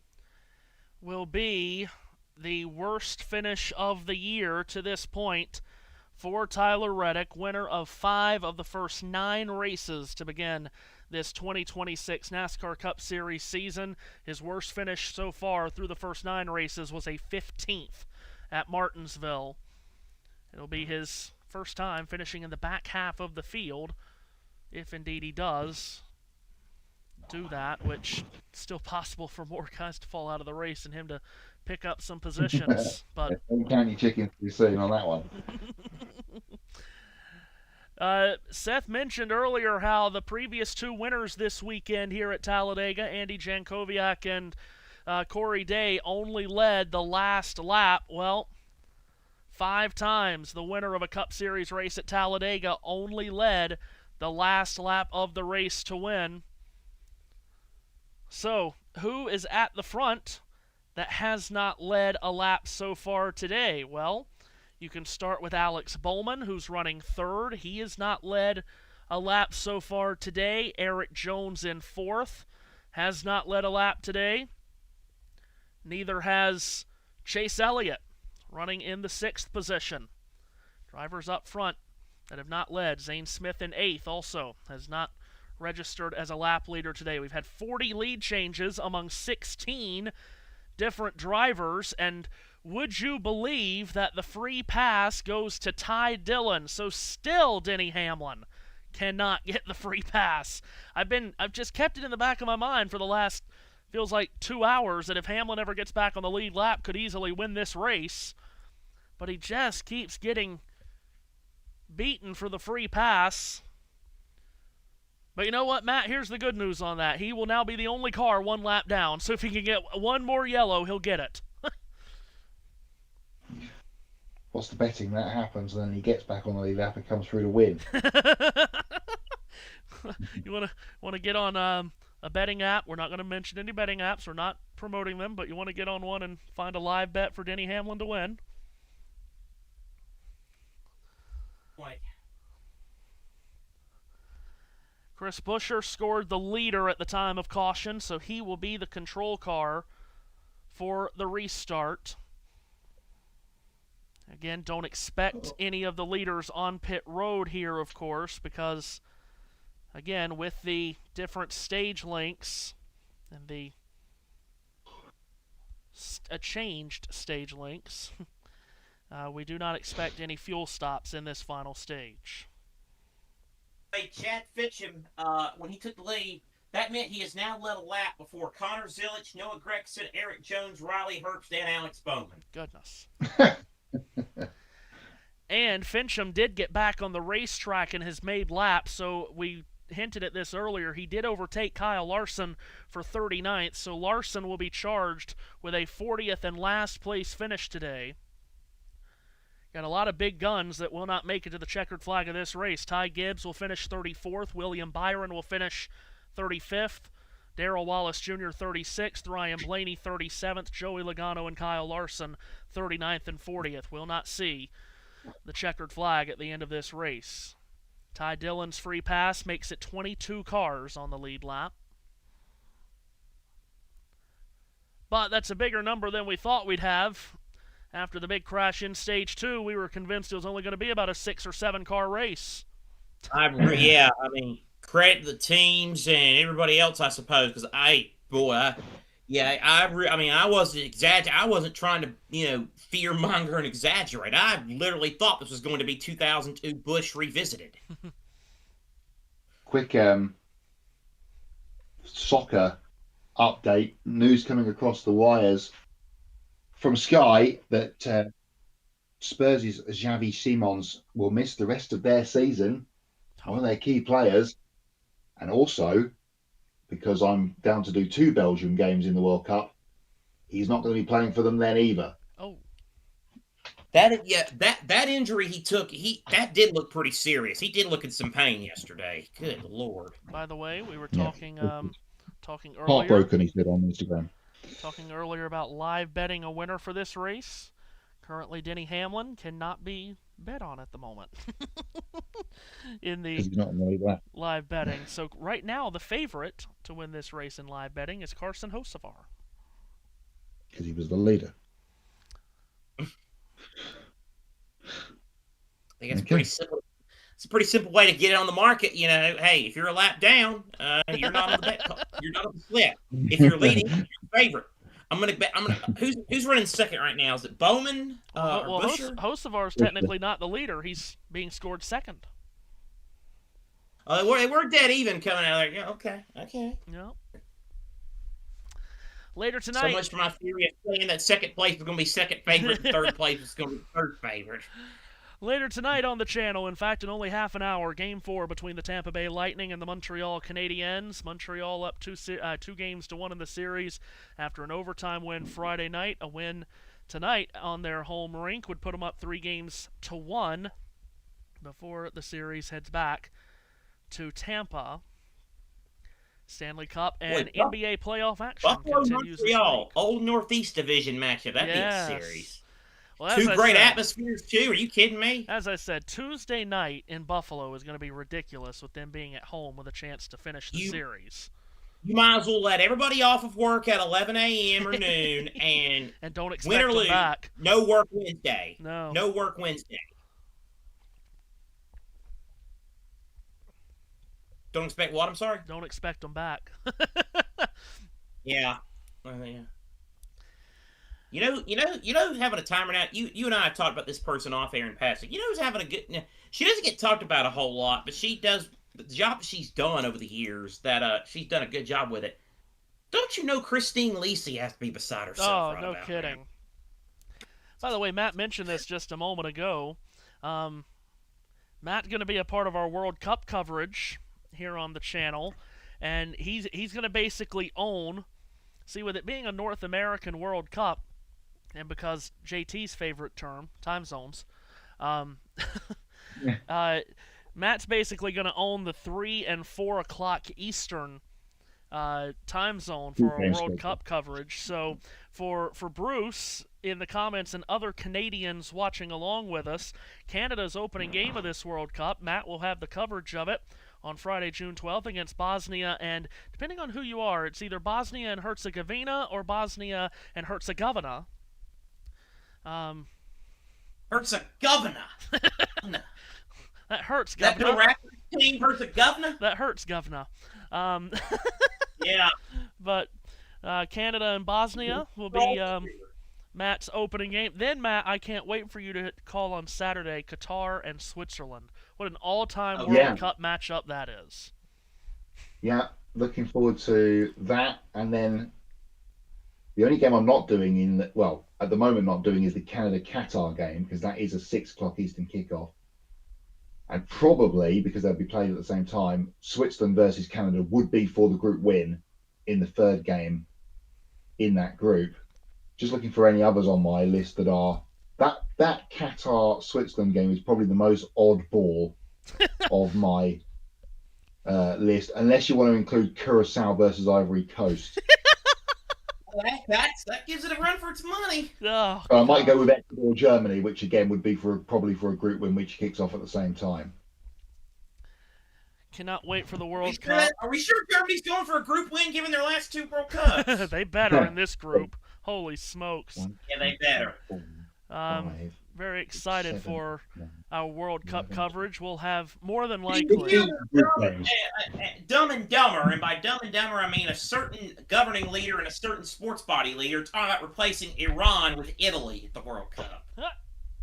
Yeah, I know. 15 group games on my schedule. Yeah, Wow. See, excited. I don't know because you would think with this college year, but with my life in general, I still don't know as of right now what my schedule holds. So I don't know what games I'm doing, to be perfectly honest with you. I might do a bunch, I might do none. I don't know. Here's one thing for sure. Less soccer commentary for me would not hurt the listening. Would not be bad. Would not hurt the feelings of the listening audience, I'm sure. But anyway. Come on, I know you want to do Portugal and Congo DR. Oh, get in the Congo line for the Congolese. Here comes Portugal, and here comes the doctor of Congo. Anyway. Oh, God. You're so stupid. You're stupid. You're an idiot. But see, I'm of the belief that Seth would just work so perfectly on some of those 11 p.m. or midnight games. Good God. One of those midnight games. Hey, I am a night owl. God almighty. Tunisia and Japan at midnight. What could go wrong? Here comes the field. God almighty. We're going green. 22 laps to go. Hopefully, to finish the Jack Links 500 at Talladega. Carson Hocevar and Chris Buescher on the front row. Buescher, the control car to driver's right. Green flag flies up into the air with the shadows growing longer in Talladega. Who's going to take the trip to victory lane? We're 22 laps away from finding out. Carson Hocevar will lead them through the middle of turns 1 and 2, being pushed by Alex Bowman. Austin Dillon poking his way up in a third position as the inside row has got much more momentum off this initial start. Chris Buescher is the leader of the outside, but they've dropped back now. They're coming back into it down the middle of the back straightaway. Buescher bringing the outside train. Low start for Buescher, trying to regroup. Back alongside Bowman for second. Hocevar goes high to block that advance, and he continues to lead. Now goes back to the bottom to shut off Bowman. Defense time for Carson Hocevar. They know how to do that in Michigan. Defense. Well, I was going to say, he's from Michigan, so too is Brad Keselowski. How much has Hocevar learned from Brad in being able to control the drafting pack and make the blocks he needs to make to get to victory lane here? Keselowski's teammate Chris Buescher has snuck up to his outside. Actually had a nose in front through the middle of one briefly, but Hocevar keeps it wound down on the inside with Bowman to his rear bumper. One car way up out of the groove again. John Hunter Nemechek trying to either make a third lane go or get out of the way. I think it's the latter because he's dropping to the back. Meanwhile, Buescher to the lead as they head to 3. Buescher clear to the top spot with the push from Jones. Here comes Hocevar, though, back on the inside with Bowman pushing him. Carson Hocevar with a slight lead. Buescher fights back topside. Racing off turn number 4, back to the main straightaway. A ginormous throng of fans. No reason to have a seat now. They are all on their feet waiting to see who wins the season's first trip to Talladega. Buescher leading as they head again towards turn number 1. All black and red cars again at the front with Eric Jones in the second row in the Doritos livery. Through turn 2 they come. Still side by side for the lead. Nobody trying to make a third lane go this time. Still some of the stragglers hanging off the back being led by Denny Hamlin. Chris Buescher continues to lead. Buescher has the lead. Hocevar coming back on the inside of Jones for second. It's Chris Buescher, though, who has the advantage. He's on the high side. He leaves that bottom door open, though, for Carson Hocevar. Buescher, though, still in front. 53 races since Chris Buescher last went to victory lane. That last lap duel at Watkins Glen in 2024 was Shane Van Gisbergen the last time Buescher drove his RFK Ford into a victory circle. He's clear to the lead with 19 laps to go. He ducks down to the inside and takes Eric Jones with him. So Hocevar pinned back to third now on the inside queue. But he tries to go up, and Jones blocks him off, and Buescher goes with him. So all of those guys go back to the top side. That leaves Alex Bowman, the leader of the inside queue. About 3 cars back on the inside. Everybody needs to pay attention because as they went to turn 1 last time, I noticed that Ricky Stenhouse was starting to get a little impatient, so that could be interesting to follow. Up to the high side goes Hocevar with Buescher in the lead. He wants second from Jones. He wants the lead back as well, but it's still Chris Buescher leading. Hocevar with a big run and a big push from Stenhouse. Hocevar gets right underneath the rear spoiler of race leader Chris Buescher through the tri-oval. Back across the line, you've got Hocevar, who's never won in the Cup Series, Matt. Then a lot of guys also towards the front that haven't won in a long time in this series. Yeah, or ever. It's only really Chase Elliott that's up right at the sharp end here that has been a recent winner of any note. Everybody else is starting to get a little bit antsy at the front of the field as they head back down the back straight away. A little bit of dodging and weaving going on. Chris Buescher still leads the way with Hocevar behind him. Buescher, Hocevar, Stenhouse. That's your podium at the present time. Jones has now dropped back to fourth. Elliott in fifth, then Bowman sixth, Priest seventh, Dillon eighth, and Ross Chastain has re-entered the mix in the closing stages. As I mentioned, Buescher's last win was in 2024. Stenhouse's last win was in 24. So too was Bowman's. Last win for Eric Jones was 2022. Austin Dillon and Ross Chastain haven't won since last year. Zane Smith, Ryan Priest, and Carson Hocevar have never won. They're in turn one. Hocevar squeezing to the outside of Buescher. Got a little bit out of shape at the turning point to turn one, but they've all kept it straight. Coming out of two is side by side, as you were from a few laps ago. But a good push here from Chase Elliott into the back of Stenhouse, and that leaps Hocevar out front. John Nemechek apparently had a problem of some sort because he is now being lapped.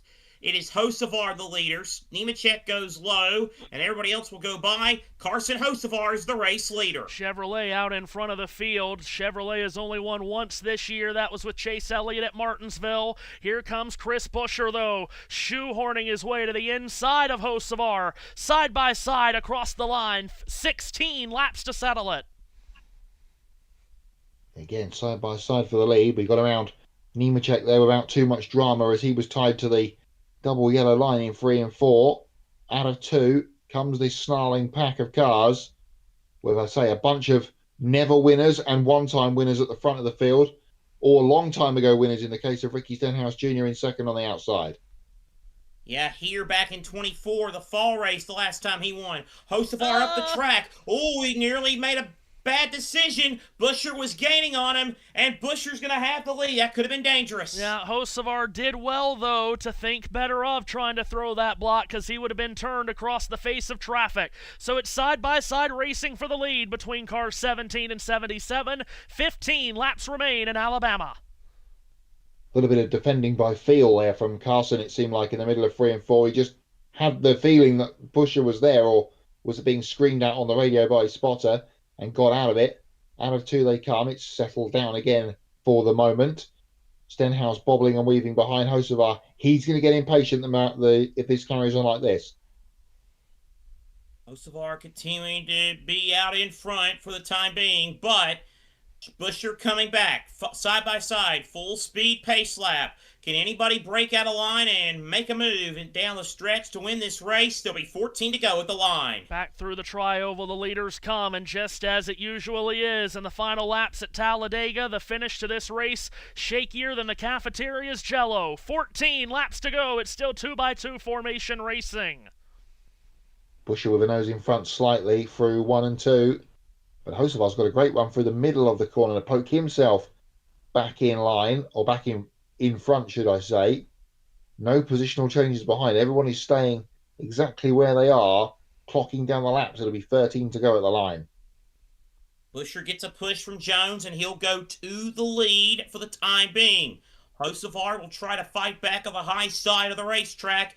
Those are the two running for the win, running 1-2 at the present time. Tyler Reddick, by the way, after he brought out the last caution, stayed on the lead lap. He is running in this lead draft, still a part of the mix here. Remember, he wanted Atlanta with a damaged car, Matt. He's hit everything today but the lottery, but he's still in this lead group. Being scored in 21st position, and just a little bit off the back of the lead group. He'll need another caution to get further forward. Undefeated on the drafting track so far this year. It looks like that may, finally for him, go away. Meanwhile, at the front, Stenhouse get a big push to Hocevar in the middle of the corner. Got the 77 jacked up in the air. So Hocevar with the lead going into turn 3, side by side from second on back. Hocevar now drifts to the high side of the racetrack. Now he'll go back down to the bottom of the racetrack. It's Carson Hoser. No, he's going to stay topside. Yeah, Hocevar stays right in front of Ricky Stenhouse Jr. Now here comes Buescher. Back to the left elbow of Hocevar. You got Buescher in that 17 car. To his outside is Ricky Stenhouse Jr. Stenhouse's first win came in this race in the 17 car many years ago. Through the middle of 1 and 2, I don't think either of the guys in the front row want anybody to be in front of them, but especially if Stenhouse gets a break and gets in front, he will defend like a madman as he normally would do. Meanwhile, a little bit of a gap opening up between Bowman here and Eric Jones on the inside. Buescher keeps the slim advantage. Hocevar trying to side draft his way back to the lead of the high side. It's a full-speed pace lap exiting turn 4. You can't tell them apart. Hocevar with a nose in front. Now here comes Buescher charging back. At the end of this race last year, there was an RFK car on the front row in this kind of position, toggling the lead back and forth. That day it was Ryan Preece against Austin Cindric. Cindric beat Preece to the line by inches. Today it's Chris Buescher in the RFK Ford fighting for the lead and just changing the lead back and forth through the hands of Carson Hocevar and himself. Will it go RFK's way today? They're down the back straightaway heading back to Seth. Boy, Hocevar's getting a little squirrely. Stenhouse is getting a little more antsy. Buescher keeps the lead. Slow car up ahead. They'll have to be circumspect about him, as it is Jesse Love who will give way on the high side of the racetrack. Hocevar and Buescher still side by side. Hocevar with a nose out in front. Now Zane Smith makes a move 4 rows back. Tried to squeeze to the inside of Austin Dillon, who throws a block. They keep it pointed the right direction. Smith trying to make an aggressive move, Matt, and Austin Dillon countered with an aggressive block. Yeah, all aggressive, and it's the go time. It's 10 to go now. If you're a few rows back, you need to try and work something out here to try and get to the front. Meanwhile, at the front, still those two black and red cars can side by side leading the lines as they buffer their way down the back straightaway. Hocevar with a slight advantage. To Matt White's point, gone are the days of waiting until the last lap. Heck, gone might be the days of waiting until 3 or 5 to go to try and make your move. Now might be the time where you need to start formulating it. Still a full-speed pace lap throughout the field. Yeah, we'll find out in about 9 laps' time if Slingshot is still in the Talladega vocabulary. But right now, no one can do anything to counter the top 2 running cars of Carson Hocevar and Chris Buescher. They've got the rest of the field behind a padlock. Yeah, indeed so. And nobody is being able to break out of any of the lines here and make a move.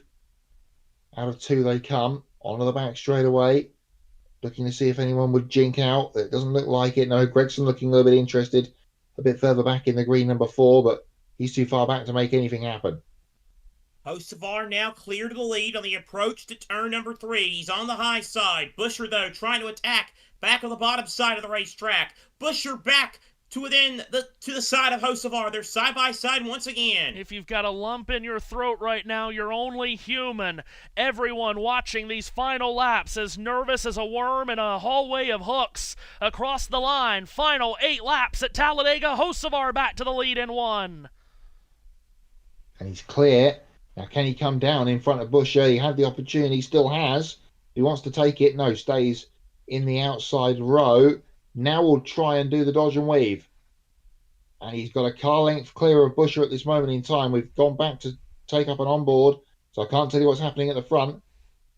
Heading to Seth. It's a hell of a time to pull that one out. I'll tell you that right now.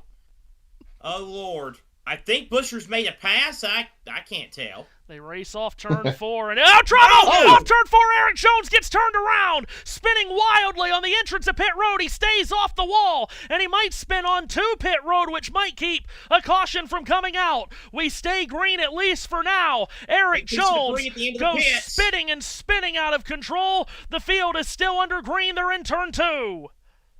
He got stiff-armed by Carson Hocevar coming out of turn 4. You're right, Seth. Tyre carcass in the race, well, on the pit entry zone, and Eric's actually gone in the grass and got stuck, and the caution flag flies. And breathe, because if you thought that was crazy, you ain't seen nothing yet. How the hell did he get back to that point? Well, he was spinning towards the grass, right. I thought, but... Well, and he had made it to pit entrance. I think he was still out of control, though. He and might was have been. heading toward the grass. I think that's what that was. Chris Buescher, the leader at the time Sorry of to cut caution. you off with sorry to give you a Billy Packer / meaningless Ken Venturi moment, but I just couldn't help but notice that carcass was there. It was going to be difficult. I like how it's become Billy Packer and Ken Venturi now. Chris Buescher. Well, because it was, I said something about a tire carcass when it really doesn't matter to the point of the battle for the lead. But I digress. Chris Buescher is scored the leader at the time of yellow. Caution comes out. And by the time this gets cleaned up and we do the 1 to go and we do the free pass and the choose, we'll be awfully close to overtime. At the very least, it'll be a 2 or 3 lap sprint at the end of regulation. Caution out at Talladega. And Eric Jones, I'm not sure if Carson Hocevar got loose or maybe he got tapped coming out of 4, but something sent that car out of shape. He came down, to use Matt White's term, stiff-arm Jones out of line, and around went the 43. Nothing cool about that ranch. You know what we were saying about someone needing a caution to get a free pass? He's finally got it, Denny Hamlin. Denny Hamlin finally gets his free pass. He's been working for about the last 300 miles to get it. I tell you, here in Talladega, and you used a quote from a turn the page of a certain announcer all back. Derrick Henry would have been proud of that stiff arm. Did Hocevar get tapped here, Seth, or did he just lose it? He got Stenhoused. Oh, I don't know. Did he? I think it Stenhouse was a bit of both. Did he? could be. Oh, I don't know. That's Yeah, tough. hard to tell. Tough to tell. Because I will say that I do think he bumped it, but I don't know if that bump was enough to make his car go in that kind of direction. So I don't know, but it's Talladega. You're going for a oof. Well, this is gonna be some shot. Well, thankfully, Jones able to keep it off the wall. He suffered a hellacious crash here a couple of years ago. Oh, yeah. Oh boy, yeah. In that same kind of spot, wasn't it? Yeah, it was on the entry to 3. This one on the exit of 4. And sorry, yeah. Jones did slide through the grass with a cut-down tire, so he couldn't get to pit road. That's the reason for the caution. And now they're using the mechanism that they used on Casey Mears in the qualifying race at Daytona to get that car up out of the ground and back going.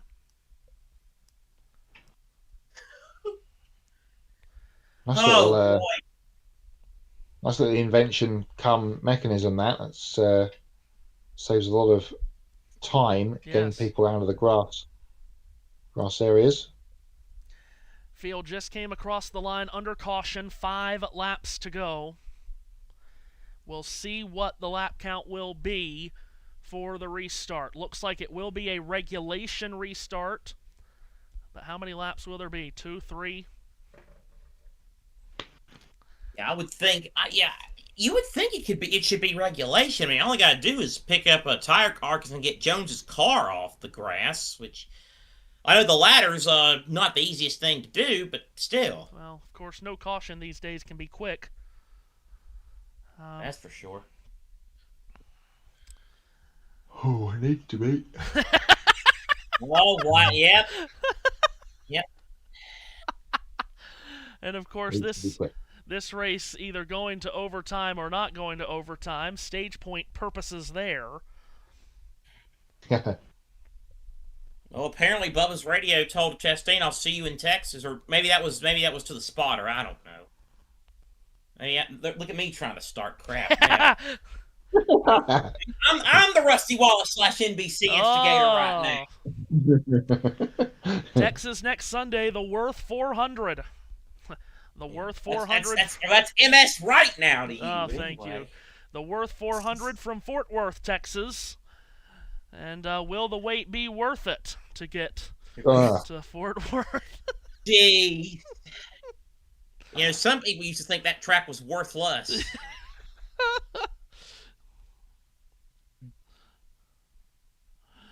Oh, goodness. Joe, the guy who got his worth in wins last year by winning that race. Well, we'll find out. Is it worth it? Let me work it. I put my car down, flip it, and reverse it. Jesus God. What the hell is... Oh, my God. channeling our inner Missy Elliott in the late laps at Talladega. That's a Missy Elliott song. Okay, I actually thought you were making that up on the fly. You shouldn't have said that. I would have been giving you all kinds of credit, which again, you hate that anyway. We get to choose. Gonna be 3 to go in regulation. Yeah, field gets 1 to go. We go through the choose. Buescher, the control car, will restart outside of row 1. Carson Hocevar to his left. 47 and 48 in row 2 with Stenhouse and Bowman. All right, Matt, what are we gonna see over the last 3 laps? Seth, say the word. Chaos. There you go. Yep.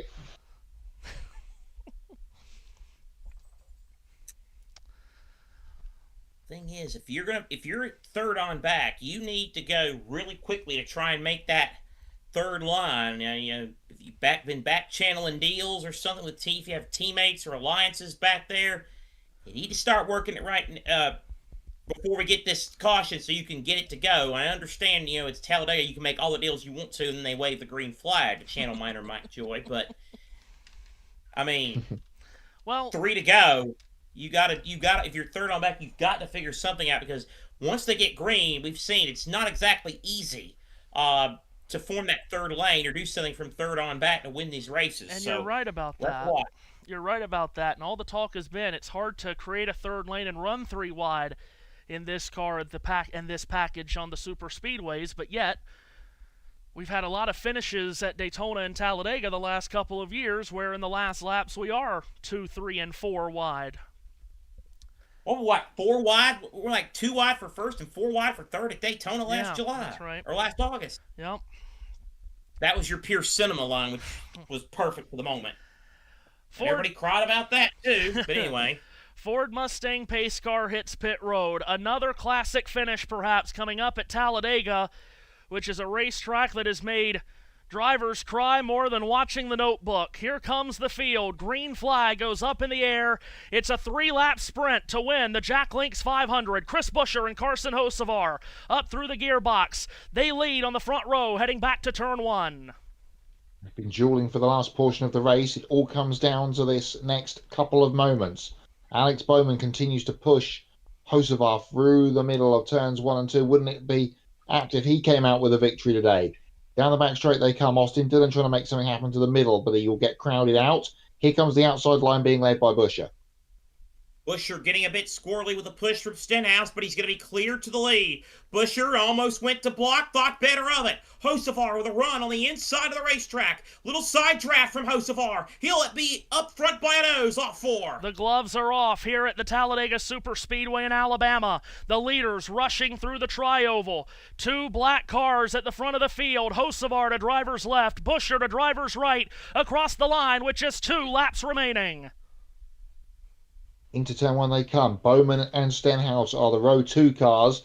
Dillon and Chase Elliott the row 3 cars. Through the middle of 1 and 2. They're bobbling and bouncing around off each other, but no one's decided to make a move yet. Here comes Stenhouse. He gives a shot to the back of Buescher. They get squirrely. Same happens for the inside row. Hocevar still leading. Hocevar by a scotch. Now Bowman to the inside of Buescher. That will be for second. Hocevar now goes high briefly. Now back to the bottom. He's going to have to play good defense again. Hocevar the lead. Here comes the bell lap. Chris Buescher loading up a run around the top, pushed by Ricky Stenhouse Jr. Buescher gets alongside Hocevar through the tri-oval. The pin has been pulled out of the grenade. White flag in the air. This will be the last lap at Talladega. Chase Elliott gave a big shot to Stenhouse, but he couldn't reciprocate it to Buescher, and Hocevar goes back to the lead. Out of 2 for the final time, side by side between the 17 and the 77. Here comes the 47 again, and Chase Elliott. They will give Chris Buescher the big push down the back straight, Seth. Buescher has the lead. Final time down the super stretch. Buescher the lead. Hocevar getting shoved inside. Now back alongside Buescher with a side draft. Bowman now trying to get behind Hocevar. Busher and Hocevar. It is a dead heat off 4. Here's the run to the flag. With hearts beating and every fan on their feet, the field comes to the tri-oval. Chris Busher goes wide. Carson Hocevar pulls ahead. Checkered flag in the air. Carson Hocevar has become the 13th different first-time Cup Series winner at Talladega. A huge crash behind the leaders coming to the flag involves Ryan Preece, Austin Dillon, Shane Van Gisbergen, and Christopher Bell. But Carson Hocevar riding the Dente all the way to victory lane. Takes the checkered flag and is officially a NASCAR Cup Series winner. He gets it done at Talladega. Big wreck on the front straight as they came through the tri-oval. Christopher Bell with big damage. Shane Van Gisbergen was wound up in that. Otherwise, he would have got a top 10, which is extremely disappointing. He's getting out of the car. But Carson Hocevar being mobbed on the in-lap here by everybody to give him a bit of a knock on the way through. Interested to see what the young man is about to tell whoever it is that interviews him on the front straightaway here, because this could be cinema indeed. It's going to be a win that gets talked about a lot because this is a very polarizing driver. You either love him or you really dislike him. But the 23-year-old from Portage, Michigan, now you have to call him a NASCAR Cup Series winner. His 91st career start yields win number 1. Spire Motorsports gets its day in the sun. They've won before in the Cup Series in very controversial circumstances. Today they go to victory lane at the checkered flag as Carson Hocevar scores the victory at Talladega. A win for Chili's, Matthew. Yeah, yes. Triple dippers for all of us.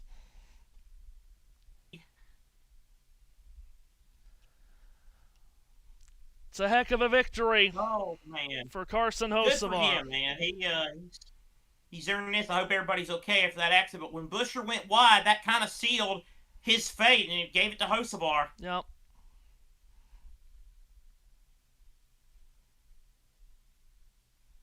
Three first-time winners at Talladega this weekend. That's unbelievable. Well, what a weekend. Now, this one led more than one lap. Yeah. It was Dillon, Bell, Van Gisbergen, and Preece and Ware. Oh, and Ware was involved too. Oh, man. Yeah. Well, I'll say this I'll say it in a way that I won't do the full voice, but I'll say what someone said after a certain Busch Series photo finish 27 years ago Friday. That is a typical day at Talladega. Yeah. Carson Hocevar, he talks so much and he shows so much on social media about his affinity for Dale Earnhardt. Today in a black and white Chevrolet, at a place where Earnhardt won 10 times, he drives to victory lane for his first career win in NASCAR Cup Series competition. As we knew would happen the last lap and a half or 2 laps, it got crazy in the middle of the pack with drivers trying to break the gridlock and move up positions.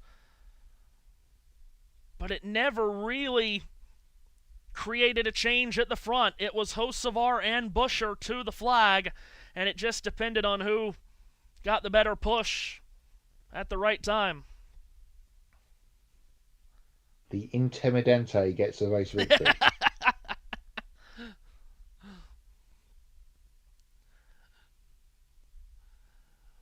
Waiting for Hocevar to climb out. He's had a heck of a time trying to climb out of this car.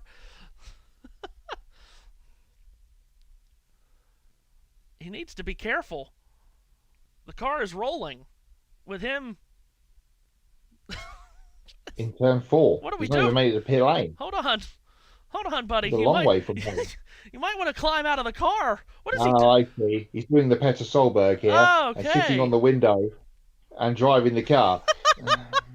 That's well, you said this winning interview was going to be something. I'd say the celebration's quite something. I've never seen this before. We haven't even got to the interview yet. He's trying to catch things from the fans throwing things to him over the catch fence. Oh my goodness, he is sitting on the door of the car and this is unbelievable scenes. He is sitting on the door of the car and driving it through the tri-oval. I was going to say I don't know how his right foot is reaching the gas pedal, but the man is a giant. He's 6'4". So I guess he's That's average tall height, enough. I think you'll find. This is a cool moment. That is so cool, and what a place for him to be able to do this at Talladega, because the Talladega fans are going to fall in love with him even more than they already were with this kind of salute. Feel like, guys, this is going to be a very popular race-winning diecast. Yes.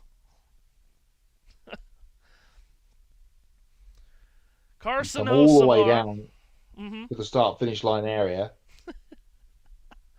This is a really cool celebration. Like I said, I've never seen this before. Remember, Hocevar turned 23 in January, and it was only a couple of weeks after his 23rd birthday, Matt. Remember how close he was to winning the Daytona 500. He led at the white flag. Now, oh my gosh. Well, and now he stuffed it in the wall. Connor and hurt yourself now. No kidding. That's the only thing I've been thinking the whole time is, God bless, don't hurt yourself. Now he's climbed on top of the car, on the roof, looking at the fans. He's just run his hands through a good head of hair.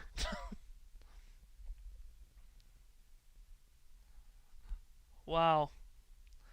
Has to be thinking about all of the hard work, all of the grind that it has taken to get to this moment to become a winner in the NASCAR Cup Series. Carson Hocevar, again, the 13th driver to score his first career win at Talladega. You know a lot of those names well, of drivers that did, like Brad Keselowski and Davey Allison, Phil Parsons, and so many others. Hocevar is lucky number 13, and perhaps this will be the first of many.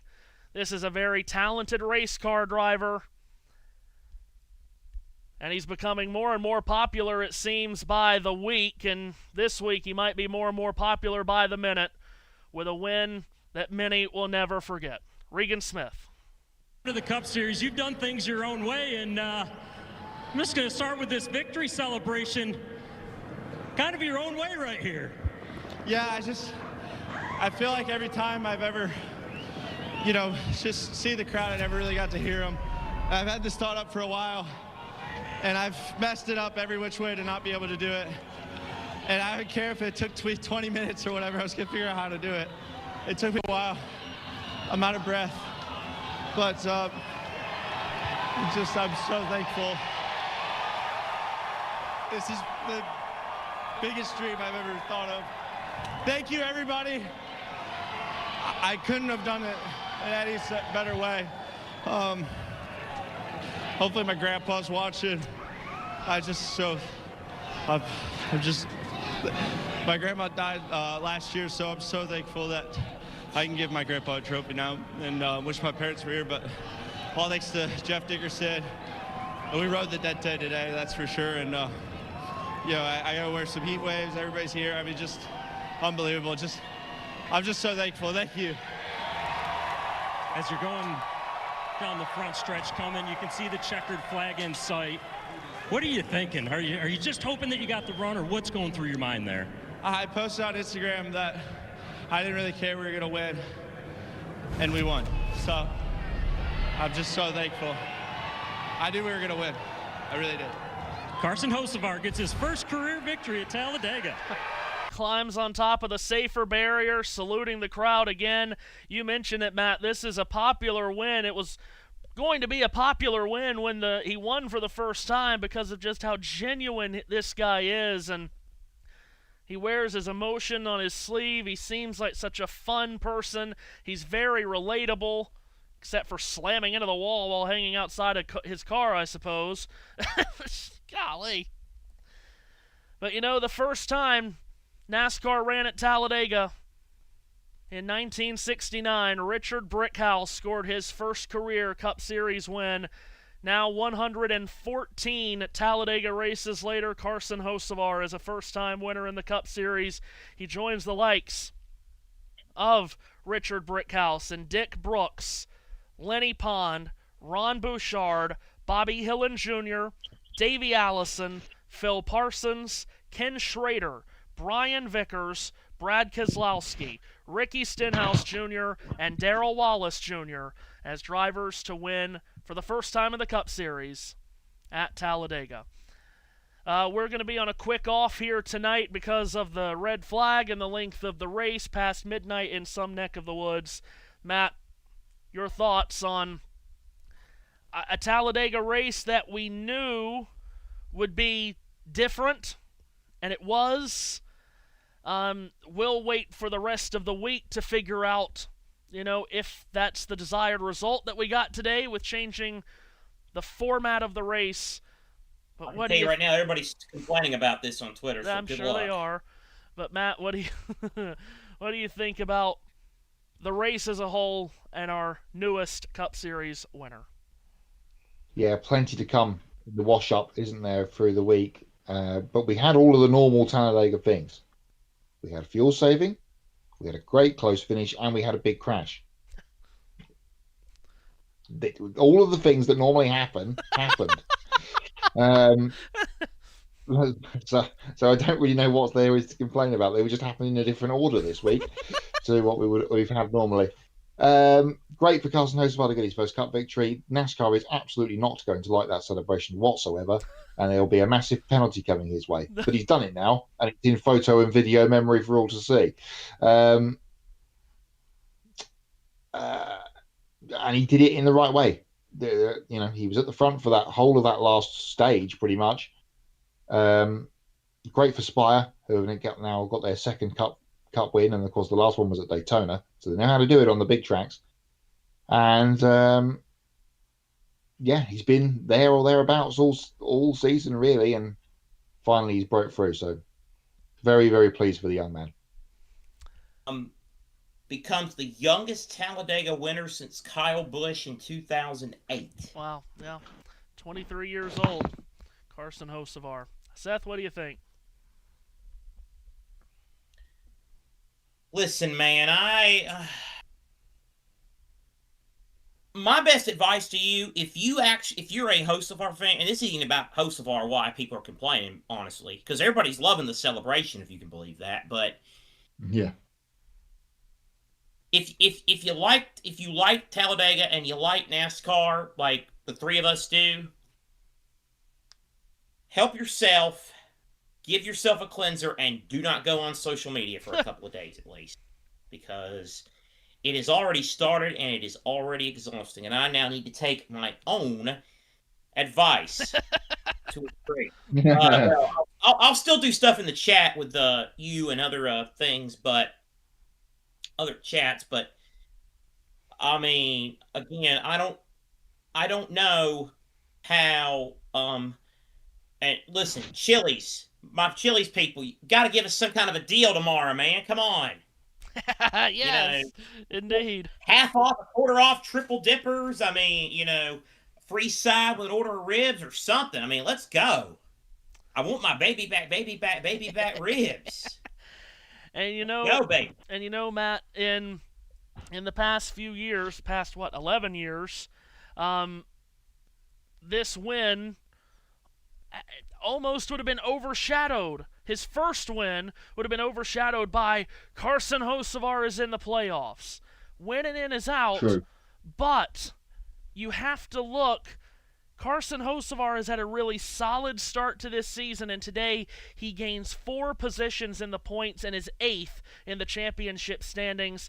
This feels like a win that could really open the floodgates for more wins, more great results, and a season where he very well could be chasing a championship come September.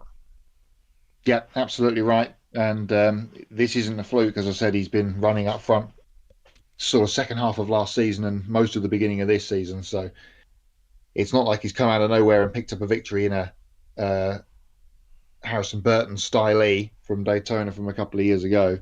So, yeah, well worth the effort and a great result for him and that team. You see the full finishing results on your screen now. You can take a look through it as Carson Hocevar wins the Jack Links 500. Tyler Reddick will exit this race with a larger point lead than he had coming in. He came in at 105 points ahead of Denny Hamlin. He exits 110 points ahead of Denny Hamlin. Ryan Blaney exits 3rd. Top 3 remain the same. Chase Elliott jumps from 6th to 4th.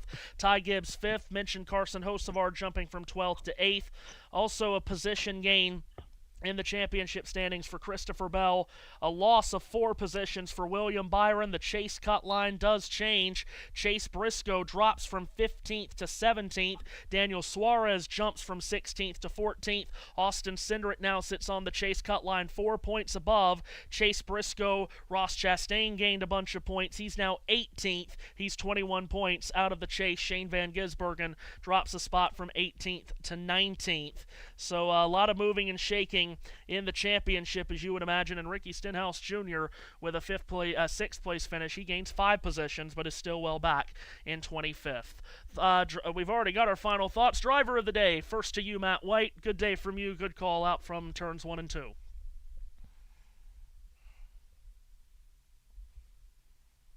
I think Matt White has exited the building. Yes, it's very late. So, good call for you, Matt. Very good call. And a good call for you as well, Seth, at turns 3 and 4. Driver of the day for you. Well, I wouldn't agree with all that. I mean, I did kind of botch the big one. But as far as the race, driver of the day, it's cheap. It's cheap, but I'm going to have to go with Carson Hocevar. But I will say, honorable mention to Zane Smith, top 5 for the 38 car today. Top 5 and fastest lap point for Zane Smith. Oh, there you go. There you go. Championship standings. He was in contention in Atlanta in the summer race in Atlanta last year. So he's got a little knack of doing something on these racetracks. Yeah, absolutely. I'm going to go the easy route with you as well and go Carson Hocevar. It's a first win. As Matt said, he did it the right way, and he didn't come from, he didn't avoid a last lap crash to come from 9th to 1st, and he's been right on the cusp of doing this now for the better part of a year. And that celebration, Matt might be right. NASCAR might not love that celebration safety-wise, but that celebration, Seth, is going to make him even more popular than he already was. You better believe that. Oh, man, that was just awesome. Guys, hello. Quick question. Hello. Hey, JT! Why are we going safe with our driver of the days? Well, it's hard to think of anybody else. Yeah. I normally like to... I've got one for you. He's got one. Hit me. Kyle Busch. It is the first top 10 of the season for RCR. That's true. That's true. Good job out of you. That's a good point. Well done. Very good job out of you. And I will say, Noah Gragson, who is one of our ones to watch, finishes 9th. Top 10 finish for Noah. Good for him. Look at you go. And good for Front Row Motorsports, who gets all 4 of those cars finishing in the top 11 positions. Smith 5th, Gregson 9th, Gilliland 11th. So good day for FRM. Well, for Matt White, who needs to go to bed and has. For JT, who did a great job behind the scenes, giving us all the pictures today. And Seth Eaves, another Talladega race for the two of us in the books. Seth, this was fun. And off we will go to Texas next weekend. And between all of that, Stanley Cup playoffs, NBA playoffs. There's no off season. Oh, there's the sheet from good God in heaven. No off season. What was that sheet? What was that sheet, Mullet Man? Go ahead. They're crazy sheet. No off season here on this channel. We'll be with you all week. Basketball, hockey, and then back with race cars on a racetrack in Texas next Sunday. So, for everyone here, from Matt White, JT, Seth Eaves, Matthew Owens signing off, congratulating our newest NASCAR Cup Series winner, Carson Hocevar, Thames Talladega,